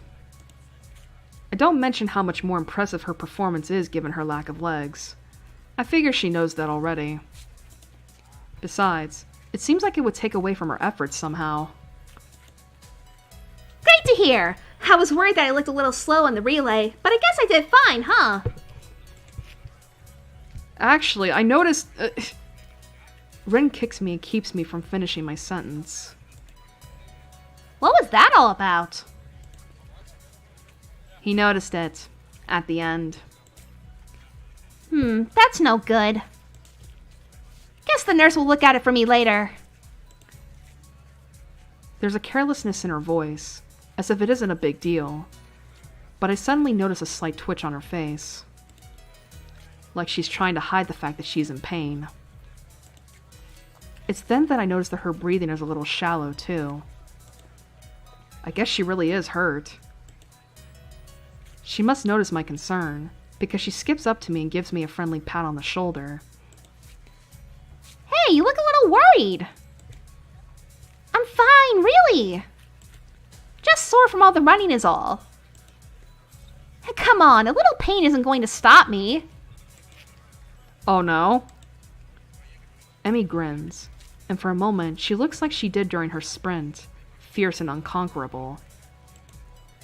Or to put it another way, really beautiful. Hasn't yet. Well then, I guess I shouldn't worry, huh? Damn right! I'm Emmy Yugarizaki, fastest thing on no legs. I don't stop for anything. Impressive. Emmy giggles, and then seems to remember something. Oh, before I forget, Ren and I are going to do something next Sunday as a post-track meet celebration. You should come along. Normally we do it the day after, but since the track meet was on a Sunday, I've got homework and class and all that stuff to take care of. Plus our morning run, of course. Right, of course. Oh, right. Your mom wanted to say she's proud of you. She'll call you later tonight. I thought I saw her in the stands. I'm glad she made it.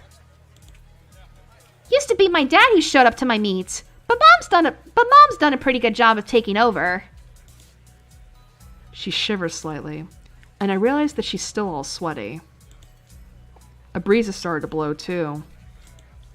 I'm not cold at all, and I've got my jacket with me, so without a word I throw it around her shoulders. Emmy jumps slightly and then grins at me. Hey, thanks! It's getting a little cold, I guess. Yeah, looked like it. Just as I begin to wonder whether or not giving Emmy my jacket could be taken the wrong way, a boy in a track uniform approaches. Hey Emmy, you're going to miss the medal ceremony! Oh yeah, thanks! She turns to Rin and myself. You don't have to stick around for this part. It takes forever. Besides, you should get cracking on your homework now if you don't want to be up late. Hisao.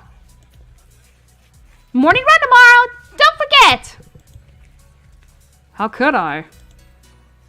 Good point. I mean, it's spending time with me after all.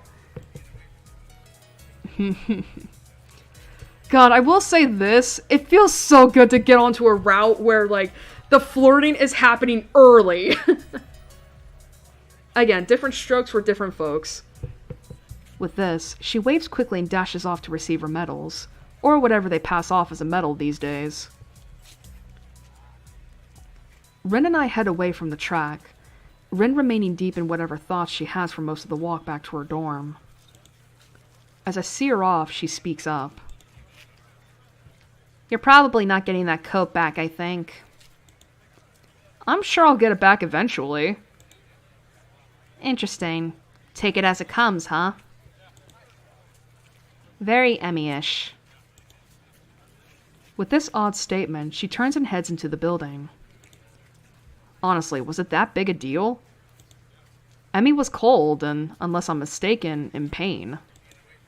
Giving her a solution to at least one of those problems seems like an obvious reaction. Though I guess there is a chance I could lose my jacket if Emmy never remembers to return it. I guess Rin has a point. Still, I can't bring myself to muster much worry over the whole thing.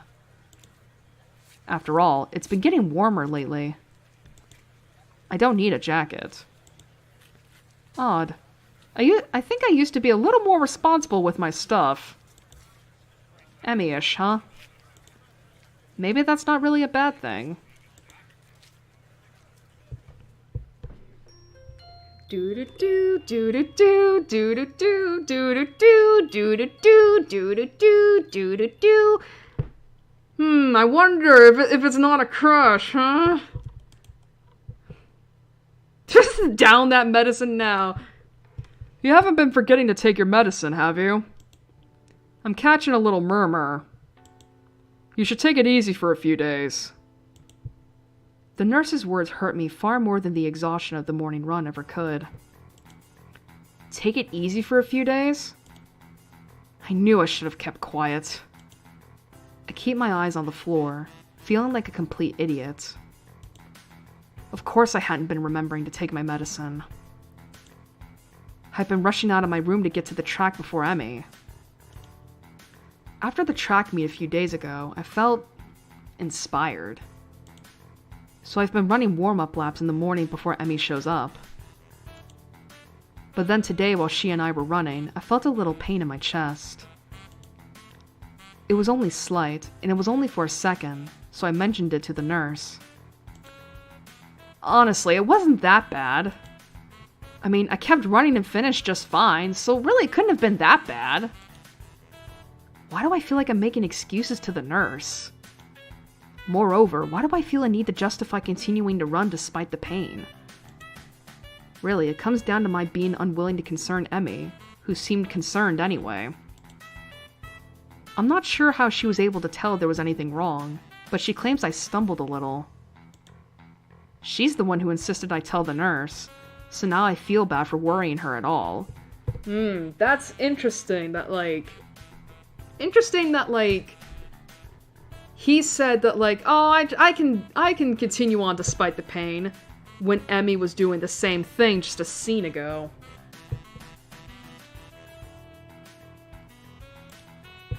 The nurse is shaking his head ruefully while Emmy paces outside the room.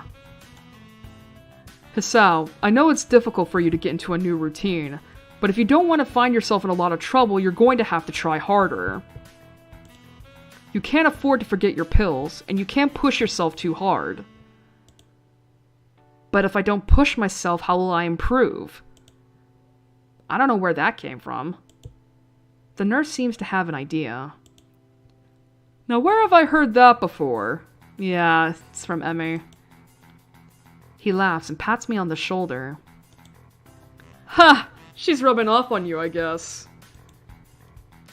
His expression changes again, and he's back in serious mode. Look, I'm not saying you shouldn't push yourself. But that doesn't mean you shouldn't be taking your medication, and it doesn't mean you shouldn't stop if your chest starts to bother you. I'd prefer not to have any fatalities while I'm on staff here. A bit of a lofty goal to be sure, but I'm always up for a challenge. I hate to admit it, but I think he's right. I've got to remember to take my medication. Oh, whoops.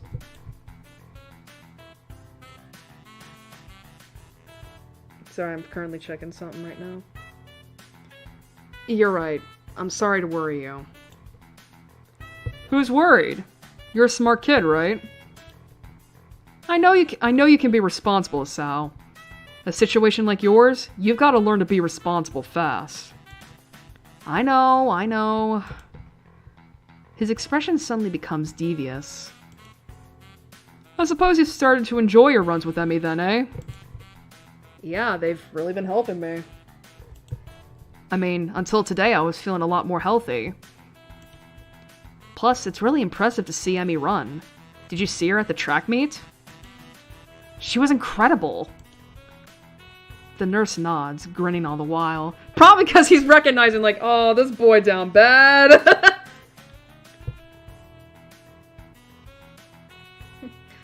That she was, Isao.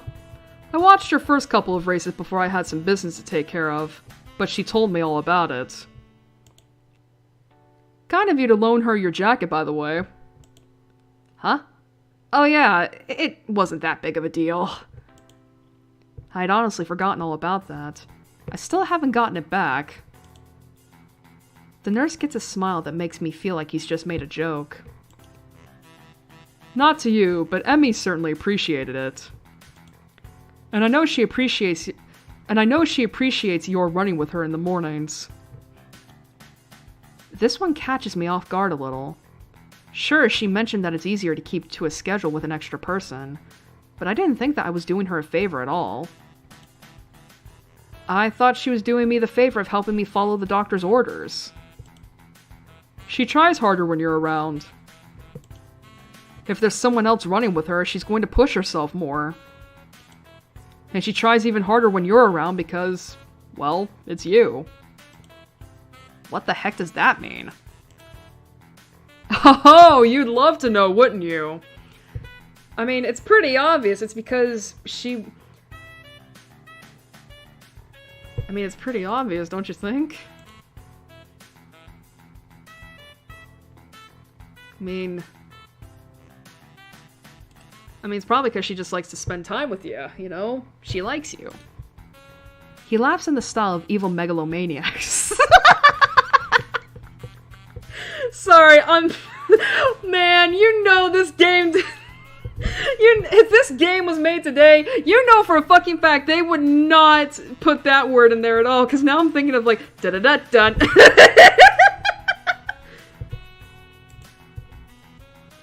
No, seriously, it's because you're her friend.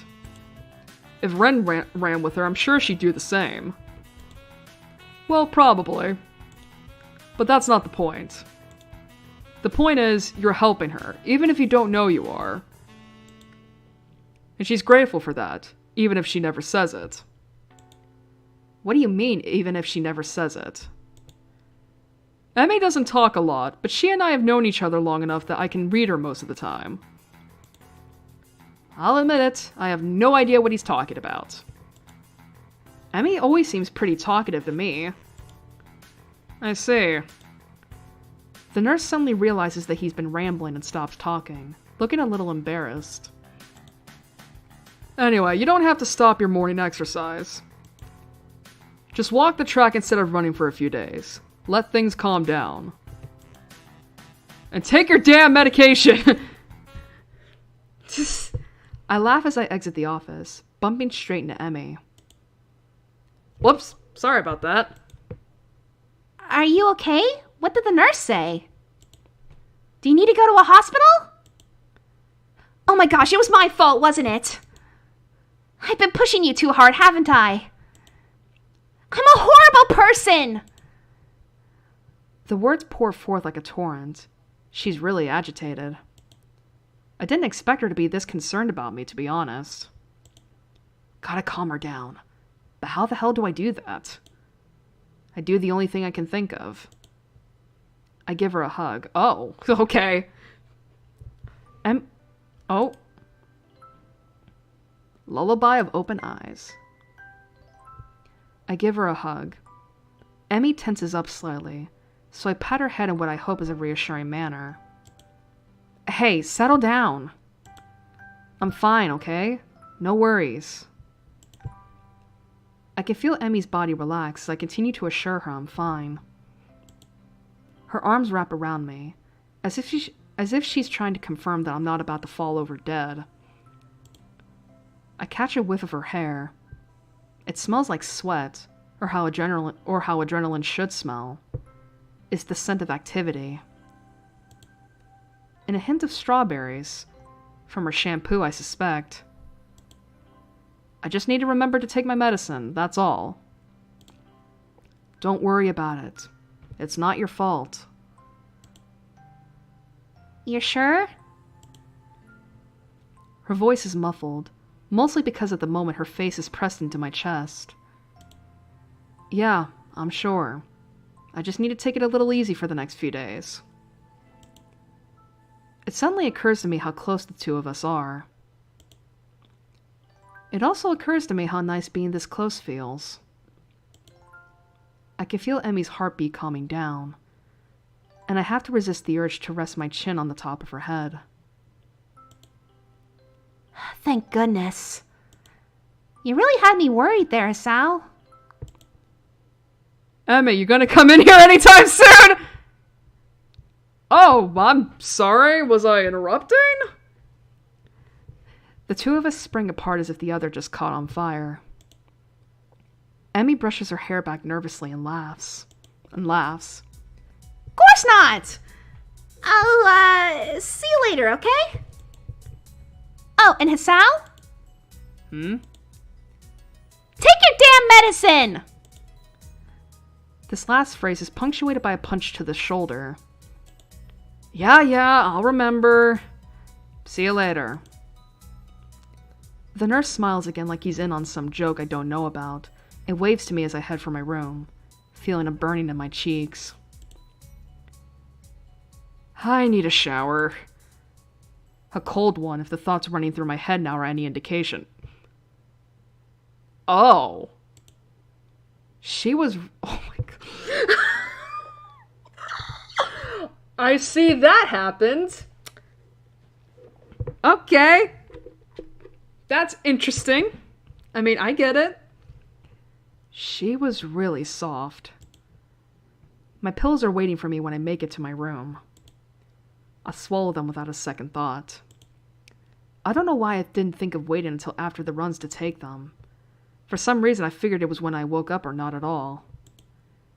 But no, they only need to be taken every 24 hours. The exact time of day doesn't factor into it.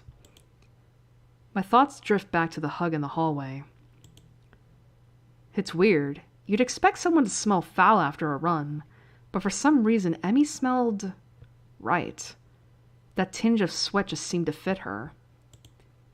I really need that shower! Oh, he's thinking some thoughts. He's got some thoughts.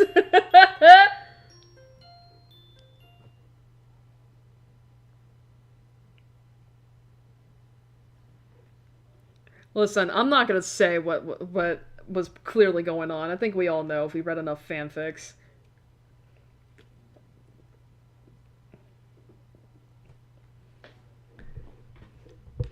Back.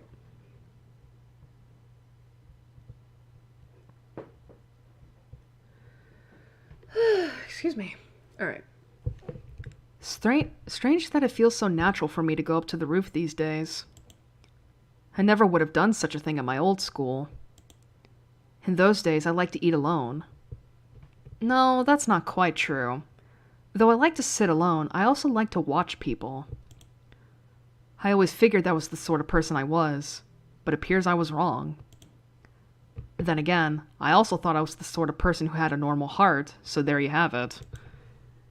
I don't know myself that well. Now I'm on the roof so that I can have lunch with a couple of people. And they are both girls, which is even stranger. Oddly enough, I feel closer to Emmy and Rin than I felt to anyone at my old school. Somehow, I get the feeling they'd at least visit me if I wound up in the hospital. I focus on the view from the roof, banishing such thoughts from my head. There's a light breeze blowing, and the sun is shining high in the sky.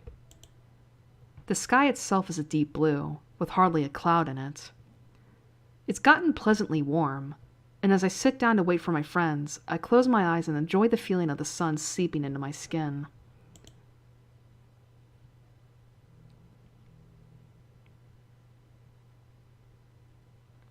Voices intrude upon the edge of hearing. Seems to have fallen asleep on us, Rin. Maybe he's faking, to lull us into a false sense of security. Why would he do that?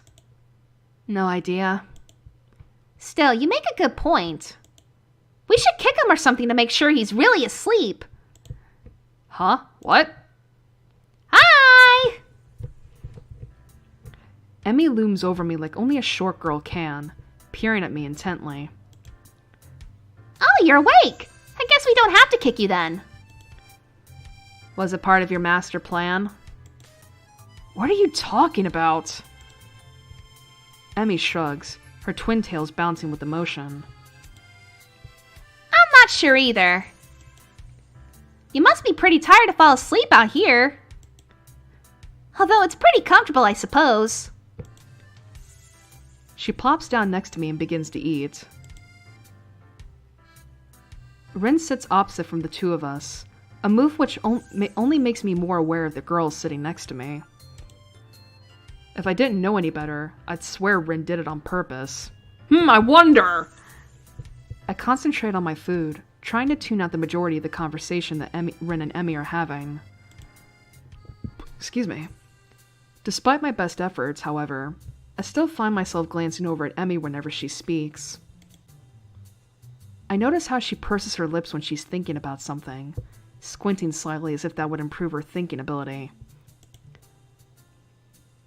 Rin says something that makes Emmy laugh, and I notice, perhaps for the first time, how she laughs with her whole body, rocking back and forth, head thrown back, almost like she's about to fall over. I probably look like a creep. It's about this time that I realize Emmy's looking at me. Her voice raised slightly, so she's probably just asked me a question. Huh? Sorry, I kinda zoned out for a moment there. Emmy rolls her eyes, while a slight quirk of the eyebrows, the only sign that Rin's even paying attention. I said, did you get a career survey in your class too? You know, one of those, what do you want to do after high school things? I don't think so. Maybe we'll get one tomorrow. What are you going to put down? That's a really good question. I guess I always figured I'd go to college after high school, but I've no idea what I'd do once I got there.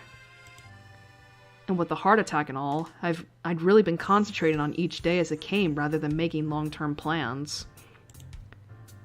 I suppose I can safely start planning ahead again. I've always liked having at least a vague plan for my future, so it'll be nice to come up with one again. Of course, that doesn't change the fact that right now I've got absolutely no clue. I always kind of assumed I'd figure it out in college. That or just become a salaryman. That's pretty popular. But do I really want to? That's a tough question. I guess I don't really want to do anything. Oh my god, my guy. Man, at least I know what to do. And I'm doing it right now, technically. You don't sound very excited about that one, do you? She laughs as she says this, and I'm caught up in her laugh again. It's so girlish. High and giggly like pardon the cliche, like a babbling brook. It bubbles out of her, starting in her belly and working its way up her throat. I can't help but laugh myself. It's infectious. Yeah, I guess I'm pretty unhappy with the salaryman idea. But to be honest, I haven't given much thought to the future recently. I suppose that these days I've been more concerned with living one day at a time. Emmy considers this for a moment and grins. That's a pretty good idea, Hisao. I just wrote down pirate. Okay. I do want to bring up, though, that it's like, that's a pretty... Yeah, basically, the fact that Hisao is mentioning, like, Emmy's laugh and how, like, and what she, mentioning, like, how it sounds and what she does while she's laughing, like, that's a pretty good indicator that, like, yeah, he's already fallen in love with her. Because that's stuff that you normally don't, like, like, that's a thing with romance. I'm momentarily stunned, then I start laughing. I stop myself and manage to gasp out a question. You're not actually serious, are you? Emmy looks mock offended. Well, I've got the legs for it already, so I just kind of figured. Even Rin seems amused by this. Just you wait, I'll be the terror of the high seas. I'll show you all. I've even been working on my pirate voice. Oh boy, can't wait to fuck this up. She suddenly springs up and begins swaggering up and down on the rooftop shouting orders. Oh boy, I can't do a pirate voice. Yar, me hearties, give 'em a broadside with the long guns. We'll wear their guts for garters.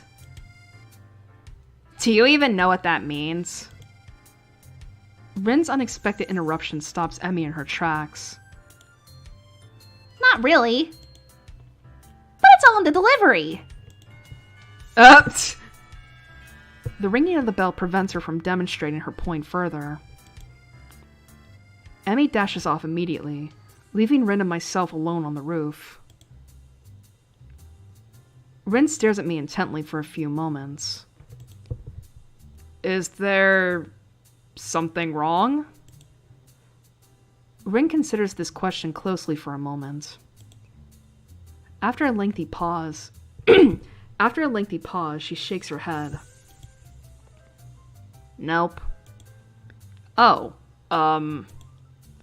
why the staring then? Rin shakes her head again. Nope, I don't get it. Get what? The staring thing. You two seem to, but I don't. Aww. Even Rin's noticed, like, that these two are down bad for each other, because they're staring at each other for a while. And she doesn't get it because she's not into Hisao like that in this route. Great. She saw me staring. Now she probably thinks I'm a pervert or something. Actually, probably not. This is Rin we're talking about, after all. Still, I feel the need to defend myself. I wasn't staring, I was just tired. Rin actually snorts at this, but she doesn't say anything. Uh-huh. No, really! I was just distracted is all.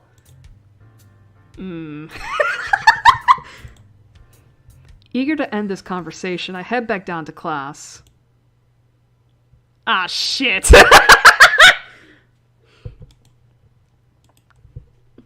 Alright. I'm greeted by the twin specters of Shizune and Misha, looking like they mean business. Well, Shizune looks like she means business anyway. Misha just looks like she's about to start laughing at any minute. Up on the roof again, Hichan? Fuck! You know that's dangerous, don't you? That's right! The school cannot be held responsible for any injury that comes up from being up there, you know. Furthermore, we could report you for breaking the rules. Misha leans in and whispers conspiratorially. But we won't, Hichan! You three are too cute together! She straightens up again, laughing at my sudden blush. You're too easy to tease, Hichan! Hey, come on! I'm still new here, sort of. Isn't it mean to pick on the newcomer like this? Nope! It's to help you get acclimated to your new surroundings! Ah, I see. Well, do you have to be so overzealous about it? Yep! Ah, that aside, Hichan, we were looking for you this morning, but you weren't in your room! Of course I wasn't. I was out for my morning exercise or here in class bright and early. Unlike you. Shizune looks peeved, and a beat later, so does Misha. Or she tries to at any rate.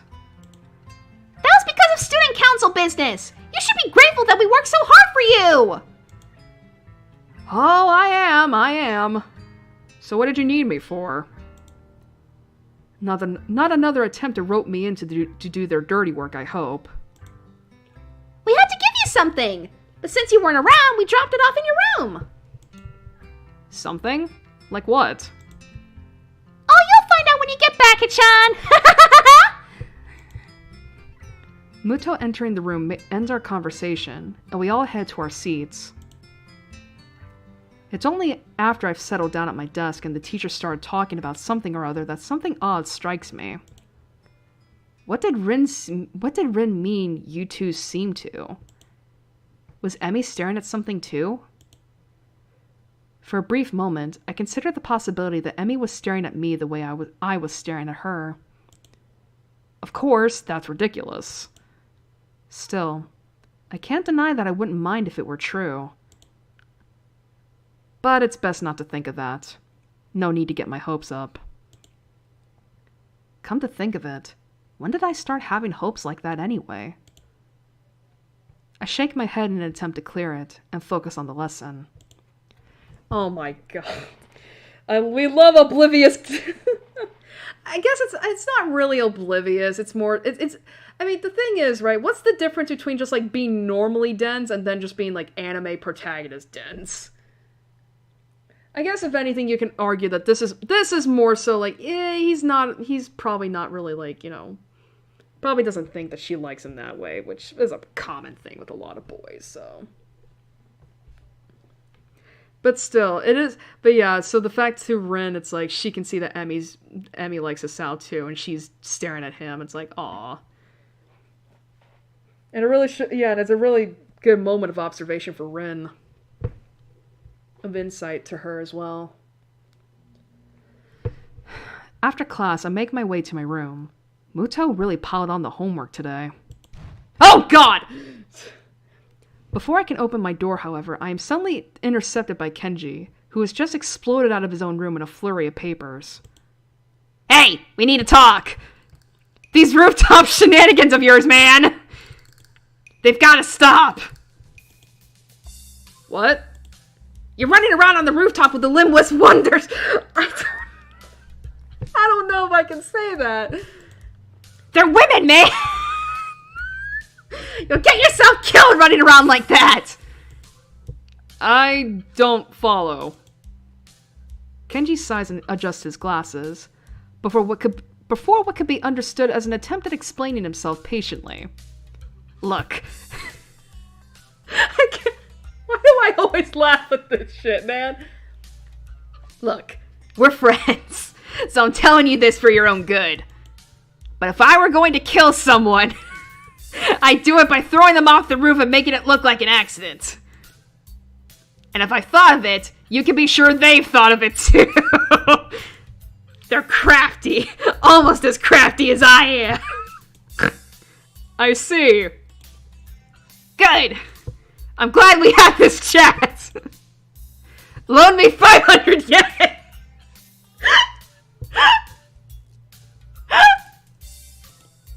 I'm sorry? I need to get a drink, man. I've been inside all day and the tap water's been compromised, as I'm sure you know. So I need to stock up on something canned, got it? But to do that, I need 500 yen. I need $5. And since I've just saved your life with my timely advice, you can at least spare me $5. 500 yen. You know, if it'll make him go away, 500 yen is a bargain. I hand the money over to Kenji, who nods and thanks and dashes off down the hallway, but not before he locks his door. What an exhausting person. I'd better go in case he changes his mind. What the fuck? As I close the door, my heel taps against something lying on the floor. It's a brightly colored rectangle of paper. Ah, this must be the something Misha mentioned before. Probably a student council leaflet she slid under the door. However, when I pick it up, I find that I couldn't have been more wrong. Someone actually wrote me an old-fashioned handwritten paper letter. Who bothers doing something like that in this day and age anyway? Yet, as unlikely as the prospect of receiving one sounds, this is definitely a letter I have in my hands. I was planning on finishing my homework, getting some dinner, and going to bed in order to be ready for tomorrow morning's run. However, the letter has naturally caught my interest. I sit at my desk to examine it properly.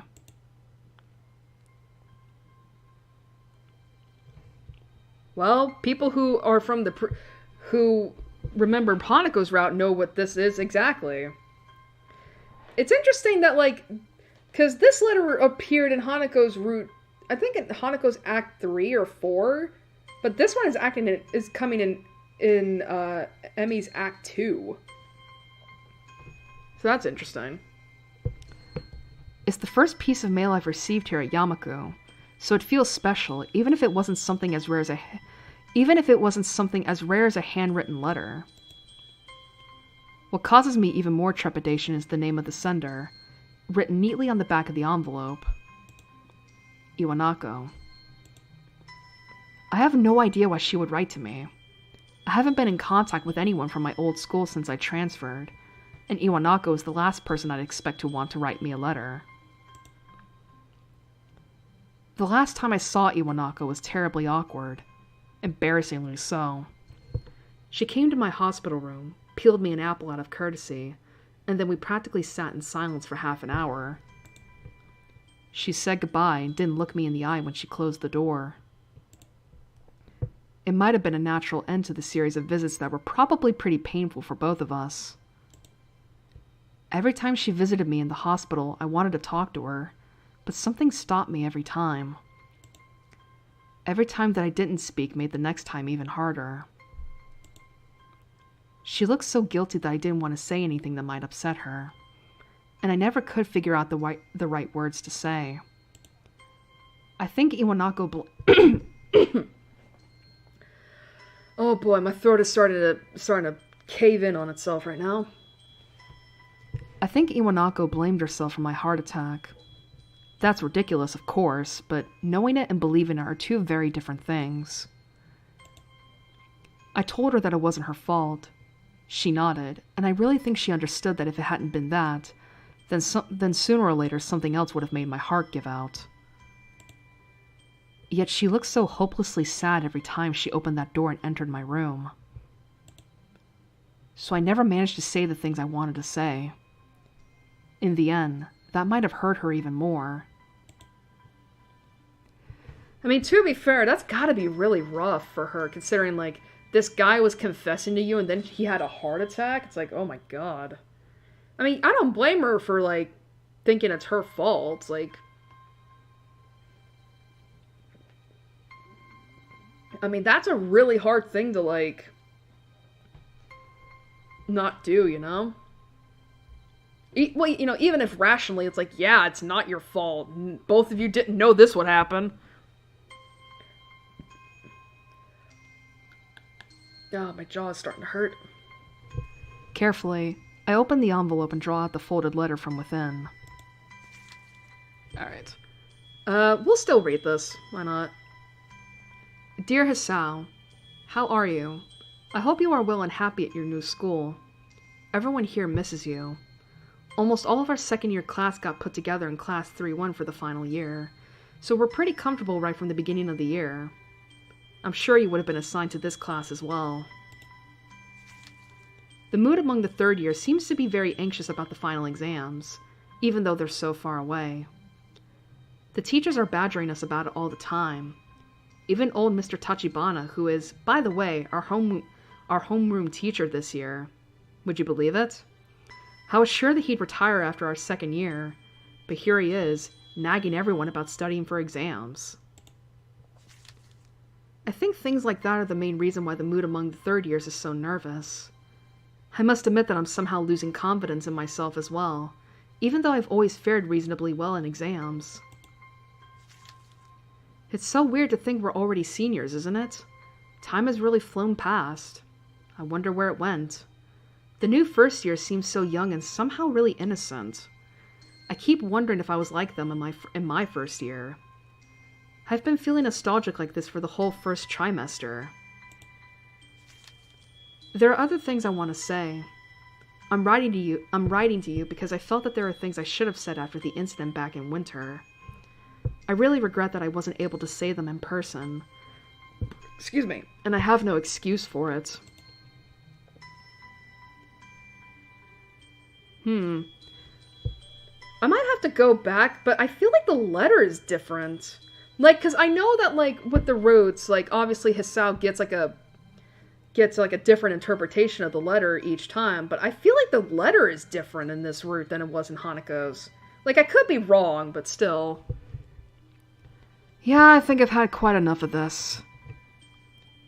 I crumple up the sheet of paper and toss it across the room. My aim is off, so the letter rolls under my nightstand instead of going into my wastebasket. That was an apology for abandoning me.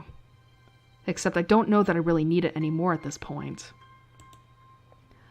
The hospital seems like a lifetime ago, and here, now, I've got other things on my mind.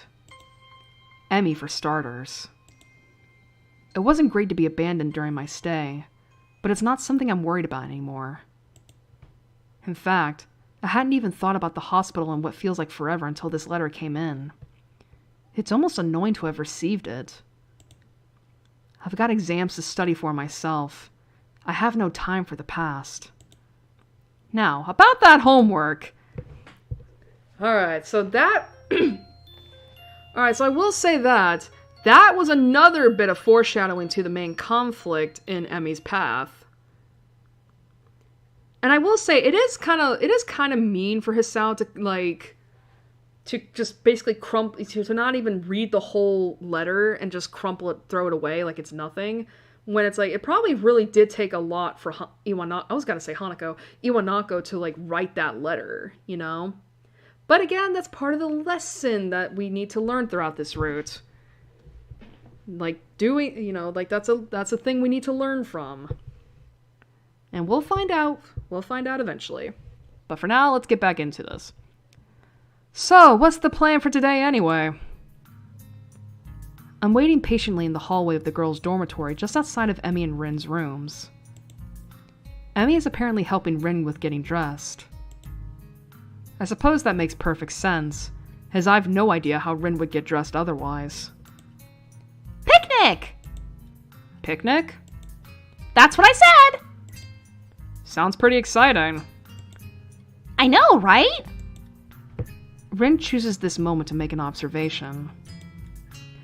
The sky seems threatening today. Actually, I noticed that too on my way over.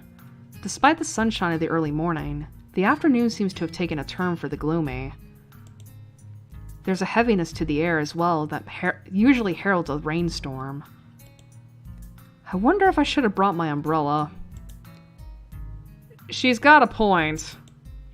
Emi, you sure that you still want to risk getting caught in the rain? I don't even know why I bothered asking. Emi pops out of Rin's room into the hallway looking shocked that I'd even suggest canceling our plans. Of course! What, the threat of rain's supposed to stop me? I can't help but grin at her belligerent response. It's almost like she's daring the rain to come. If Mother Nature were walking down the street, I think Emi would probably start a fight with her. Or at the least challenge her to a race. In fact, Emi seems almost aggressively cheerful today. Rin wanders out into the hallway, looking her usual self. Well then, are we all ready to go? I'm ready! Rin nods and says a single word. Basket. Beg pardon? The basket. In Emi's room. You should carry it. Emi claps a hand to her mouth, embarrassed. Oh my gosh, I almost forgot all about it! Nice save, Rin! Emi darts into her room and emerges with what looks like a very well-stocked picnic basket. As she hands it over to me, I know that it feels heavy enough to be one too. Good lord, how much food did she pack? More to the point, where'd she get the money for all of this? So, are we set to head out? Yep! Rin gives another nod, and we head out of the dormitory. Famous last words! That's not a good scene!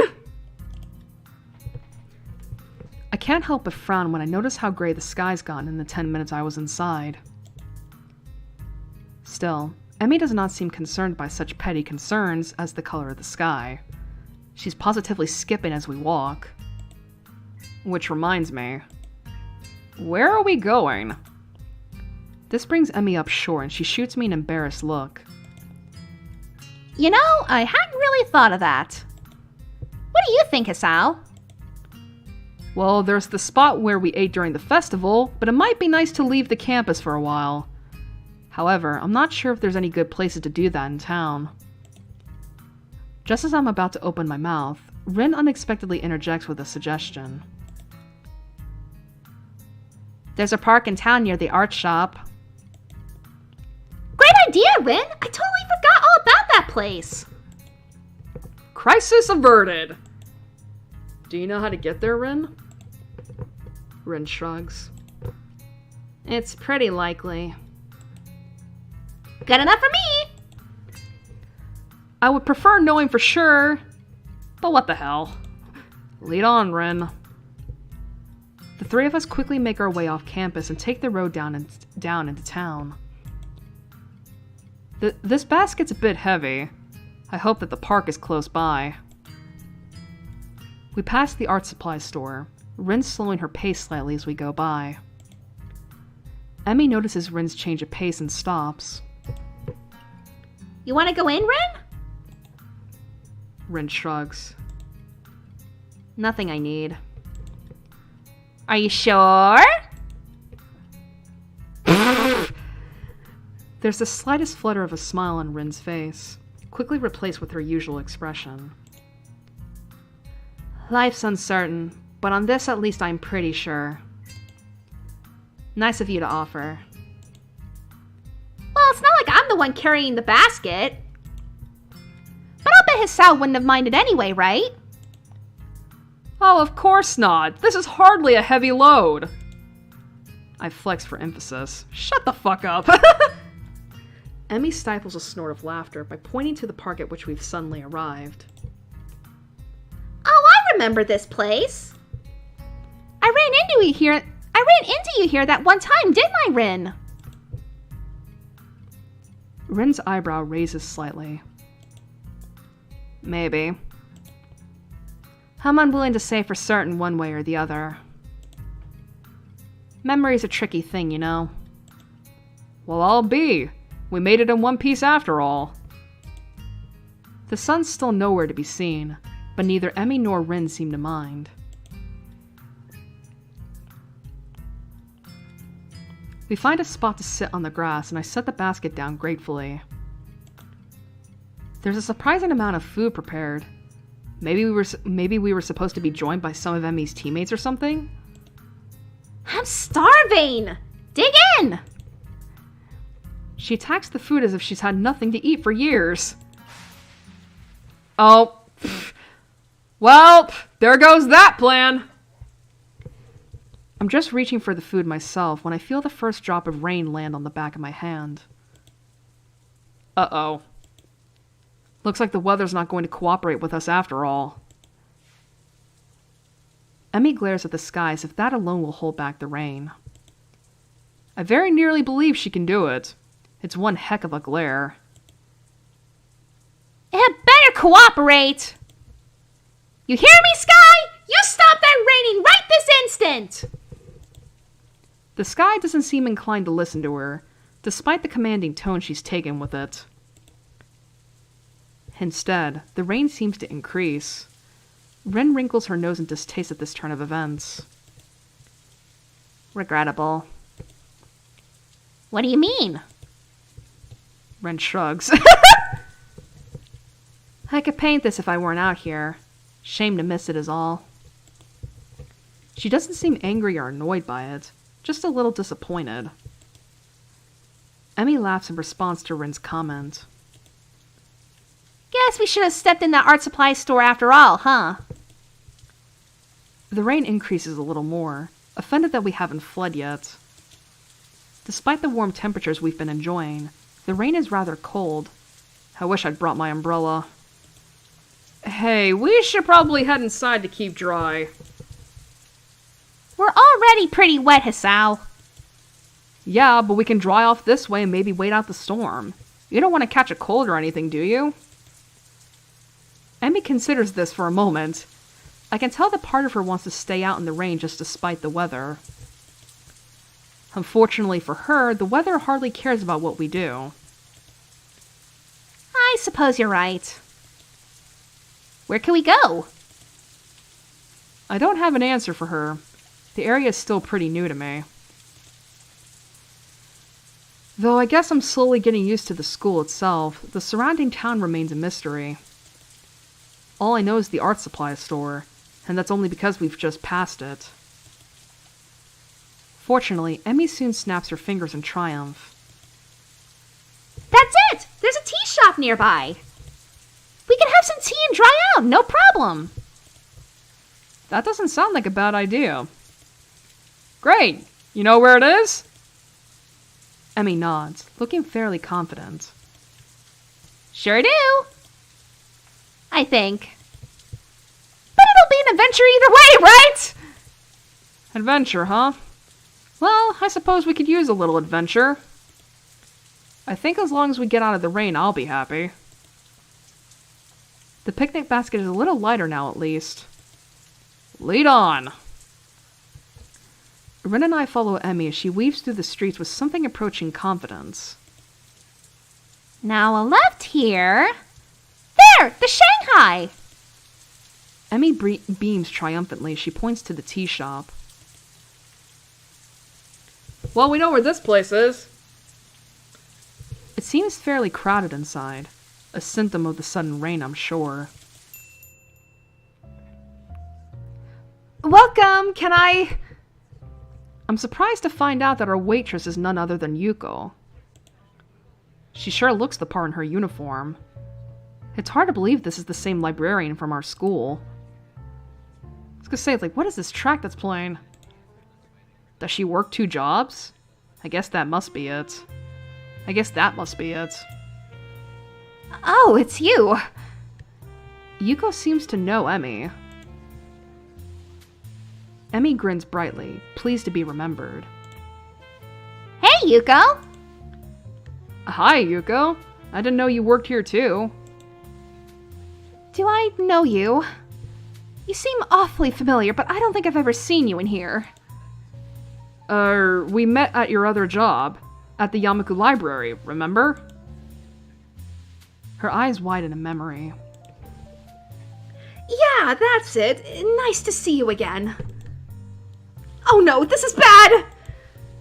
I should remember the customer's face. I'm sorry. I'm terribly sorry. Yuko goes from realization to panic in a split second, performing a series of high-speed bows. I narrowly avoid getting headbutted in the process.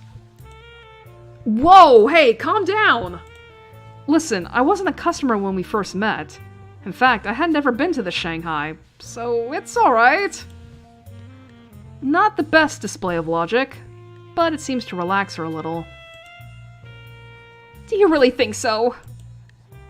Yeah, I'm sure. Positive. Isn't that right, girls? Emmy has been watching this little drama unfold with considerable amusement. Yep, it sure is. Well, okay. So, Yuko, got room to seat us? Yuko nods and leads us to a corner booth, providing us with some small towels before taking our order. What will you have? Cake! And some tea too, I guess. What kind of cake? Surprise me! Yuko looks uncomfortable at the thought of surprising anyone, but she gives a nod and turns to Ren. And for you? I'll take a straw. My feet are all wet. Sorry. The drinking kind of straw. One, please. Yuko is obviously uncertain of what to think about this. She fiddles with her pen and stationery for a moment, looking like she's about to cry, before turning in my direction. And you, sir? Just tea, I think. Emmy would probably yell at me if I ordered cake. Aw, come on, Isao. Don't let me be the only one with food. I'll feel like a pig. Just trying to eat healthy. Your orders, after all. Well, today's your day off. You can be healthy tomorrow. Well then, I suppose I will have some cake after all. Yuko seems slightly irritated that I'm changing my mind. What kind? I glance at Emmy and grin. Surprise me. That's so mean. Surprise me. Yuko sighs and nods. Very well. Your order will be out soon. Despite the crowd, our order does indeed arrive quickly. Thanks, Yuko! Yuko nods in appreciation. This is a different guy than usual, isn't it? What? Different guy? Oh. Emmy must notice my confusion, because she seems a little embarrassed. What? Oh, yeah, I guess he is. This is my friend, Hisao. We've met. Huh, small world. Well, let me know if you need anything. With that, Yuko takes off like a shot to wait on some other tables, leaving me to ponder her comment. Different guy, huh? I guess it makes sense, right? Emmy's pretty popular, so I've been told. It's probably that kid from the track team. This is stupid. I could just ask Emmy. So who's this other guy, huh? You got a secret lover or something? Emmy laughs again. Only I get the feeling it's from nervousness as much as anything else. It's just the track team captain. He likes coming down here after practice sometimes. So if we have anything to discuss, I tag along. Sounds mighty suspicious to me. Oh, I see. I could let the matter drop, but I can't resist at least getting another dig in. So it is a secret lover! I knew it! Rin watches our play, seeming mildly amused before muttering something that I don't quite catch. She's like, you... She's probably thinking like, you stupid bitch.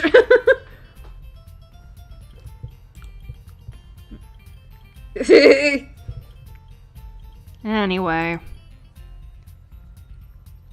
What? Huh? Rin jerks back from wherever her mind wandered off to. Huh? What did you just say? Huh. No, before that. Excuse me. No idea. Oh. Well. Okay. I let the matter drop, but I can't help notice that Emmy seems relieved that Rin interrupted the conversation.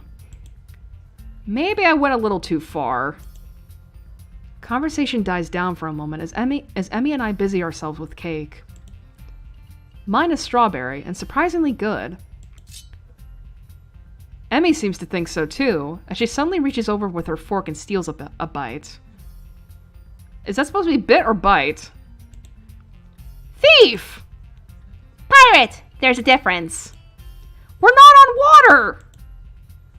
Well, no, but there's a lot of water outside, so it still works, right?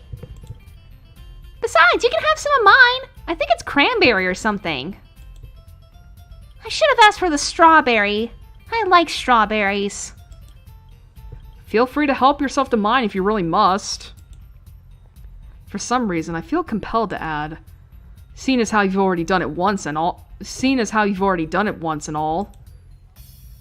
Emmy sticks her tongue out at me, but that doesn't stop her from appropriating my cake.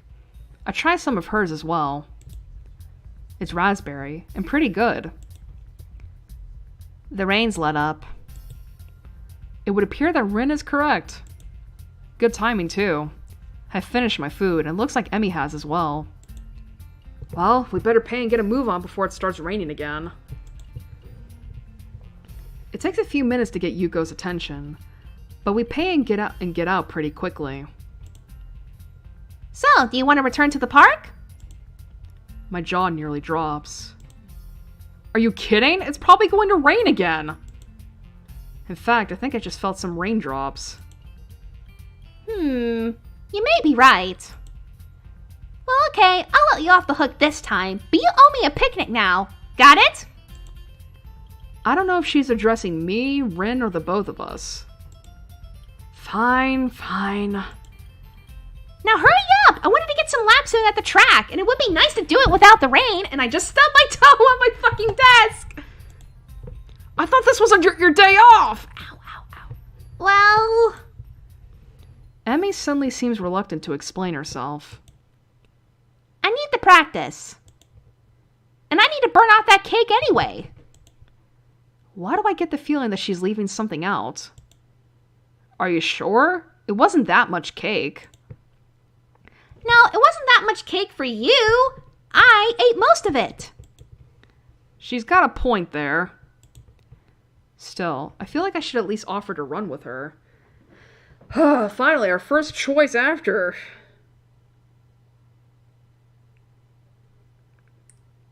I was gonna say, we could probably offer to run with her. Hey, I'll run with you. I might as well, right? Emmy shakes her head emphatically. No, you won't, Hisao. Rest is critical for you, remember? I won't allow you to push yourself too hard.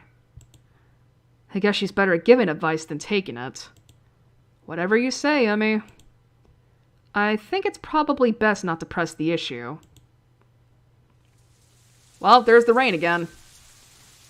As we approach the girls' dormitory, it starts to rain again. Emmy's expression sours slightly. Aw, man. Stupid rain. Hey, it'll let up soon enough. You can go running then, right? Emmy snorts, seemingly amused. Like I'm not going to run in the rain. Well, you shouldn't. You could catch a cold. Emmy waves her hand airily. Ridiculous. I don't get colds. My immune system is far too strong for something like that. I can't help but laugh.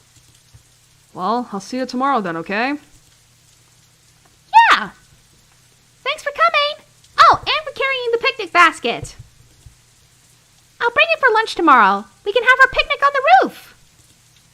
Sounds good to me. See you then. Emmy grabs the basket from me and shoots through the door.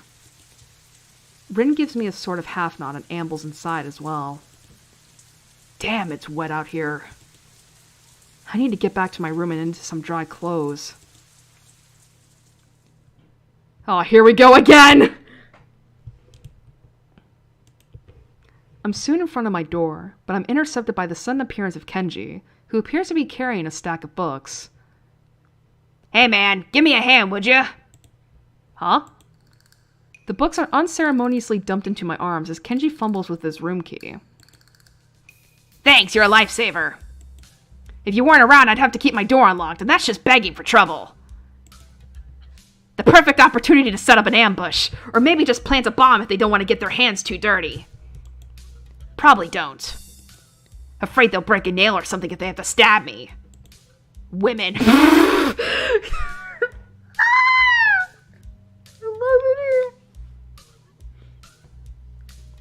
My mind thinks about digesting the verbal torrent that's just been unleashed, but it likes to remain comfortably in the dark.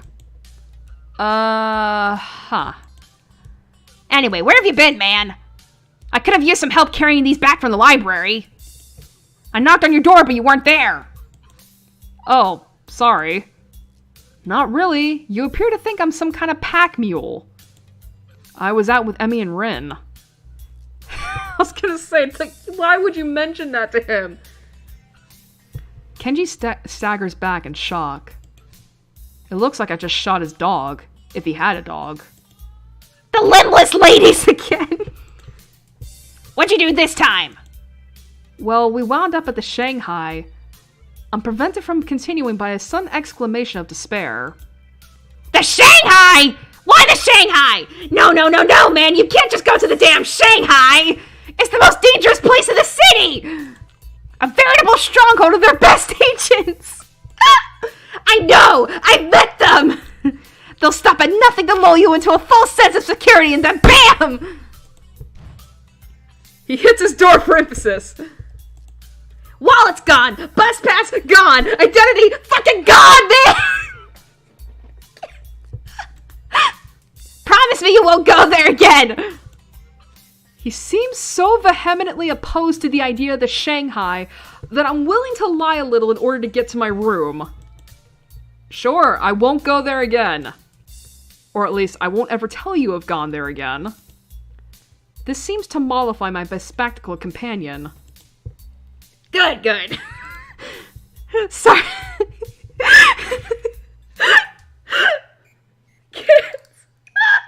I'm sorry.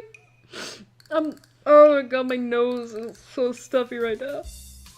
Sorry to come on so strong, but I know the danger there too well to let you just wander into the lion's den again. You got out of there alive once, but twice is pushing it. Yeah, well, I need to get changed and do homework.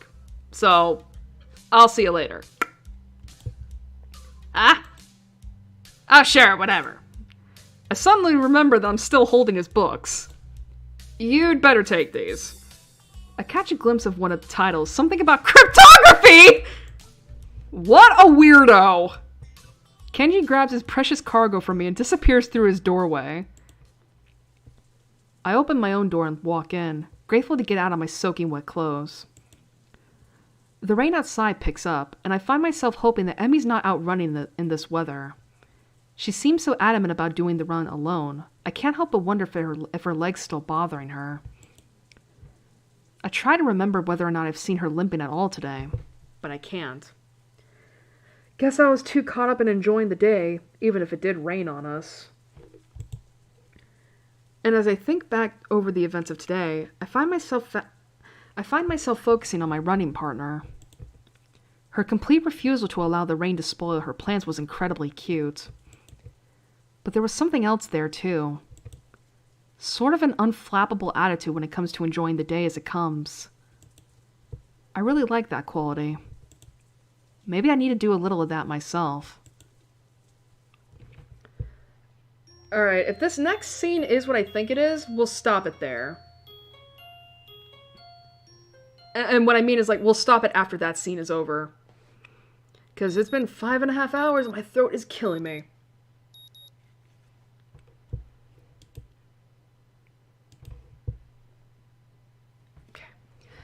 The sound of my alarm brings me out of a dream involving pirates and some other stuff I can't really remember. I'm a little bleary-eyed, and it feels like it takes me longer than usual to get dressed and down to the track. A glance at my watch reveals that I was right, and I am in fact running a little late. The thing is, there's no Emmy. That's odd. She should be here. She definitely should be here. I mean, I was late. I guess I wasn't the only one who had trouble getting up this morning. The thought crosses my mind that it never quite stopped raining yesterday. Did she go running anyway? It seems likely. Emmy's a lot of things, but cautious isn't one of them. She probably figured the rain wouldn't stop, and that's why she was so adamant about running alone. Still, I would have gladly run with her, even if it was in the rain. Heck, if anything, I would have been able to convince her to come in once it got really bad. That would be why she didn't want me along, of course. Even so, I can't help wanting to know where she is. Well, nothing for it. I'd better stretch and run and hope that Emmy shows up with a grin and an excuse.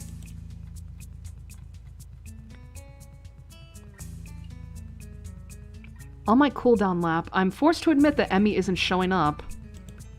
Furthermore, I have no idea where she is. Anxiety gnaws at me while at the same time I wonder just why I'm so worried over her. The run helped to take my mind off it for a little while, but now that I'm finished, I'm back to worrying. It was weird not having her here. Downright unnerving.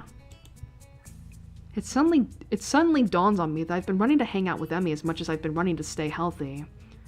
Probably more to be with Emmy now that I think of it.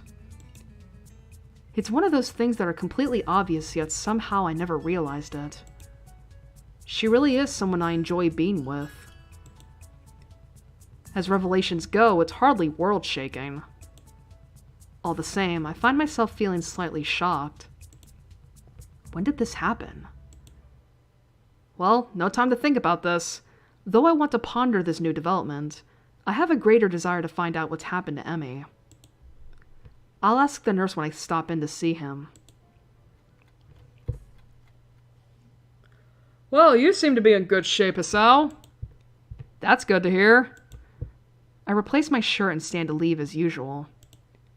Except instead of leaving, I ask a question. Hey, where's Emmy? She didn't show up this morning. Is she okay? While I try I think that's a sign that my throat is gonna give out on me soon if we don't stop after this. While I try valiantly to conceal the anxiety in my voice, the nurse's expression suggests that I failed miserably. You mean she didn't tell you? She's sick in bed. What? Sick? The nurse shrugs. Yeah, she came to my office early this morning with a fever. To be honest, I'm surprised she made it here. She was burning up when she arrived. I believe she'd planned to let you know, but she asked me to tell you. Ah, shoot. Well, that's... The nurse gives me a sheepish smile that seems at least partially sincere. I told her I'd stop by the track to let you know in case she forgot to. Sorry about that. But we don't need to tell Emmy I forgot, right? I returned the nurse's smile with a devious one of my own. Oh, of course not. This is fine blackmail material. I'll save it for whenever I need a favor from you. The nurse laughs. Well, I guess I deserve that. But you know, I've got tons of blackmail on you that you're not even aware of. So don't push your luck, okay? My expression earns another laugh from the nurse. I'm just kidding, Hisao. But seriously, don't tell Emmy I forgot, okay? Your secret is safe with me. Oh, good. Now go on, get out of here. Wait, I've got one more question. Shoot. Is she going to be okay? Oh yeah, definitely. Her fever was high, but it was already starting to go down by the time she came by my office. I'll probably check up on her again at lunch to be sure, but I expect she'll be up and about by the evening no matter what I tell her. Maybe I should visit her after class. It takes me a second to realize I've spoken aloud. The nurse raises an eyebrow and gives me a searching glance for a moment. Well, it might not be a bad idea. You can let me know if she'd taken a turn for the worse, I guess.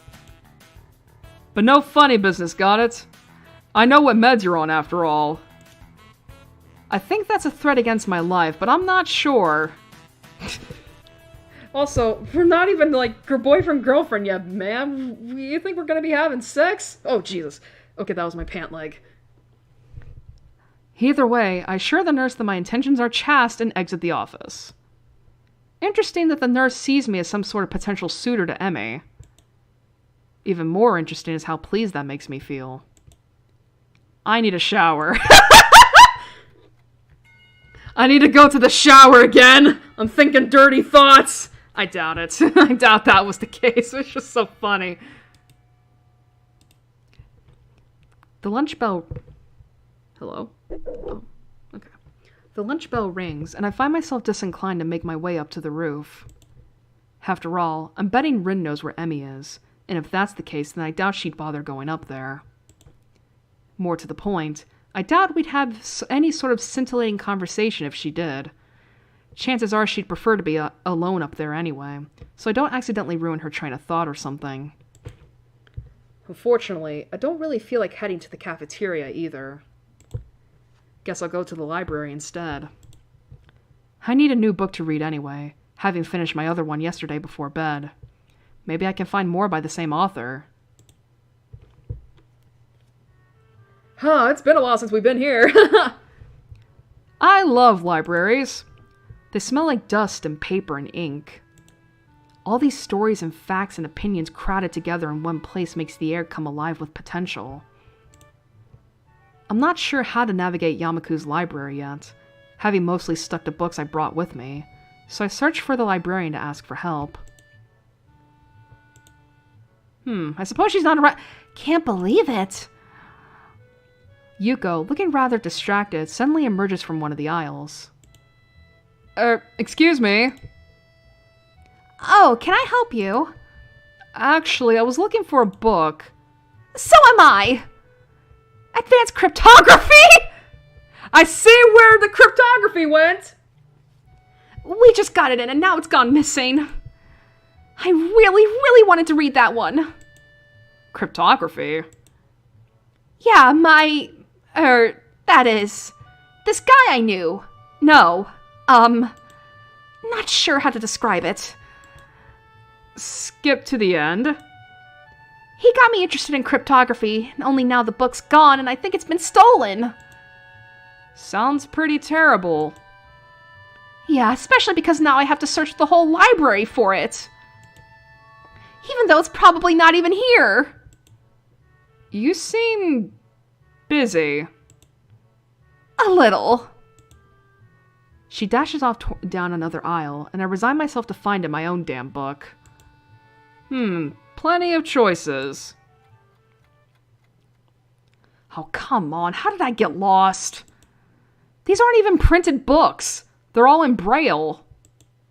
I guess that makes sense in a school like this, but honestly, it's a little annoying. I'm sorry, is someone there? A lilting voice drifts out from behind one of the cubicles set up for research. Hey, Lily, it's been a while since we've seen you. As I approach, I see that Lily's been reading a book while I've been stomping about the aisles. Oh, no, I should be apologizing. I didn't mean to make so much noise. My, is that you, Hisao? I've not heard from you in quite some time. I was beginning to think you'd forgotten all about me. Sorry. Lily laughs in that refined manner of hers and shakes her head. I'm only teasing you, Hisao. From what I hear, you've been busy. Morning runs with Emi Ibarazaki and lunch on the rooftop, if I'm not mistaken. Yeah. Guess word gets around pretty quickly. That, and I can't coax poor Hanako on the roof anymore. You three are always up there claiming the spot for yourselves. She chides me gently, though it's pretty clear she's just teasing me again. Still, I feel an odd need to apologize. Sorry, we could eat lunch somewhere else if it's a real problem. Oh no, I wouldn't worry about it. Hanako and I have other things to do at lunch too. Such as read in the library, as you can see. Oh, Hanako's here too? I didn't see her. Lily smiles, a bit enigmatically. Oh, she's around somewhere. But I'm surprised, Hisao. You're in here instead of up there. What brings you to the library? Well, Emmy's ill, so there's no lunch on the rooftop to keep me occupied. Lily raises an eyebrow at my statement before giving another chuckle. My poor Rin must feel left out. It's not like that. But I'm sure it isn't. Emmy tends to be the life of whatever group she's in. It's a shame to hear she's fallen ill. Will she be okay? Somehow, I get the feeling that Lily's just inquiring out of politeness, but I respond anyway. The nurse thinks so. I'm going to swing by and see how she's doing after school myself. Another raised eyebrow. My, what a noble gentleman you are, Hisao. It's nothing, really. Just checking up on my friend, after all. Ah, so it's just friends, is it? How disappointing. I blush, glad that Lily can't see it. But somehow, she knows that I've been flustered by her comment anyway, and laughs. I'm sorry, Hisao. I'm teasing you again. Please, do tell Emmy that I hope she feels better, won't you? A glance at my watch reveals that I'm very nearly out of time to find my book. Of course. Hey, I've got to find a book before lunch is over, so I'd better get moving. See you later. That was probably not the best phrase to use. Lily, however, takes my gaffe in stride. Until we meet again, Hisao. Can't wait to do your route at the end of all this.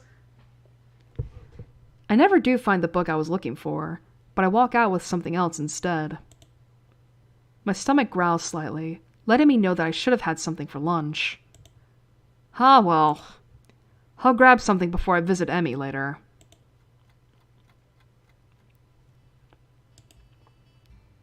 Dropping by. It seems as if time has decided to slow down for the express purpose of annoying the hell out of me. Class feels like it drags on for ages.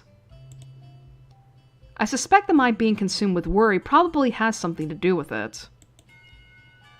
Blessedly, the bell rings and I dash out of class, drawing a few raised eyebrows, I'm sure.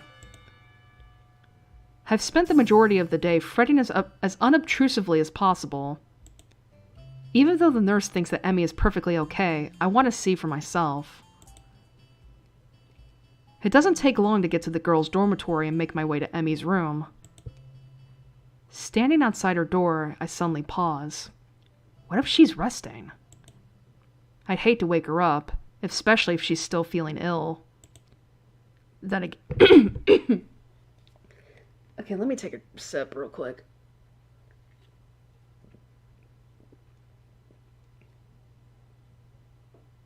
Depth perception was killing me right there.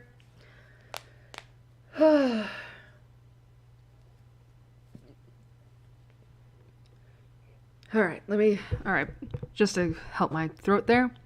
Then again, if she sleeps all day, then it could throw off her sleeping schedule. But rest is important if you're ill, isn't it? I can't decide what to do, so I settle for standing outside the door looking like an idiot. Then I hear Emmy's voice from behind the door. Thanks for your concern, but I really am okay. Is she talking to me? I'll see you at practice tomorrow. Guess not. Still, clearly she's not asleep, so I can knock without worry. So why this clenched feeling in my gut? I wasn't nervous about dropping by the other day, so why today? Granted, I still haven't really had time to figure out this newfound interest in Emmy's well-being. I don't have a lot of experience in the matter, of course, but certainly this seems to go beyond feelings of mere friendship. But could I take that step? Could I even bring myself to risk what I have right now? I mean, it's enough to be friends with her, isn't it? Either way, shouldn't I just open the door and see how she's doing? That's why I came here, right? What if she's not dressed yet? The image that flashes through my mind causes my heart to skip a beat. Literally. oh my god! My guy! Stop that! I should probably not ever think those thoughts again. Not if I want to avoid a heart attack. I suddenly realize I'm still standing in the hallway looking like an idiot. Emmy still seems to be in the middle of a conversation, but I knock anyway. Hopefully she won't mind the interruption. You worry too much. Come in. The door's unlocked. So it is. I open the door and step in, which is about where my thought process comes to a grinding halt. Please don't be naked. Okay, she's not. Emmy is sitting up in her bed, her hair tousled from a day spent asleep. I think this is the first time I've seen her without those familiar beads in her hair. Her gym shirt and bloomers, obviously hastily pulled on before I came in, are creased and folded from less than proper storage. Yeah, so you do see, like, it's just stumps right here. Her legs lay bare on the sheets. I've never seen Emmy without prosthetics before. Yeah, here she is, slender legs terminating in stumps just below her knees. But as odd as the sight is, I find myself more captivated by everything north of the waist. But yeah, it's like you see her for the first time with her hair down. And it's just like, damn, you're down bad. It seems that Emmy had finished her conversation with whoever was on the phone with her, and is now taking my reaction closely out of her one open eye, as she wipes sleep from the other. Here we go. Yeah, I will say, like, you know, if you really want to showcase just how someone views a person that they are in love with, this is one of them.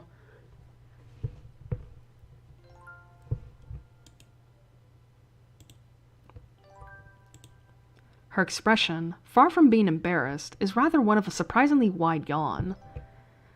One perhaps appropriate from such a small mouth. A grin that for a brief moment seems almost flirtatious, tugs at the corner of her mouth as she takes the side of me in. I can do nothing but remain in a state fluctuating between fear, confusion, and not a little bit of lust. Emmy hastily sweeps her hair out of her eyes, fixing it back into place before addressing me. You seem a bit caught off guard, Asao. A wave of laughter erupts from her, and I find myself grinning and rubbing the back of my head ruefully. Sorry, I've just... Never seen someone so disheveled look so attractive. Never seen you without your legs on. Never seen you look so... sorry. Emmy giggles again and moves to sit up a little straighter. I'm caught up in the movements of her shirt, very nearly losing myself. I was wondering what your reaction would be. The nurse called and told me you were going to drop by, you see. And I know you haven't seen me, well, you know, without legs. I respond in a tone of casual surprise. Oh, you don't have them on? I didn't notice. This is almost the truth. I very nearly didn't. I'm not trying to be suave or anything, mind you. Somehow I think Emmy would get offended by that. Instead, she sticks her tongue out at me and chucks a pillow at my head. Ass. I deftly catch the pillow and take careful aim before throwing. Oh, that's cute. Emmy laughs and rolls to one side, dodging my shot. The shifting of her shirt distracted me enough so that the next thrown pillow hits me right between the eyes. Ugh! I retaliate, of course. And once I've retaliated twice, well, a war was bound to break out sooner or later. And really, when Emmy appears to have far better aim than me, well, it was just a matter of time before I'd have to resort to a suicidal charge. Gotcha! Ah! The fucking sound of the fucking SFX! I love that. And once the charge was accomplished, well, of course I'd have to wrestle the pillows away from her. And with that kind of struggle, of course we wind up in this sort of position. Oh.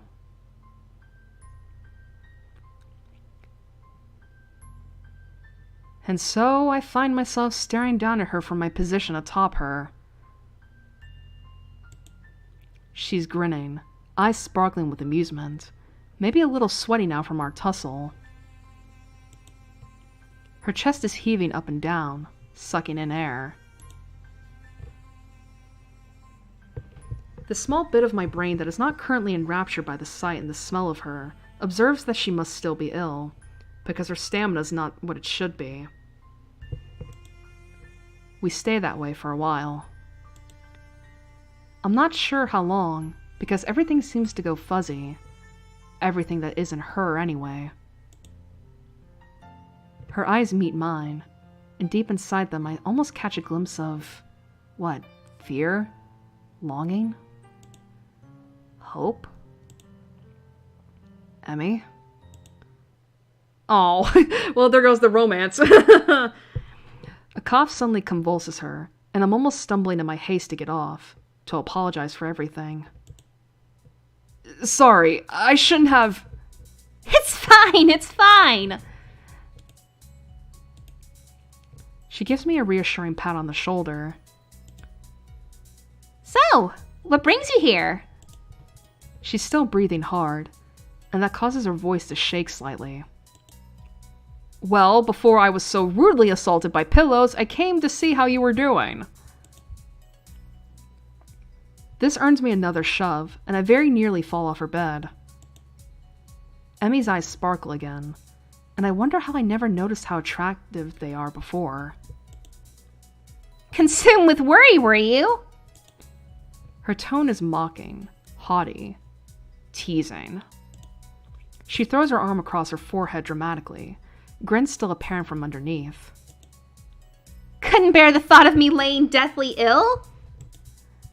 As we both recover from our brief wrestling match, Emmy appears to fall back on teasing me. Well, I wouldn't say consumed with worry, but after you didn't show up this morning like a total wuss. Emmy pouts, crossing her arms petulantly and sticking her lower lip out. It's not my fault. Nurse wouldn't allow it. Sure he wouldn't. I completely believe you. Emmy sticks her tongue out again. You're such a jerk, Hisao. So how was your day then, eh? Did you enjoy slacking off? Not really. The phone woke me up pretty early on. The phone? Yeah, the captain of the team called to make sure I was doing okay. Also to let me know it was okay to skip practice. Good. At least she wasn't alone all day. Someone checked up on her. Although I can't help but think that it should have been me. Oh, that's good. He really keeps an eye on you, huh? Emmy shrugs. It's his job. Part of being the captain means you know where your team members are when they're not in school. Still, I guess it was nice of him to call, huh? Yup, sure was. He's just getting jealous, man. Emmy yawns and shimmies down into a more comfortable position. So, how was your day? Kind of uneventful, you know? I went ahead and ran by myself and talked with the nurse about how you were doing. And now it's nighttime. I meander through the day's events, none of which are particularly engrossing. That's when I'm distracted by an arm finding its way across my waist. It seems that Emmy fell asleep while I was talking, so I draw her blanket to cover us. Oh, this is totally not romantic.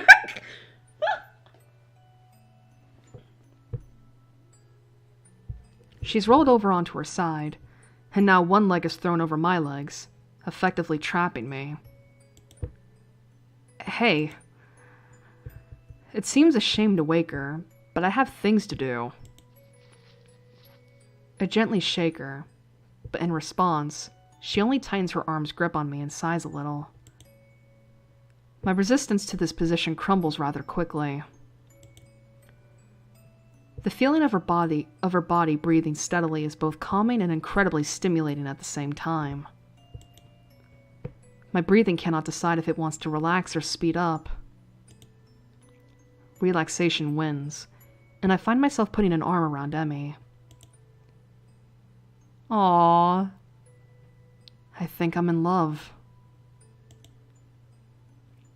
The words slip out and hang in the air unnoticed. At least I hope they've gone unnoticed.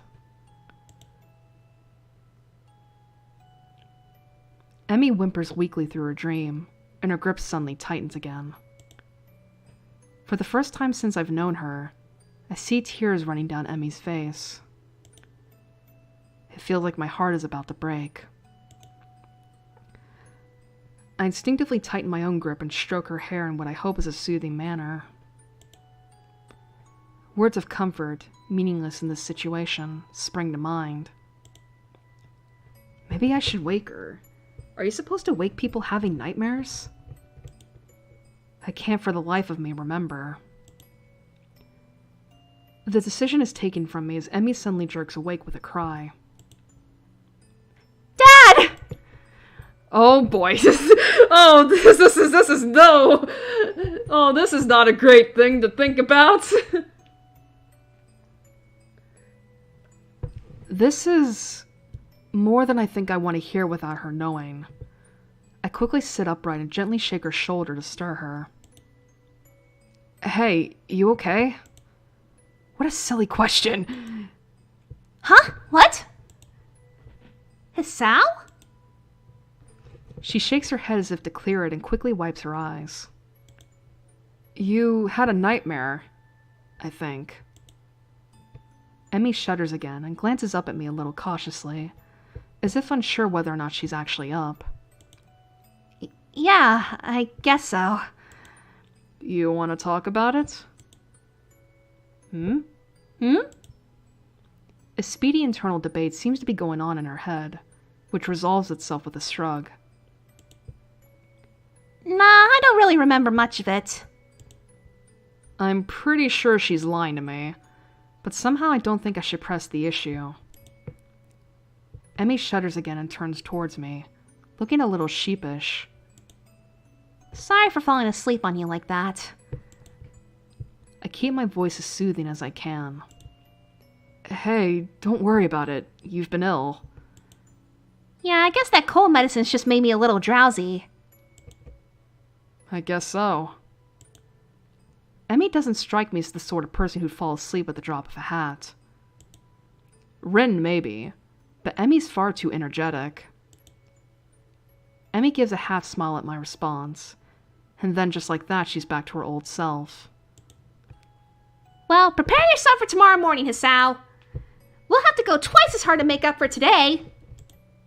But I went running this morning! No excuse? Oh, fine. I'll be ready for you. Emmy nods, satisfied. Good. I take this as my cue to exit. Well, I'd better get going, especially if I want to get enough sleep for tomorrow.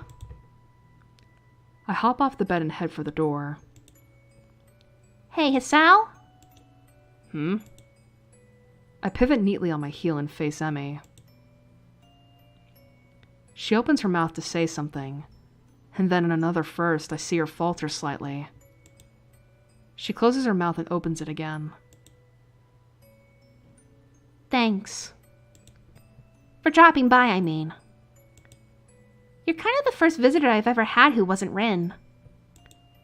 Now that's surprising. I would figure that Emmy'd have people dropping by all the time.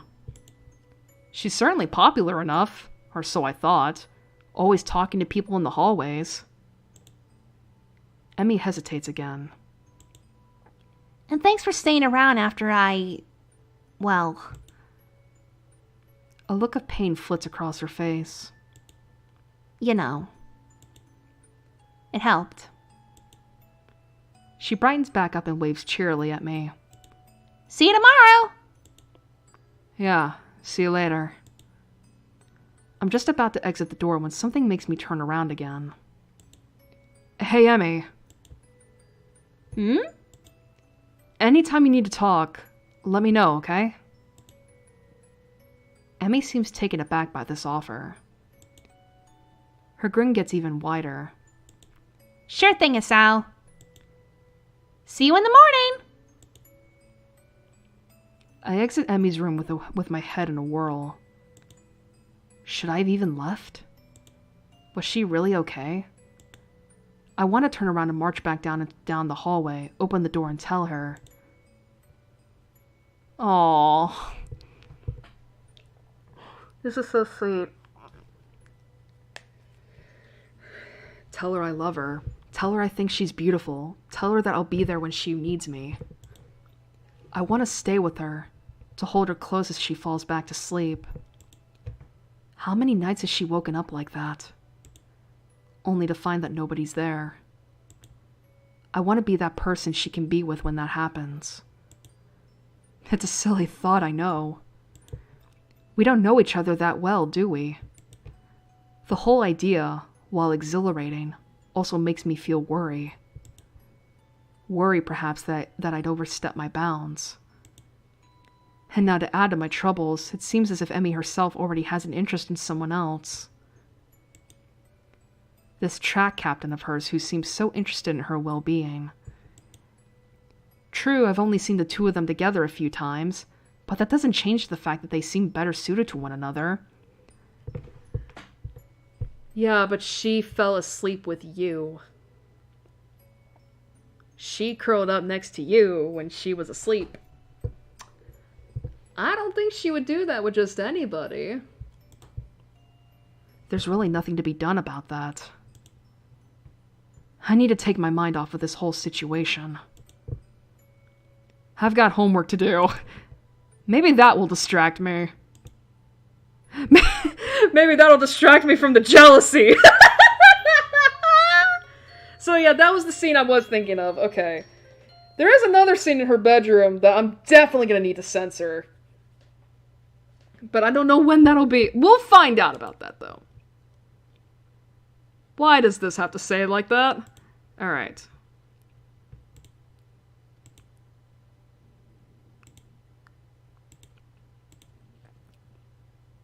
Yay.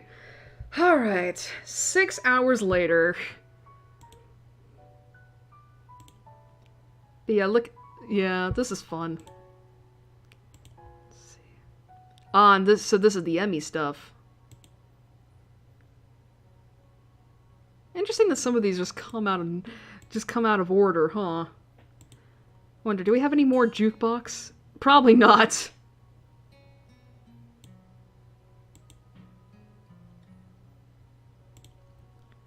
%35%. There's so many scenes.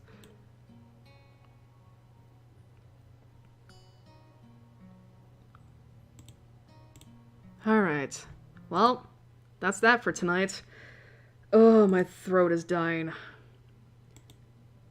Well, I say it's dying, it's more like...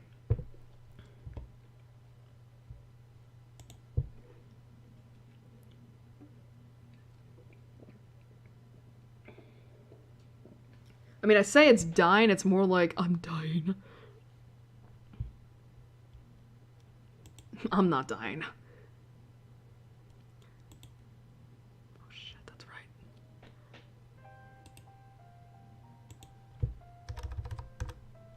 Gotta turn shit up in order to, like, hear it.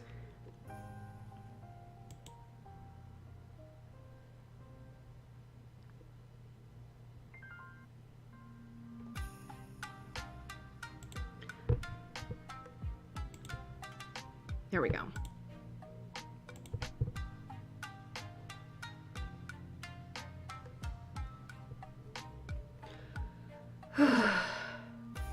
Two views? When?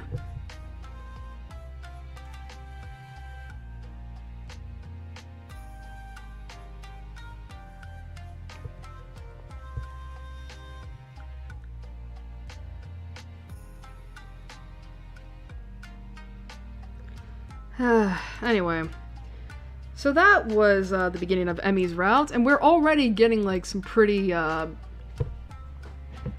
indicators as to what the conflict is here. I wonder if anyone else has noticed though. But I will say this: one of the biggest things about the conflict is the fact that like, what Hisao mentioned when he said like, excuse me. Is what Hisao mentioned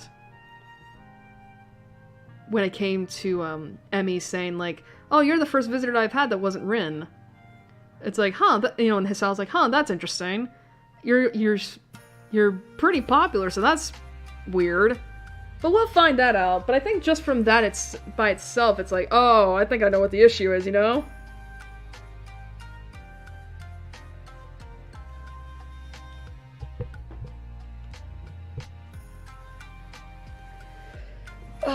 God, my back. But yeah, I will say it feels so good to come from a route with from Hanako's route where it's like we didn't even acknowledge that we were in love with each other until like the final like hour or so of the game of her route. Whereas in this one, it's like, oh, we're getting it pretty early. Like, and I think that is, and I will say, I do like that about Katawa Shoujo, where it's like the formula is not,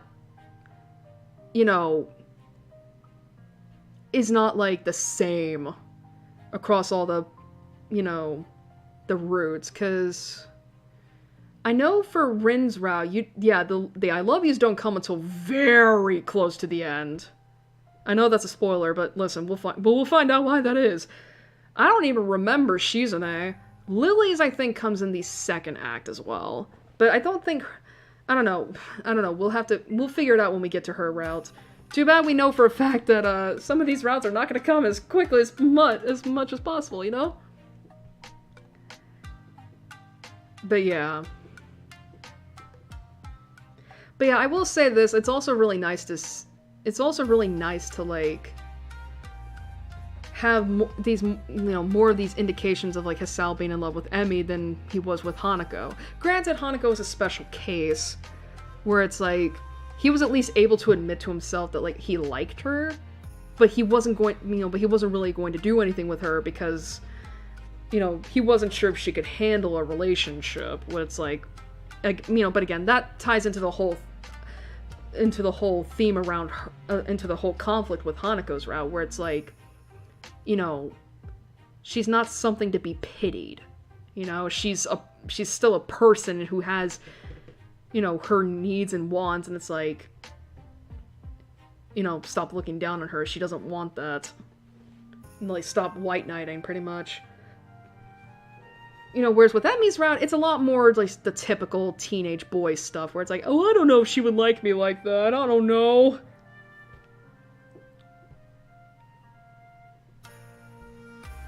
I guess a good way of putting it is that it's a lot easier to see, like,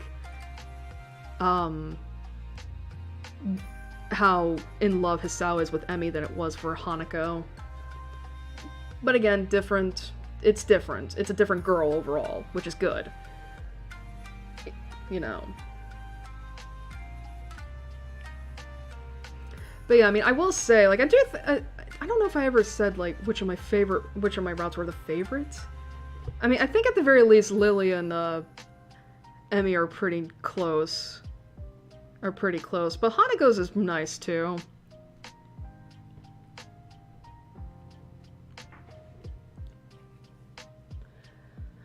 But yeah, so we're probably going to be heading into Act 3 next time. And that's probably going to be where we're going to see a couple of the sex scenes. And I'm going to... That's going to be fun to write. Read aloud. Especially the second scene, because for those who are aware, you'll know what I'm talking about. For those who aren't, I think it is the second sex scene between Hisao and Emi that has unfortunately become quite the meme. That has unfortunately become a meme. And you'll find out why. But I won't spoil more than that until we get to it. And I think it'll be pretty apparent why. Anyway, so I guess now it's like, well, when's gonna be part 7 of Katawa Shoujo? Well, let's see.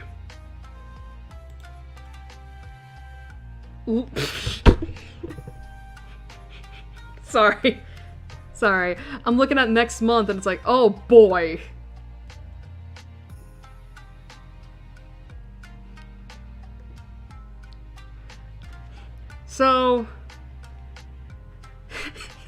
So quite literally, we could end the year off with Katawa Shoujo. Because the last Sunday of October is quite literally the last Sunday of the year. Yeah, it's quite literally the last day of the year, December 31st. I mean, it would be funny to do it a week earlier, but that's Christmas Eve. And I don't want to do streams on that holiday.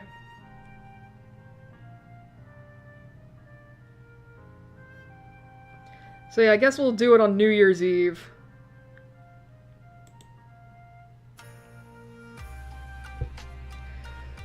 Oh, my back.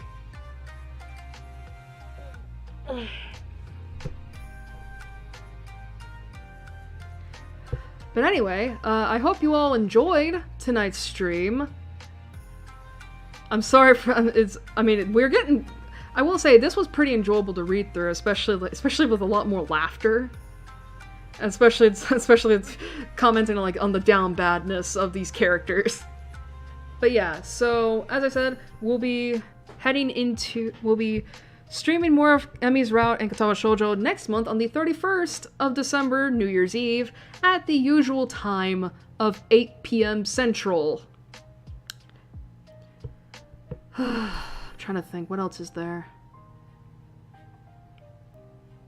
I don't think there is much else. So thank you all for joining me, and I hope to see you all again next month on New Year's Eve. Until then, have a good night and a good few weeks. Hopefully, things will be a little calmer, a little better. Hopefully, maybe, who knows? Stay safe, and I'll see you all next time.